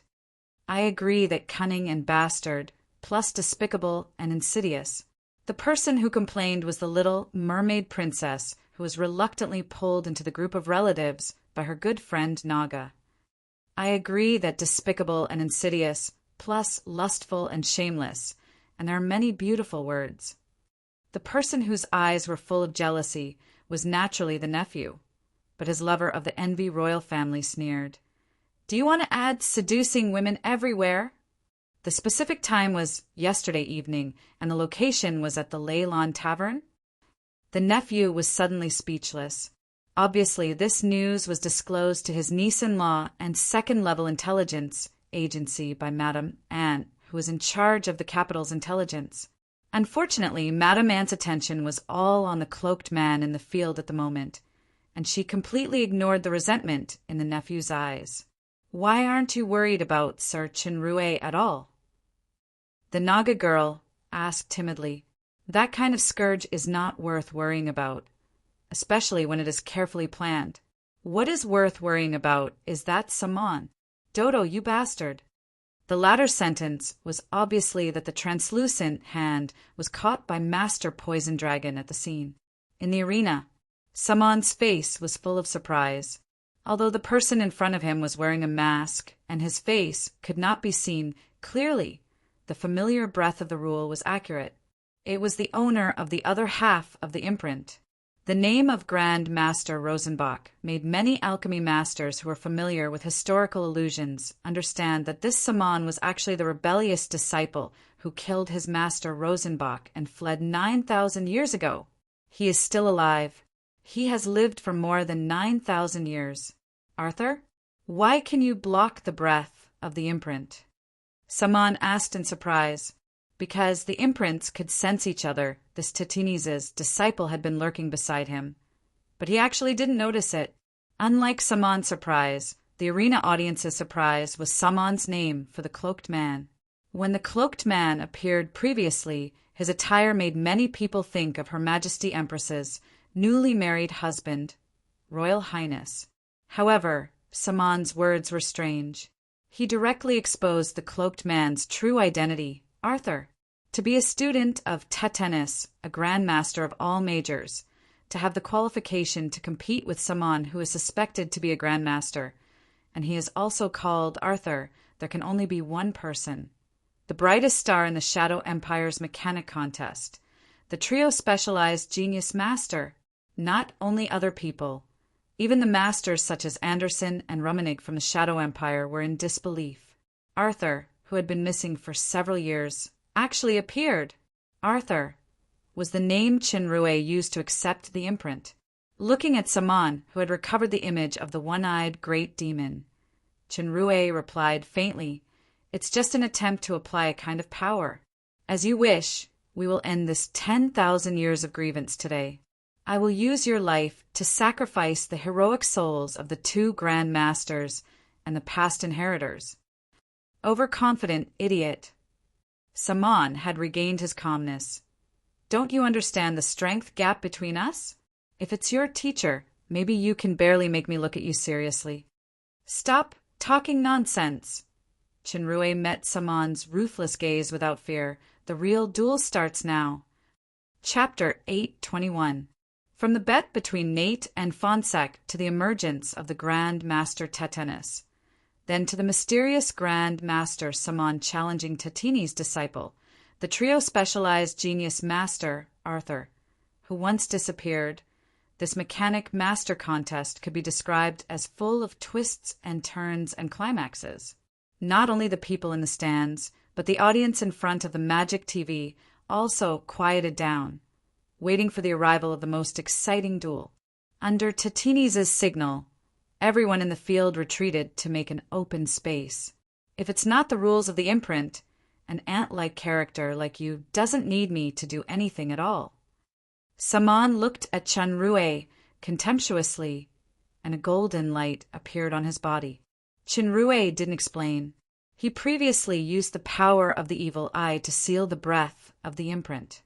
Now that he was going to defeat Saman openly, he naturally no longer suppressed it. He let half of his imprint power fly out of his body. The two golden lights combined, and the space where the two of them were showed a state of partial teleportation. It looked like a glass that refracted light, but sound and images could still be transmitted. This was the independent space of the imprint. Chinrue learned from the information of the imprint that this was a space containing the mystery of the law and advanced ancient runes. When both sides set the rules, the space would automatically decide the winner. In the end, only one person could leave alive. Are you ready to face death? Saman had experienced this kind of duel more than once, and he was confident in his strength. Chinrue said calmly, "I'm not interested in talking to people like you. Let's make the rules now." Bluffing confidence. "I have seen too many guys like you. It's nothing more than knowing that you will lose. So you want to hypnotize yourself to appear fearless of death." The disdain in Saman's only eye was even stronger. It was not that he underestimated his opponent, but he had absolute confidence to defeat even Tetanus, who had advanced to the Grand Master, let alone this disciple of Tetanus. Chinrue shook his head. "I have always been full of fear of death, so I will choose to conquer death to overcome my fear." "Reckless guy," Saman snorted. "I know you have the title of a trio-specialized mechanic master. I'll give you a chance to perform. The first round will be mechanics. The bet is half of your lifespan. How about that?" "Agreed." "The second round is pharmaceutics?" "Agreed." "The wager is the other half of my lifespan. If you can win 2 rounds in a row, then my lifespan will automatically disappear and vice versa. If you win 1 round and lose 1 round, then you will enter the final round of the 3rd round. In the final round, the wager of the first 2 rounds will be repeated, and the wager will be repeated until one side completely loses. Agreed. Chinrue nodded. When the two of them said yes, visible golden chains appeared in the space and intertwined with each other. They turned into strange characters and formed some kind of rule. Under the establishment of these rules, some of the other states appeared in their minds at the same time, including the life force that was the wager. What a shocking life force! No wonder he agreed to your request to delay the battle. Sandman couldn't help but be proud. He laughed wildly. Although delaying the battle cost me 300 years of life, this time I will get back at least 100 times the interest. You seem to have gained some kind of pharmaceutics insight in the imprint. You are indeed Tetinis's disciple. Unfortunately, you don't understand that even if you fully understand the imprint and surpass Tetinis, you will only become the second door. Even Door died in my hands back then, let alone you. I heard from my teacher that when you gambled with his teacher back then, the wager was only 200 years of life once. This time, how did it change from a specific number to a ratio? Chinrue frowned. A faint light appeared in his eyes, shrouding Sandman. It actually made Sandman feel like he was being seen through. Chinrue used deep analysis and evil pupil to follow the rule power of space for a moment, and he finally showed a look of understanding. You have innumerable undead power in your body. This should be a kind of symbiotic contract. Your contract partner should be an undead creature. No wonder you can remain undefeated for nearly 10,000 years. It turns out that you are cheating by borrowing the life of your symbiotic partner. With the life of that contract partner, it was equivalent to Sandman having an almost endless bet. Coupled with his own powerful strength, he could naturally be invincible. This truth made Tetinis suddenly realize. Thinking of his deceased teacher, he couldn't help but clench his fists. You can actually see through the secret. Salmon's one eye glowed with a cold light. This doesn't violate the rules of space imprint. It's not cheating at all. It's those guys who are stupid. The winner takes all. If you have this ability, you can also cheat under the rules as long as you can beat me. Really? What I saw is more than this. Chinrue's evil pupil ran to the extreme. I see. Your symbiotic contract is flawed. Coupled with the punishment of the imprint rule, your undead partner's life is not really immortal. His life should only have less than 1,000 years left. No wonder. Chinrue finally understood why the Lich instigated Sandman to postpone the duel last time. It was because he coveted his strong vitality that was far better than Tetinis. Chinrue didn't know how long his life would be, but just half of the lifespan from Peglio was at least 100,000 years. So from Salmon's point of view, this was definitely a valuable deal. So what if you understand? Sandman let out a sinister laugh. Now the rules have been determined. It only takes 2 games and your life is mine. Chinrue smiled. Even through the mask, Sandman could clearly feel the firmness. This kind of petty cleverness is meaningless to me. Anyway, only one person can survive today. Whether it is tricks or conspiracies, they are just jokes in the face of absolute strength. After talking nonsense for so long, our duel should start. Sandman didn't think that this disciple of Tetinis really had the strength to compete with him, so he was also full of confidence. This sentence should be said by me. The first round of mechanics, best of 3. The content of the game is decided by taking turns to roll the dice. A 6-sided die appeared in the air in front of Chinrue. With a thought, the die had already turned. After the rotation, the die shattered, and a 1 appeared in the air. This duel was refining. A mechanic table appeared in front of the two at the same time. There were various instruments and a piece of purple star iron ore on it. Within an hour, whoever had the highest refinement rate would be the winner of this round. Refining was the purification process of removing the impurities and retaining the essence. It was also one of the most important basic skills of mechanics, especially for mechanics who were proficient in metal. This step would determine the quality of the entire equipment. Chinrue's heart moved. Sam Man could use the loopholes in the rules, so could he. This first item was just to test whether the super system was applicable to this duel. He turned on the smelter on the mechanic table. When the ore was heated red by the high temperature, he picked up the hammer and simply knocked on the ore. When Sam Man saw Chinrue's action, his contempt became even stronger. The hammer in his hand also began to knock on the red-hot ore. In the eyes of the mechanic masters, that kind of action seemed to have a strange truth and rhythm that could almost attract souls. This move alone could already determine Salmon's strength. "Grand Master!" Some masters had already exclaimed out loud. This cry was heard by the audience and spread quickly. Sam Man is really a powerful mechanic, Grand Master. Perhaps, as he said himself, his strength is far above Tetanus. Listening to the conversation between the two just now, it seems to be a life-and-death duel. Master versus Grand Master. There is almost no suspense in the result. How will the trio specialized genius master deal with it? Sam Man was able to remain undefeated for thousands of years.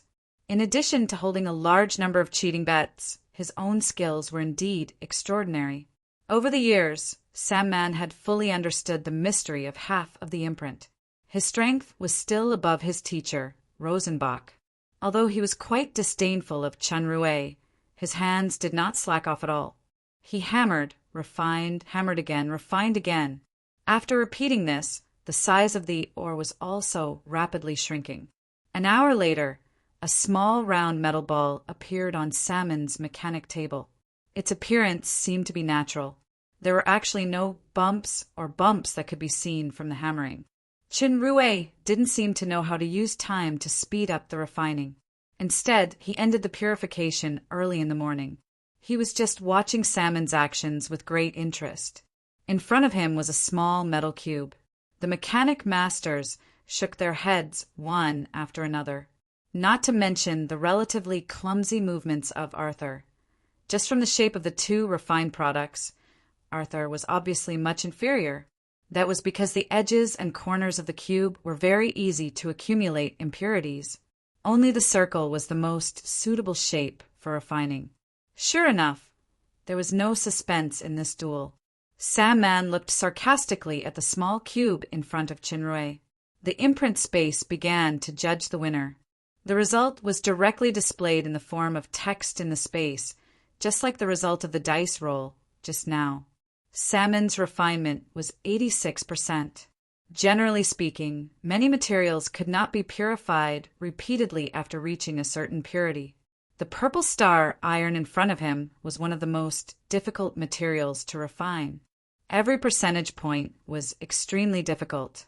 It was already the limit for ordinary masters to reach 70% of the refinement, but Sam Man was able to reach 86%. It was indeed quite amazing. This was still within the time limit of an hour. Judging from Salmon's technique, as long as there was enough time, he could completely increase the refinement to more than 90%. The masters were amazed. No matter how Salmon's character was, his Grandmaster level skills were indeed genuine. However, this amazement only lasted for a few seconds. After Arthur's result came out, it immediately turned into shock. Arthur's refinement, 100%. Sam Man revealed a look of disbelief. He almost thought that his eyes were playing tricks on him. What kind of concept was 100%? No matter what material it was, no matter how it was refined, there would always be a trace of unavoidable impurities. For purple star iron, 90% of the refinement was almost the limit that could be achieved artificially. However, today, this theory had become a living reality in front of him. Sam Man was very clear that the judgment data of the imprint space was absolutely accurate. In other words, that piece of or that was knocked a few times with a simple and crude method had really reached the highest purity that could only be achieved in theory. What kind of technique and means were needed to achieve this? Could the top martial grandmasters do it? What kind of cheating method did you use? Sam Man couldn't help but cry out, "The winner is king, as long as the rules allow it. This is what you said yourself. Chinrue replied indifferently. He knew that as long as it was transformed by his hands, it could be recognized by the rules. After encountering an unexpected failure at the beginning, Sam Man was panting heavily. His one eye seemed to be shooting countless sharp blades to shred Chinrue into pieces. He finally calmed down and began to roll the dice to decide the content of the second round. The content of the second round was to use the specified materials to create a long sword of excellent quality within 2 hours. Then, the two swords would strike each other. The one who broke first would lose.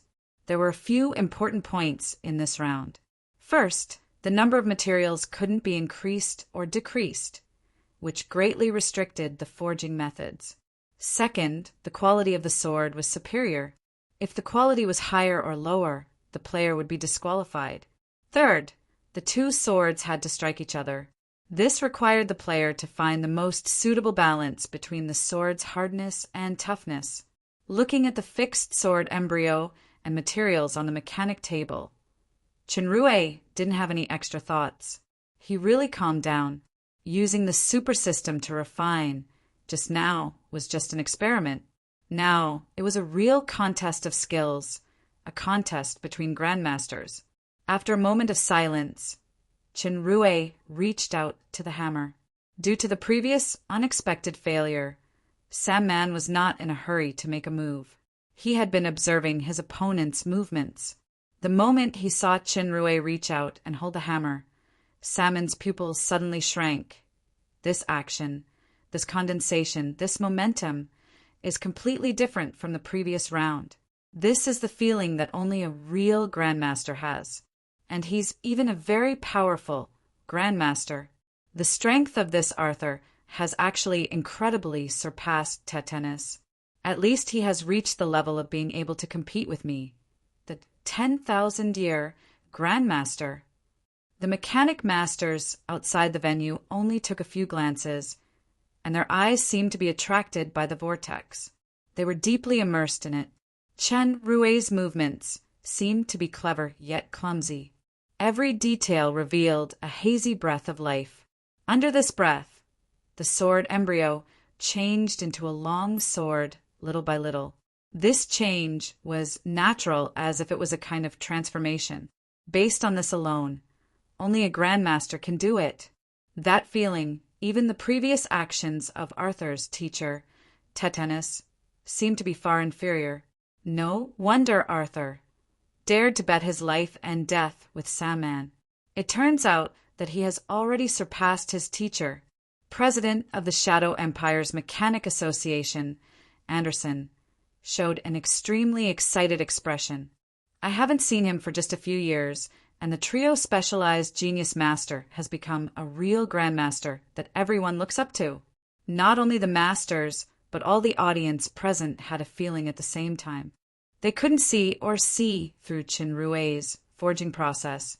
They just felt that the long sword was like a new sapling, growing from a bud bit by bit until it became a towering tree. It was a wonderful feeling. Some people even got an unexpected realization because of this, and their bodies exuded a special breath of power. Sam Man couldn't be bothered to be moved. He immediately calmed his mind and started his forging. 2 hours was not a short time, but the royal arena seemed exceptionally quiet for fear of disturbing the two people in the imprint space. Unlike the previous round, almost everyone's heart was full of expectations for the unknown result this time, because this was a grandmaster level contest that represented the peak level of mechanics in the demon realm. Only one of these two grandmasters could survive in the end. Chapter 8:22. Waiting time was always long, especially when a layman looked at an expert. However, in front of the rhythm displayed by the two grandmasters, time seemed to pass very quickly. The audience had clearly felt that wonderful feeling, and 2 hours had passed. There was a sword each on the mechanic's table in front of Chinrue and Sam Man. If they hadn't seen it with their own eyes, they would have thought that the two swords were made by the same person because the length, shape, and even the feeling they gave were almost exactly the same. Although it was only an excellent grade, it seemed to be skillful as if it was a noble traveling in the mortal world. Although it was dressed in plain clothes, it still had an outstanding temperament in its bones. The reason why the two long swords had the same feeling was entirely because the judgment and choices of the two Grand Masters were surprisingly similar. The specifications of these two swords should be the best choice that could meet those battle conditions within 2 hours. However, just as only one of them would survive in the end, only one of these two swords could remain. Next, it was the result of this duel. The two swords slowly floated up automatically, affecting the mood of countless audience members. The two swords turned into two rays of light and collided with each other like lightning. Under the splashing of sparks, the audience's heart also trembled continuously. After more than 10 strikes, there was finally a ding sound. One sword broke into 2 pieces and fell to the ground. Although the other sword was chipped, it persisted until the end. The sword slowly flew in front of Chinrue, and the audience cheered in unison. The trio specialized genius master, no, the Grand Master Arthur, won. Compared with the mysterious one-eyed Grand Master, this genius Grand Master, who was once famous in the demon realm, was obviously more easily accepted and supported by the audience. The first round, Mechanics Duel, Arthur won 2-0. The power of the rule immediately came into play. Chinrue felt a wave of vitality being transmitted from Sandman. The light in Salmon's single eye suddenly dimmed, and he looked a lot more haggard. He actually lost the first round. Salmon's hands trembled slightly. It had been 5,000 years. Since the gambling fight 5,000 years ago, he had never lost a game. Everything was under control. He didn't expect that he would lose the first round today to this opponent who should be less than 30 years old. Why? Salman roared. The materials, techniques, and attributes are almost exactly the same. Why did my sword break? No matter how shameful your character is, you are still a Grandmaster. I will let you understand why you lost. Chinrue said indifferently, although our materials, techniques, and so on are almost the same, I have one thing that you don't have, and that is the understanding of the sword. What you have is the understanding of the weapon you created. But not only do I have that, I also have the understanding of the sword itself, because my weapon is the sword. Therefore, the sword I created has more vitality than yours. To be more precise, there isn't much difference between the two of us, but this small gap is enough to determine the outcome of the battle. Those mechanical masters only felt that these words contained the wisdom of a grandmaster. Although there were many things that they didn't understand, they were still fascinated by it. Some masters felt that they seemed to have grasped some inspiration, and they seemed to be overjoyed. Salmon's grandmaster-level strength wasn't just for show. He soon understood the reason for his failure. He took a deep breath, and his single eye showed an extremely dignified look. I admit that I underestimated you previously. Your strength has far exceeded Tetanus. Even I have to face you seriously. You are a genius through and through, and also a powerful grandmaster. Unfortunately, you are destined to only be my stepping stone. Your life, your honor, and everything you have will belong to me. The only thing I can belong to you is failure. Chinrue smiled indifferently. The next is the potion battle. Don't you need to take a break, Sir Grandmaster Salman? Salman snorted coldly. Don't be complacent too early. Although your pharmaceutics is not famous, I believe that you have reached the realm of a potion grandmaster like Tetanus. My pharmaceutics attainments are far above my mechanics, so I won't give you any more chances. I will take back the vitality that I just lost several times. In fact, many people in the audience had already guessed that Arthur should also be a potion grandmaster in addition to being a mechanic grandmaster. It was difficult to produce one in hundreds of thousands of years, but now there were 3 of them. Moreover, they were master, apprentice, and mortal enemies.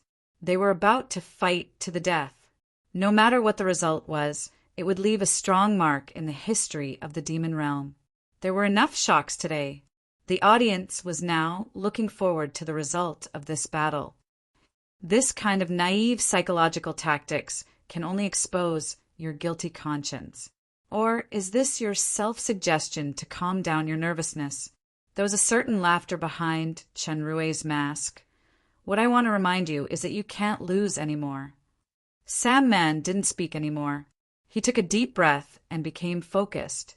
After stabilizing his mentality, he started the potion battle. It was also the best of 3 rule. The first round was the configuration of the black potion, Eternal Power. Whoever completed it first won. This round made many audiences widen their eyes. If the true black potion was the entry potion of the potion Grandmaster, then the Eternal Potion was the advanced potion. The bonus of the true potion was temporary.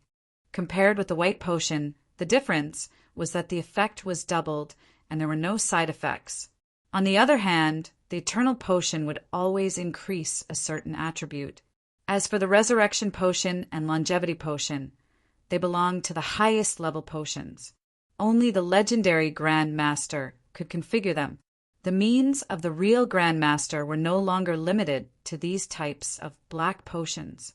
It was said that they could also configure the god-level potion that the gods were afraid of. However, these were ancient legends from a long time ago. The authenticity was yet to be investigated. The Eternal Potion in front of them was the most eye-catching. The imprint space gave many medicinal materials. Both sides could choose to mix it themselves.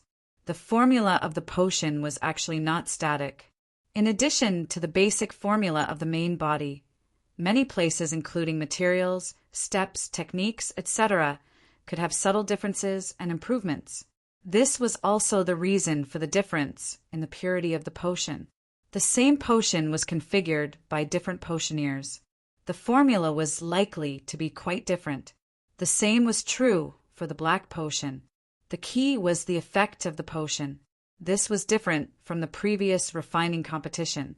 Refining was to put the materials provided by the space into the super system for processing. This time, if the potion was directly exchanged without using the imprint space's materials, it was likely that it would not be recognized by the rules of the space.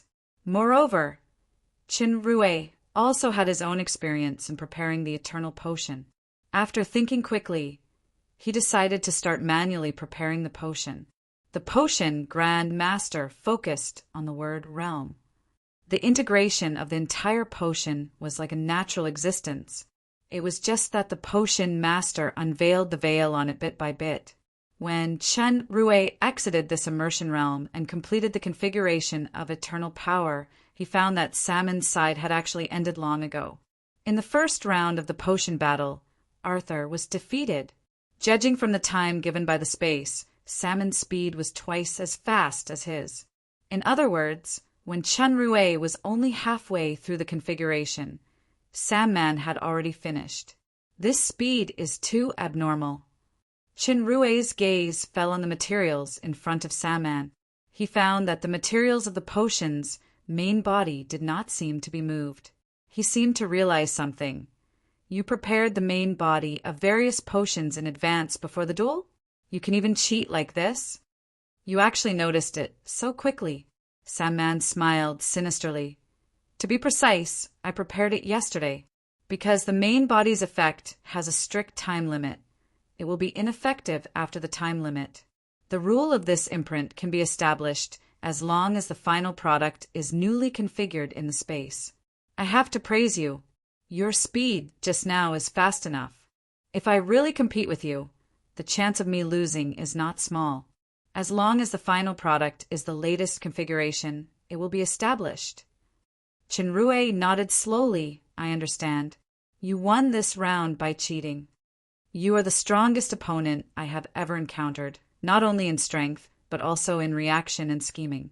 Salmon's one eye narrowed, and his smile became more and more smug. Unfortunately, you suffered in your first duel, but I have completely understood the rules in the past thousands of years. I can freely use the rules to obtain the greatest advantage. It doesn't matter if you say that I cheated. The winner comes first. If you can win like this, I will also die without regrets. It's not too late to understand the rules now. Chinrue actually laughed, and his laughter was full of meaning. I will let you die without regrets. It's not too late to understand the rules now. Don't tell me that you want to take a leave to configure first? Samman sneered. The main body of the potion is the most time-consuming, and it will lose its effect after a day. I am quite prepared for each potion, whether it is the potion battle or the third decisive battle. I will definitely win in the potion category. Even if it is mechanics, it is hard to say who will win between us. The only thing you can do is pray that you can draw the mechanics category every time in the third round. However, I want to remind you that if you lose one round, you will lose half of your life. You don't have much luck. I will add a prerequisite to your last sentence. If you can still persist until the third round. Chinrue shrugged. Okay, let's start the second round. The balance of luck seemed to be leaning towards Salmon's side. In the second round, Chinrue drew a lot and drew a race.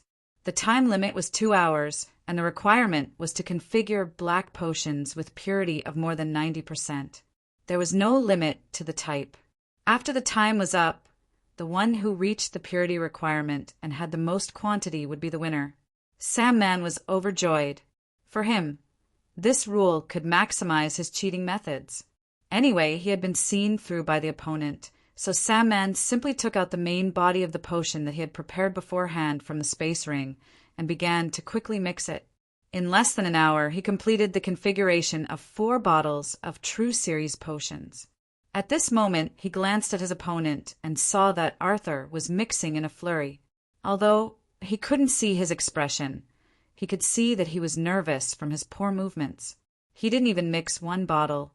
While secretly feeling proud, Samman sped up. The 2-hour time limit was coming to an end, and Samman had already prepared 10 bottles of True Series potions. The quality of each bottle had reached 90%. This was already his peak performance. However, when he looked at Chinrue's potion table again, his only eyeball almost burst out. It was densely packed with black potions. There were at least 50 bottles. Chapter 823. Unfortunately, it was Samman. The audience was also stunned. They didn't see how Arthur did it. So many bottles of potions appeared on the table unknowingly, and they were all black potions. If these potions were put in the magic store or auction house, they would definitely be fought over. Was it prepared previously and then taken out from the space ring? Yes, it must be like this. Samman sneered. It's true that there are loopholes in the space's rules, but it doesn't mean that you can cheat like this. Since the time limit for this round is 2 hours, then if the finished product is prepared 2 hours ago, it will be regarded as a failure. The 2 hours of the game was up, and the space made a judgment. Salmon's completed quantity, 10 bottles. Arthur's completed quantity, 52 bottles. Arthur won the second round. Samman was completely shocked. He almost wanted to dig out his only eyeball, polish it, and put it back on again. No matter what the process was, the judgment of the realm could not be false. 52 bottles of black potion were really concocted in 2 hours, and the quality is all above 90. Cheating. It must be cheating. However, Samman really couldn't imagine how these 52 bottles were prepared in 2 hours. Even if he cheated and prepared the main part in advance, having a dozen bottles is already the maximum. How can there be so many? The battle that was a sure win was actually defeated in the way that he was best at. One last step, and you should be out completely. Chinrue's voice sounded. Let's start the third round. I will use your despicable life to pay tribute to the death of Grand Master Rosenbach and those ancestors who were deceived by you. Looking at the drawing dice floating in the air, Salmon's face was livid. His facial features were a little distorted, but the space's rules wouldn't care about this. Soon the dice began to roll. The third round of the potion battle, or the content of the final battle, was out. Death battle. Potioneers use each other's potions prepared within a specified time. The first to admit defeat or die will be judged as the loser. If there is no winner or loser, it will continue to be repeated until the winner or loser is determined. This method of competition was actually a common duel of life and death between potioneers. Previously, Aldos poisoned the challenger Sandro in a duel of life and death. Salmon's expression was extremely grave because he had been forced to the edge of the cliff. If he was poisoned to death, it would be equivalent to losing his life. If he admitted defeat, then he would lose the entire inheritance duel and would also lose his life. In comparison, Arthur had more choices. If he wasn't confident, he could just admit defeat and proceed to the third match. The death competition began. Both sides first began to dispense the medicine, and then drew lots to decide who would take the medicine first. Although there was a time limit, Chinrue was not in a hurry. He just looked at Saman's busy figure for a moment and then began to work. At this time, the 2 moons were dyed with a layer of light purple, and the sky gradually darkened. The arena turned on the lighting facilities. This grand master battle had been going on for more than 6 hours. None of the audience who should have left earlier left. Jia temporarily ordered a large amount of food to be transported and distributed to the audience for free. However, everyone didn't have much intention to eat. Most people were still staring at the matchless duel in the arena. The prescribed time for dispensing was 30 minutes, and the time for testing was 10 minutes. At the end of the time, both sides had completed their respective dispensing and began to draw lots to decide who would test the medicine first. Samman unfortunately drew the first prize and became the first party to test the medicine. The bottle of dark green potion prepared by Chinrue automatically flew in front of him. In an instant, all eyes were focused on it. Samman looked at the bottle of potion, opened the cork and smelled it. His brows seemed to frown. Then he concocted a bottle of antidote and drank it. Then he raised his head and drank the poison. The moment he drank the potion, Salmon's whole body trembled, as if he could turn into a cloud of smoke at any time. Finally, he gradually returned to his human form. Surprisingly, he was fine. Chinrue had been paying attention to Salmon's situation. His evil eye glowed faintly. After Samman returned to his human form, he seemed fine, but a lot of his beard and hair had turned into smoke and disappeared. This showed the toxicity of the potion. Salmon's face showed that he was lucky. The bottle of dark gray potion flew in front of Chinrue. The time for testing was 10 minutes, and the antidote could be quickly dispensed. However, Chinrue didn't rush to do it, nor did he look at the bottle of poison. He just quietly looked at Samman. "That's really surprising," Samman snorted coldly. "Surprised that I didn't die from your poison? It's undeniable that the toxicity of that bottle of potion is really strong. The main ingredient seems to be extracted from some kind of highly poisonous dragons. Unfortunately, it's not enough to kill me." Salmon's judgment was right. The main ingredient of Chinrue's potion was Peglio's venom. This venom had easily turned Sandro, a pharmaceutical genius whose real strength was at the master level, into ashes, but it couldn't do anything to Samman. Even the poison dragon in the VIP seats was a little surprised. "What I'm surprised about is not this, but the secret of your physique." Chinrue's eyes seemed to see through Salmon's heart, making him shudder. "I finally understand. It turns out that more than 90% of your body has been transformed into an undead state. It should be caused by the flaw in the contract between you and your undead partner. Your body is now almost rotten and can be abandoned at any time. As long as your soul is not damaged, no matter how strong the poison is, it will be useless. This kind of death competition is invincible for an undead body." Salmon's heart suddenly sank. He never thought that this opponent could easily see through his biggest secret. "You must be ecstatic to have drawn this match, so you've been acting from the very beginning. The antidote is fake, and your nervousness and solemnity are also fake. Your goal is to lure me to continue competing with you, not to give up and admit defeat. Your bottle of poison must be a powerful poison that has been accumulated for countless years. If I drink it, I will probably die immediately before I can admit defeat, so that you can win directly and achieve a miraculous reversal." Shenrue paused and shook his head contemptuously. "Unfortunately, your acting is too pretentious and flashy. It's indeed very impetuous. You deliberately act. It looks gorgeous, but there is no real connotation. It doesn't show its authenticity." A lowly in the VIP seats shook her head and added with a film critic look. Her good friend, the Naga girl, showed an admiring look. Salmon's face became colder and fiercer. "Coward. It's nothing more than an excuse to admit defeat. You don't even have the guts to try the potion. You don't deserve to be called a Grand Master." This kind of childish provocation shows the urgency in your heart. But, as Chenrue said, he actually grabbed the potion bottle and opened the stopper. "I don't want to waste time with you until the third round." Under Salmon's surprised gaze, Chenrue unmasked, revealing the appearance of the genius mechanic Master Arthur, and drank all the poison in the bottle. This time, everyone was in an uproar. He clearly knows the opponent's trick, but he still drank the poison. By the way, Arthur didn't even seem to have an antidote before.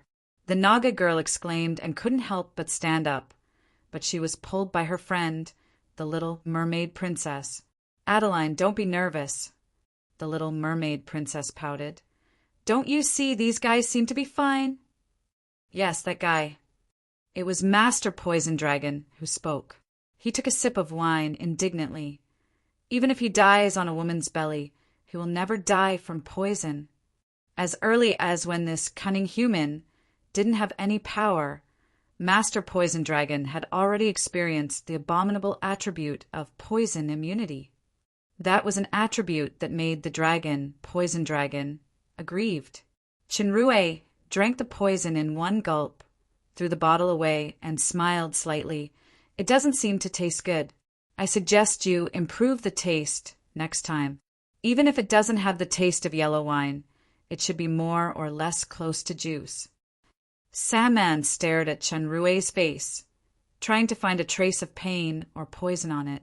However, to his disappointment, the other party's face was always normal without any discomfort. Salmon's expression changed from shock to disbelief.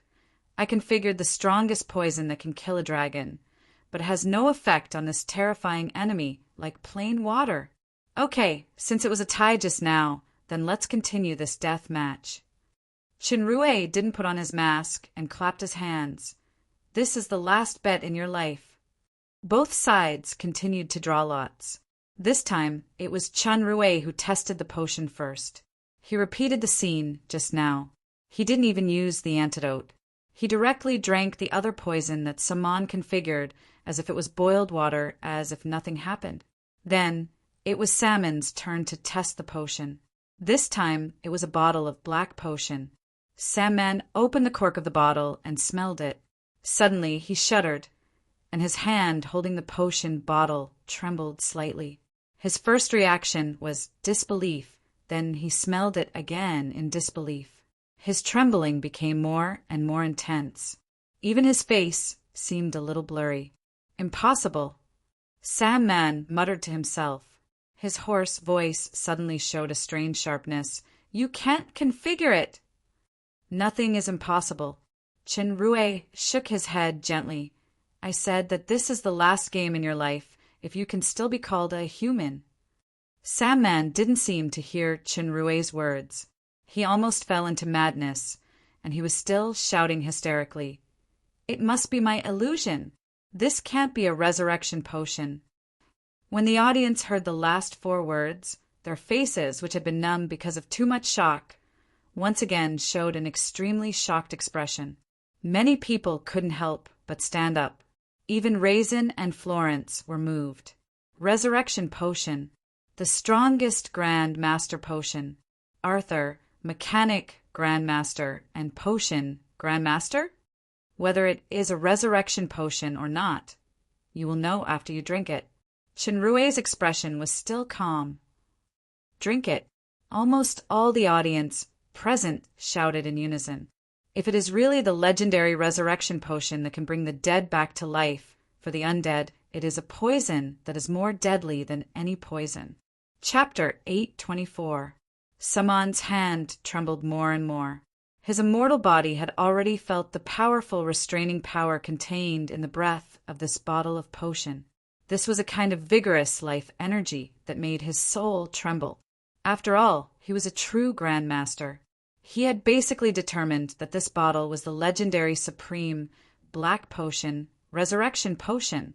The achievements of Arthur are definitely not related to the half of the imprint, because the strength that the other party is showing now has far surpassed the creators of the imprint, the two Grandmasters, Lolo and Rosenbach. He has also far surpassed me, who thought that I have no opponents.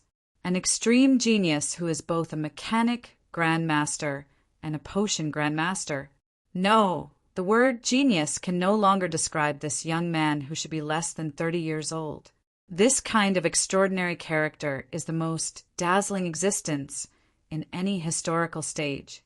I just happened to encounter such a character, and it's even in the last battle of the 10,000 years of life and death duel.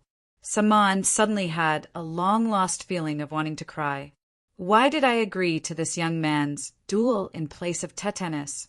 However, he didn't have much time. There was not much time left in the 10 minutes to choose. If he drank this bottle of resurrection potion, his soul would be annihilated. If he didn't drink it, this duel would be a complete failure. The imprint space would confiscate his remaining half of life force, and his body and soul would also be annihilated. At this moment, Saman's one eye suddenly dimmed like extinguished light. His entire person seemed to have lost his vitality. Suicide? Impossible. Shinrue frowned. He suddenly felt a terrifying breath emanating from Saman's body. This power instantly surpassed the demon overlord level, giving Shinrue an extremely dangerous feeling. Saman's eyes slowly opened. This time it was not one eye, but two eyes. The flickering light in the pupil was like a cold flame. This incompetent guy is actually forced into such a desperate situation. He even needs me to solve it personally. The voice of Saman seemed a lot deeper, as if he was a different person. Shinrue felt the changes in the data in the analytical eyes.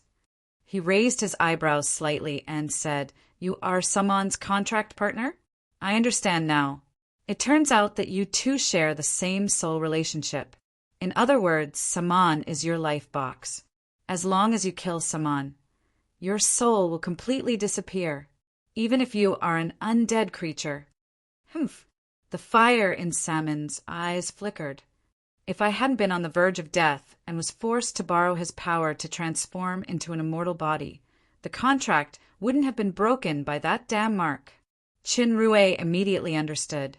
The brand in Saman's body was equivalent to a soul contract, and a person could only accommodate one type of contract. Even a demigod powerhouse could only have one type of contract per level. Therefore, when this partner used his powerful strength to forcefully sign the contract, he was disturbed by the brand, causing the contract to undergo some kind of irreversible mutation. So that's how it is. It's precisely because of the mutation of the brand that your life is firmly tied to his. You can no longer be considered a true undead creature. No wonder you covet my lifespan and would rather sacrifice 300 years of your life to postpone the duel. Unfortunately, he has already been defeated, unless you can drink this resurrection potion. The duelist in the space is protected by the law. You can't hurt me. Many spectators noticed the abnormality of Saman in the space, and they stood up one after another. Paglio and others in the VIP seats also stopped playing, and they all looked dignified.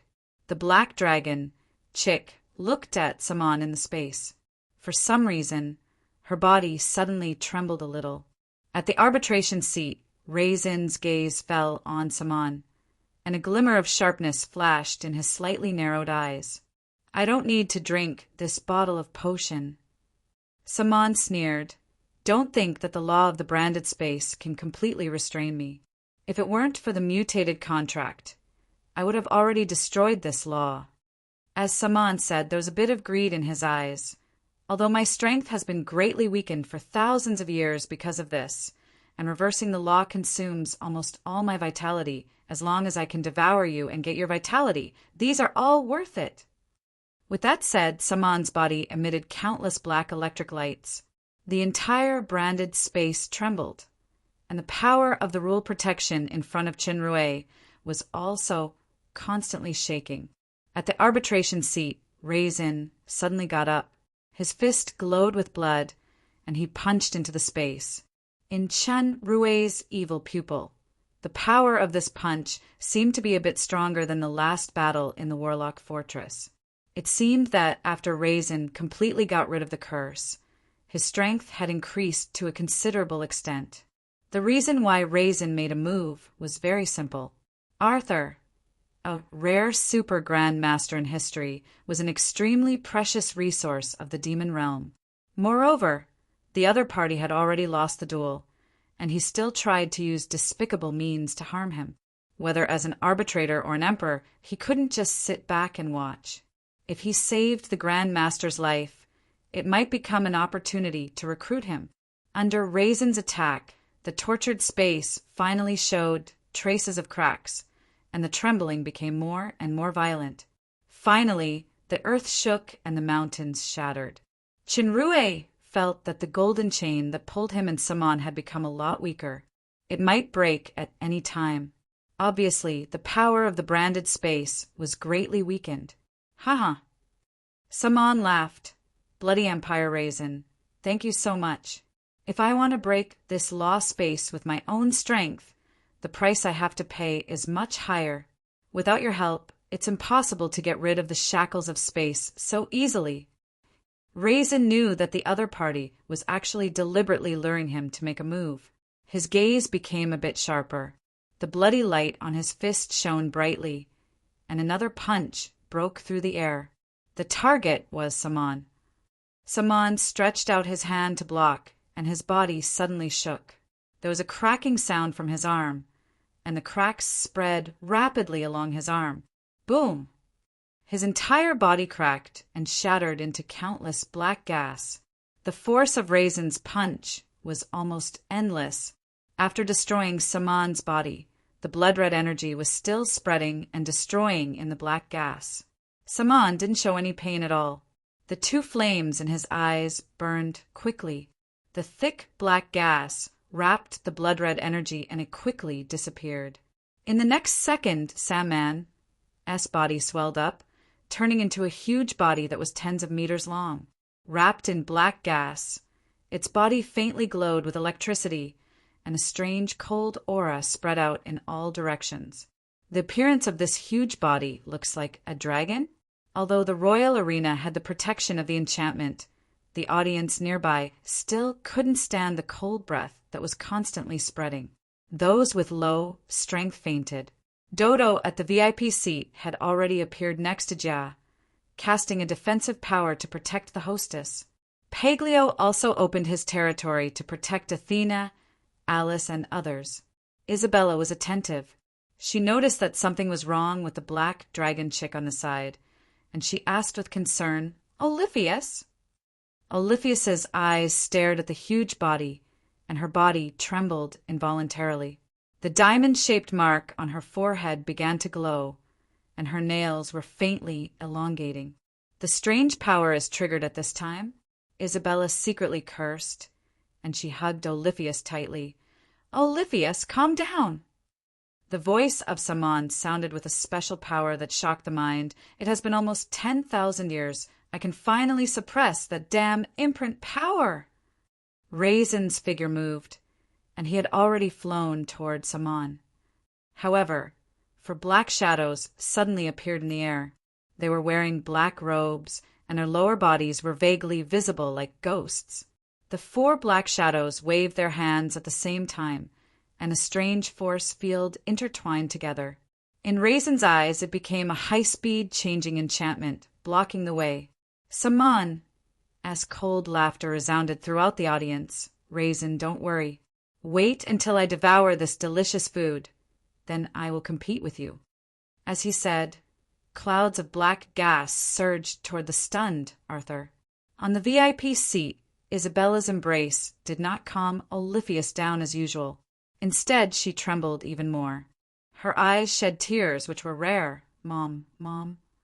When Isabella was surprised, Olifius had already screamed, "He is the murderer who killed Mom!" Facing the spreading cold black gas, Chinrue was waiting with rapt attention. Suddenly he heard Olifius's voice and his heart moved. He finally knew the identity of this Saman.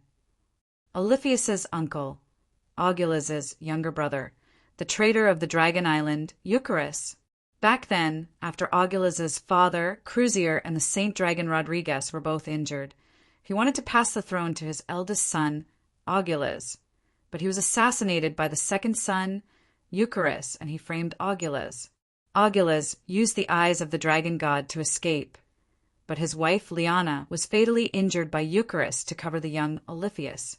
Later, Liana met Satan when she fled, and she gave the secret treasure, Lanyi's scepter, to Satan as the price for taking her in. Soon after, she was seriously injured and died, leaving Olifius to live alone in Mountain Secret until Chinrue appeared.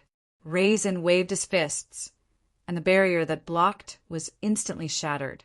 The black robes of the 4 black shadows shattered, revealing their true bodies. These were 4 skeletons. Their bodies were made of metal, and their arms had become a shield, blocking Raisin's punch just now. Artifact. Lomont on the VIP seat exclaimed. It was not the first time he saw Artifact. Half of Brock's body was in this form. It turned out that Brock's body was modified by Saman.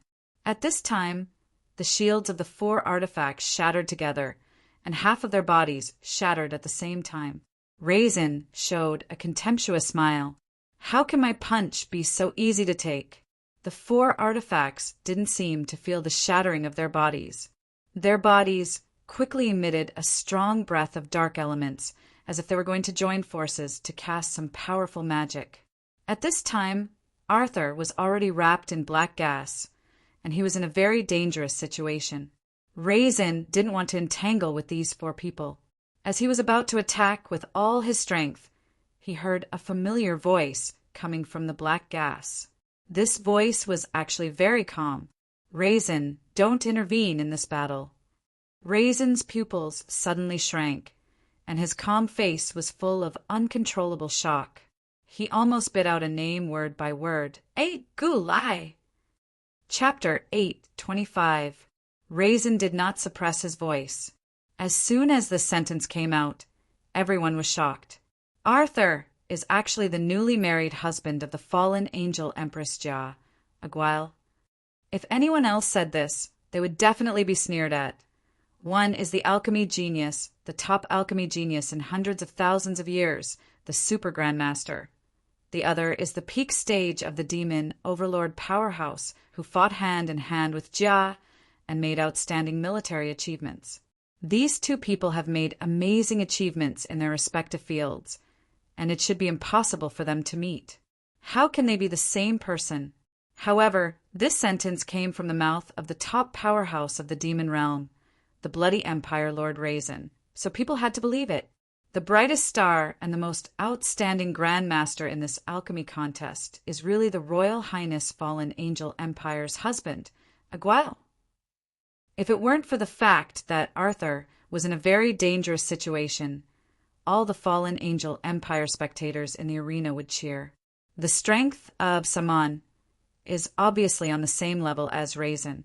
Raisin once easily defeated Aguil in the Warlock Fortress. Then Aguil is now, at this moment. Raisin raised his brows suddenly. Immediately afterward, everyone saw the light. It was a dazzling light. The black gas surrounding Aguil seemed to be the darkness dispelled by the dawn. It collapsed under the illumination of the light, and Saman's screams could be faintly heard. The light was so strong, not to mention the 2 moons in the sky that had become purple. Even the 2 moons in the daytime are far less dazzling. This is simply the legendary sun of the human world.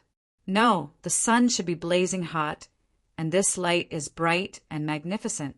It's starlight. corresponding to the starlight was a brilliant and powerful breath of power. The intensity of this breath made even Paglio and Dodo, who were only one step away from kingdomization, tremble. Raisin stared at the bright starlight without avoiding it, feeling the strong momentum. His body burned with a raging battle intent. The strength of Aguil has actually reached this level. By the way, Aguil once said in the Warlock Fortress that he was imprisoned by the artifact of law. Now it seems that the imprisonment has been unlocked. Didn't you say it would take 2 years? Raisin's eyes flashed, and a bloody light flashed.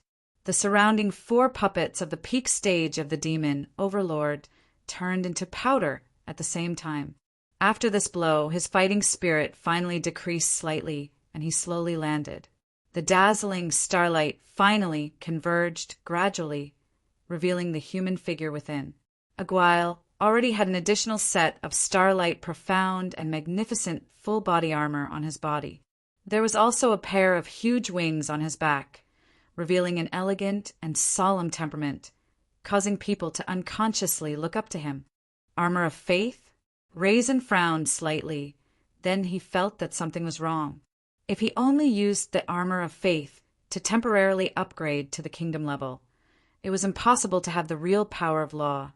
But judging from the trembling of his blood chi, he clearly sensed that he had encountered an extremely pure kingdom power. The strength of the Mon should be at the peak of the kingdom level, which was still above Raisin, but it seemed that his strength had been greatly damaged due to reversing the dual space. With his recent further understanding of the kingdom, coupled with the bloodline talent of the Mammon royal family and the restraint of the baleful blood ring on the dark power, Raisin was confident that he could fight with Saman and even defeat the opponent across a small realm. Aguil was not the type of blind confidence. It seemed that the transformation of this armor of faith was definitely more powerful than imagined. It should be able to compete with the real kingdom-level powerhouse. The black gas of Saman was forced back, and he also suffered a little loss. His cold eyes were filled with horror. Whose believer are you? You actually have such a powerful armor of faith. Forget about the powerful breath of this armor of faith. What Saman was afraid of was the existence behind this armor. It must be a terrifying fake god. Chinrue did not answer Saman's question, and he said coldly, "Our gambling fight is not over yet. I will personally use that bottle of resurrection potion to extinguish your soul." Shameless boasting. You just put on a bluffing shell. Do you think you can compete with a real kingdom-level powerhouse? Or a powerful dragons who have reached the pinnacle of the kingdom level? Saman laughed arrogantly, and an oppressive dragon's demeanor surged. "No matter whose believer you are, you will become my food today. This is thanks to the rule of the imprint space. Otherwise, I really can't have your lifespan." Using the power of the rule to take away Chanrue's lifespan was the true intention of this giant dragon. He thought that with Saman's alchemy grandmaster strength, he could easily win his opponent's life. Never did he expect that his opponent would show an unexpectedly powerful strength that was far above Saman. In the end, he went for wool and came home shorn. Even his giant dragon's life was about to be lost. Therefore, at this juncture, the giant dragon could only burn his remaining life force and sacrifice a considerable amount of strength as a price to reverse the power of the rule.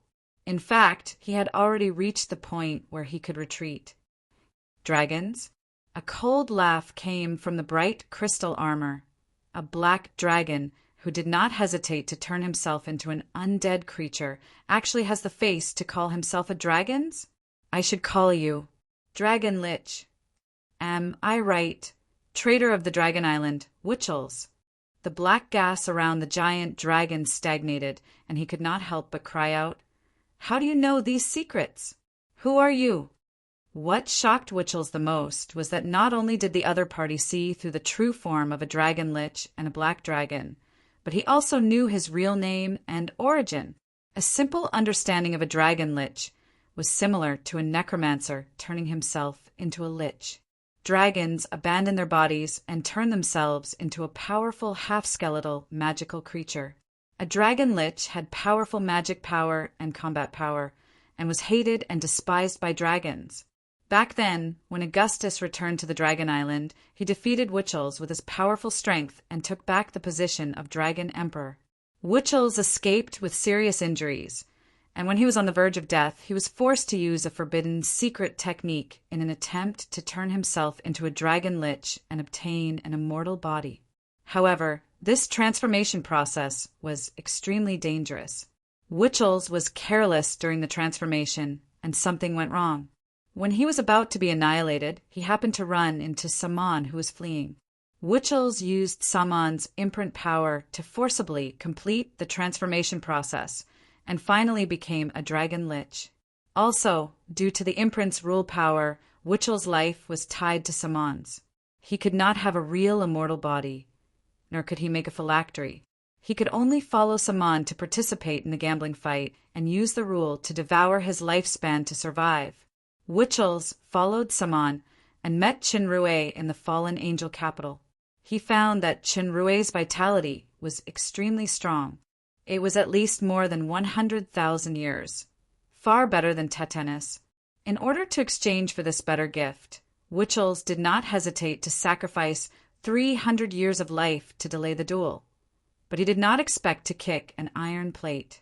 If he couldn't devour the opponent's vitality, then even if he was not recontrolled by the rule power and judged to be dead, Wuchels would exhaust his limited vitality and perish together with Saman.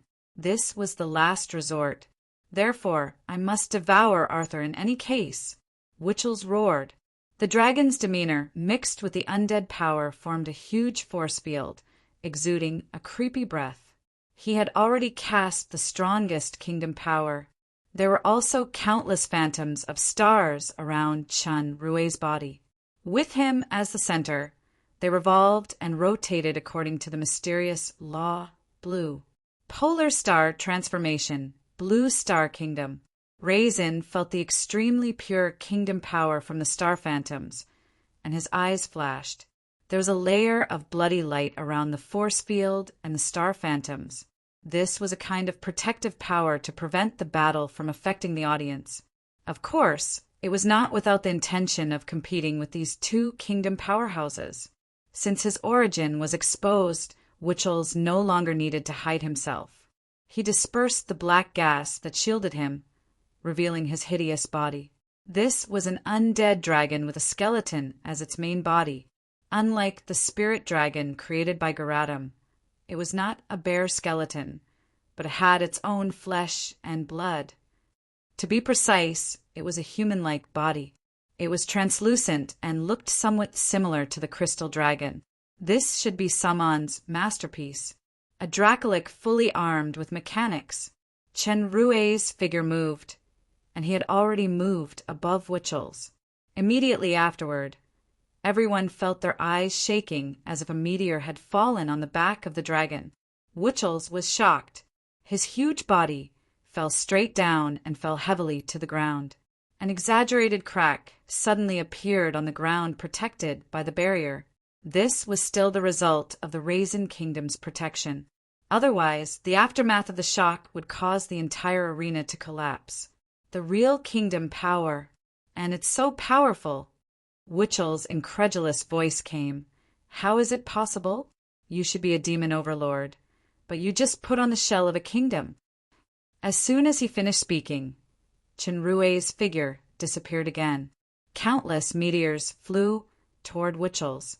Since he gained valuable insight in the space of the star tower, he had been refining and accumulating the most basic star power these days. The power of polar star transformation was much stronger than when he fought Zhehan. Compared with Wuchels' huge body, these meteors seemed to be just a few thin beams of light, but they caused a blow far beyond imagination. Amidst the dull and concentrated sounds of attacks, Wuchelius' body gradually sunk into the ground. Obvious cracks also appeared on his back. With a furious roar, he spread his wings and shot out layers of intertwining spider webs that shot upwards. This was the most common spider web technique to restrict movement, but Chenrue could clearly feel the terrifying splitting power attached to the spider silk. It was enough to cut the hardest metal. His figure moved a few times and continuously avoided the spread of the spider web. However, when he stopped, he found that all his escape routes had been sealed. Wuchels on the ground had already stood up, and the cracks on his body actually healed automatically, as an undead without pain. Although Chenrue's attack just now was extremely fierce, it didn't cause any real damage. Looking at the opponent, who had no way to retreat, Wuchels opened his huge mouth. A cluster of cold and terrifying flame had condensed in an instant and was shot toward Chenrue. Chapter 8:26. The cold flame flew like lightning, and the spider silk surrounding Chenrue seemed to be cut by a sharp weapon. The figure flashed and avoided the flame at the critical moment. A string of characters jumped out of Wuchel's mouth and turned into black balls. The balls burst open and turned into countless sharp, blade-like broken blades. It was the powerful water element magic, Ice Burst. The ordinary Ice Burst was just one ice ball, but Wuchel's had hundreds of ice balls, and it was also combined with the powerful dark element power. The power was doubled. Under this kind of omnidirectional explosion, there was almost no blind spot to dodge. The sharp, broken blades that exploded even felt like the space was being torn apart. As long as it hit the body, even a small area would be riddled with holes. Wuchel's mutated. Ice Burst was far more powerful than that. The broken blades did not dissipate, but they rolled back to form a terrifying storm, sweeping the enemies in the space over and over again. Black dragons were originally dragons that were insulated from magic, and they were almost completely immune to magic. However, after transforming into Dracolic, the original melee fighting style became magic attacks.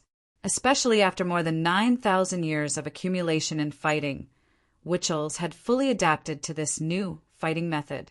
The dragon magic of the three elements of dark, wind, and water was powerful and strange, making it impossible to defend. This Death Ice Storm was one of the strongest compound attack magic. Although it temporarily reversed the power of the law, Wuchel's paid the price of burning his life and greatly reducing his strength. If he still couldn't defeat the opponent after completely overdrawing, the consequences were naturally unimaginable. In particular, Raisin was eyeing him covetously, so he didn't dare to neglect.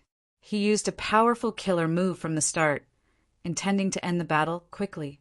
Although the fight with Raisin was short, it could be judged from the terrifying fist power that he was definitely a tricky enemy. However, if Wuchel's wanted to escape, Raisin couldn't stop him. The prerequisite was, of course, to get rid of Arthur and successfully devour his life. The powerful tornado almost blocked everyone's sight. The power of this ultimate move was extremely powerful. If Raisin didn't use the kingdom to protect the surroundings, once the residual power leaked, perhaps more than half of the audience in the arena would be injured or killed. The power of the Death Ice Storm lasted longer than expected, and it seemed to be getting more and more violent. The faces of Paglio and others were no longer as calm as before. While maintaining the protective power just in case, they stared at the storm. Raisin stood quietly on the sidelines, but his sleeves fluttered gently. His sharp eyes penetrated the crazy hurricane, and he faintly saw the phantasms of those stars, still maintaining the cycle rhythm. Raisin snorted coldly. Just at this moment, the space that was filled with hurricanes suddenly trembled, and a red light suddenly appeared in the dusky line of sight. The red light grew brighter and brighter, as if it was a meandering giant beast that exuded a fierce and violent aura. Wherever it passed, the hurricanes seemed to be torn apart by some great force, and without any suspense, they split apart. The gigantic beast swooped down, twisting and twisting energy wrapping around Wuchel's. The vibrations of the entire space instantly increased in frequency, and with a bang the red light and the death hailstorm dissipated at the same time. Everyone's vision finally cleared up. The figure with a little starlight was still standing in the air, and the dragon lich below had already appeared on the opposite side. The artifact shell on his body was full of cracks. The area and depth of the cracks were much larger than before. The speed of automatic healing was much slower, but it still couldn't destroy the bones wrapped in it. Super alchemy body with automatic healing. Undead magic creature without pain. The strength of the kingdom's peak. This was a powerful opponent, far better than Zehan Jen. In order to really hurt the Dragon Lich's foundation, the first step must be to defeat the artifact body with the self-healing ability. A very powerful blow. It's your ultimate move, right? If I'm the original dragon body, I'm already injured, the Dragon Lich said while quickly condensing the power of dark elements. Unfortunately, my current body can't feel any pain at all, and I can't even break this layer of defense refined by mechanics unless I have 10 times more destructive power. Before the Dragon Lich finished his psychological attack, he heard the other party's indifferent voice. Then, as you wish. Before Wuchels could respond, an extremely dangerous warning sign suddenly appeared in his heart. He subconsciously transformed the elemental power that was brewing to attack into defense. Huge black shields appeared around him in layers. Almost at the same time, the Dragon Lich's sight was filled with a blood-red sea. It was the powerful snake-shaped giant beast from before. There were actually nearly 100 of them. The terrifying breath of the scorching dragon roar made Wuchel's soul tremble a little. If the demon realm had the concept of jinxing, then the Dragon Lich had now become an out-and-out bird lich. That terrifying ultimate move is actually 10 times. No, this is by no means a simple single multiplication, but the power is doubled after stacking. The blood-red sea roared and swept toward Wuchel's. It instantly swallowed Wuchel's huge body. The blood-red sea squirmed frantically, as if it was going to tear the Dragon Lich in it completely. Raisin's hair and robe fluttered in the wind. Feeling the powerful impact wave, his eyes flashed with 2 completely different lights of coldness and heat. He easily took the same move when he was in the Warlock Fortress, but at that time the strength of Agua was only the peak stage of the demon overlord. What about now? Can I take it now? The red light finally faded away, and the violent tremor of the space also stopped. Wuchels, who was frozen in the air, shook slightly. Countless cracks appeared on the surface of his body. The cracks deepened rapidly and spread. With a bang, the huge body was torn apart, including the bones covered by the armor. They scattered into countless pieces and fell to the dust. The breath of the undead force field suddenly decreased.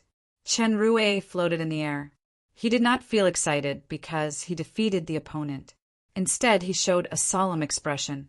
His hand formed a blade shape, and his figure pounced down like lightning. Countless golden symbols lit up in the force field. When looking closely, it was actually the trajectory of countless sharp blade chi. Those symbols seemed to be wrapped in invisible objects, and they were finally split apart.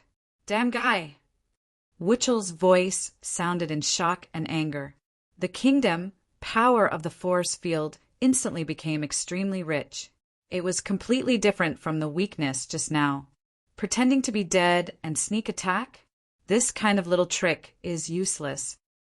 Chinrue snorted coldly, but you will really die soon. A large amount of black mist emerged from the kingdom. The cold and strange breath was unprecedentedly strong.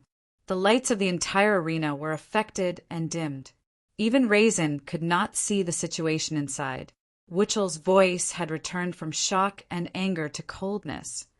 I admit that you are a powerful opponent, whether it is strength, judgment, or means. The previous terrifying blow actually completely destroyed my alchemy body, and the attack just now even hurt my soul.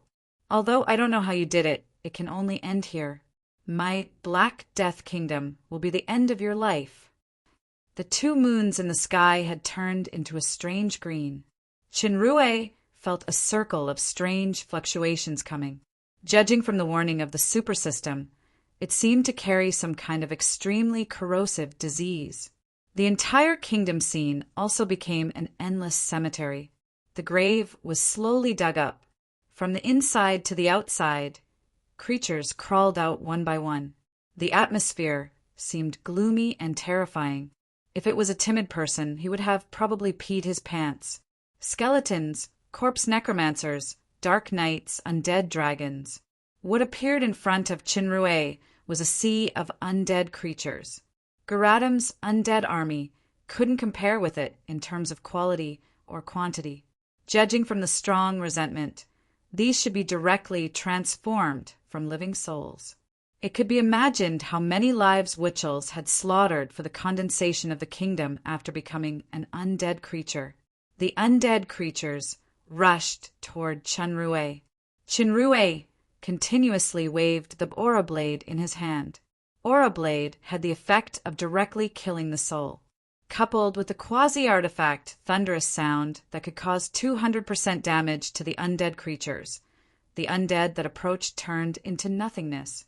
However, soon after, the undead that turned into ashes were resurrected and still rushed forward. These undead creatures were by no means ordinary undead creatures. They all contained the power of the kingdom, which was endless. Chinrue gradually felt strenuous. His figure flickered, and he appeared in the air. However, the surrounding space was also rising. No matter how he flew, he couldn't rush out of the kingdom's space. It was more inconvenient in the air than on the ground. Not only the undead dragons flew over, but the corpse necromancers on the ground also began to release long-range magic attacks. If he was not careful, he would become a target. Chinrue landed on the ground, and there was already a sword in his hand, the sword of fallen angel. It was just that the soul-rending characteristic didn't have a significant effect on these endless undead. The undead that he killed was at most a drop in the bucket, so he changed to another sword, North Sea. As the purple sword light danced, it suddenly exploded into countless streaks of light that resembled shooting stars, spreading out in a fan shape. The undead in its path all turned into particles and disappeared. The spreading streaks of light drew countless arcs and gathered together, forming a huge sword shape. It flew forward with terrifying speed and power, clearing out a huge pattern in the sea of undead. Strange water element and light element power. Unfortunately, it's just the power of the sword itself. This little attack can't hurt my foundation at all. Under the effect of the kingdom's power, black smoke appeared in the cleared area, and the undead gathered again. You're about to be exhausted, right? Wicarius smiled sinisterly. I won't kill you. After devouring your life, I will transform you into the kingdom's undead, and you will never be able to get rid of my control and slavery. Chinrue's frown gradually eased. Don't be proud. I have found a way to defeat you. Oh, are you going to brew hundreds of bottles of resurrection potion and pour it on me? Unfortunately, you can't even find where my real body is. There's no need to be so wasteful. Chinrue showed a strange smile. But I will satisfy your strange wish of being splashed with acid.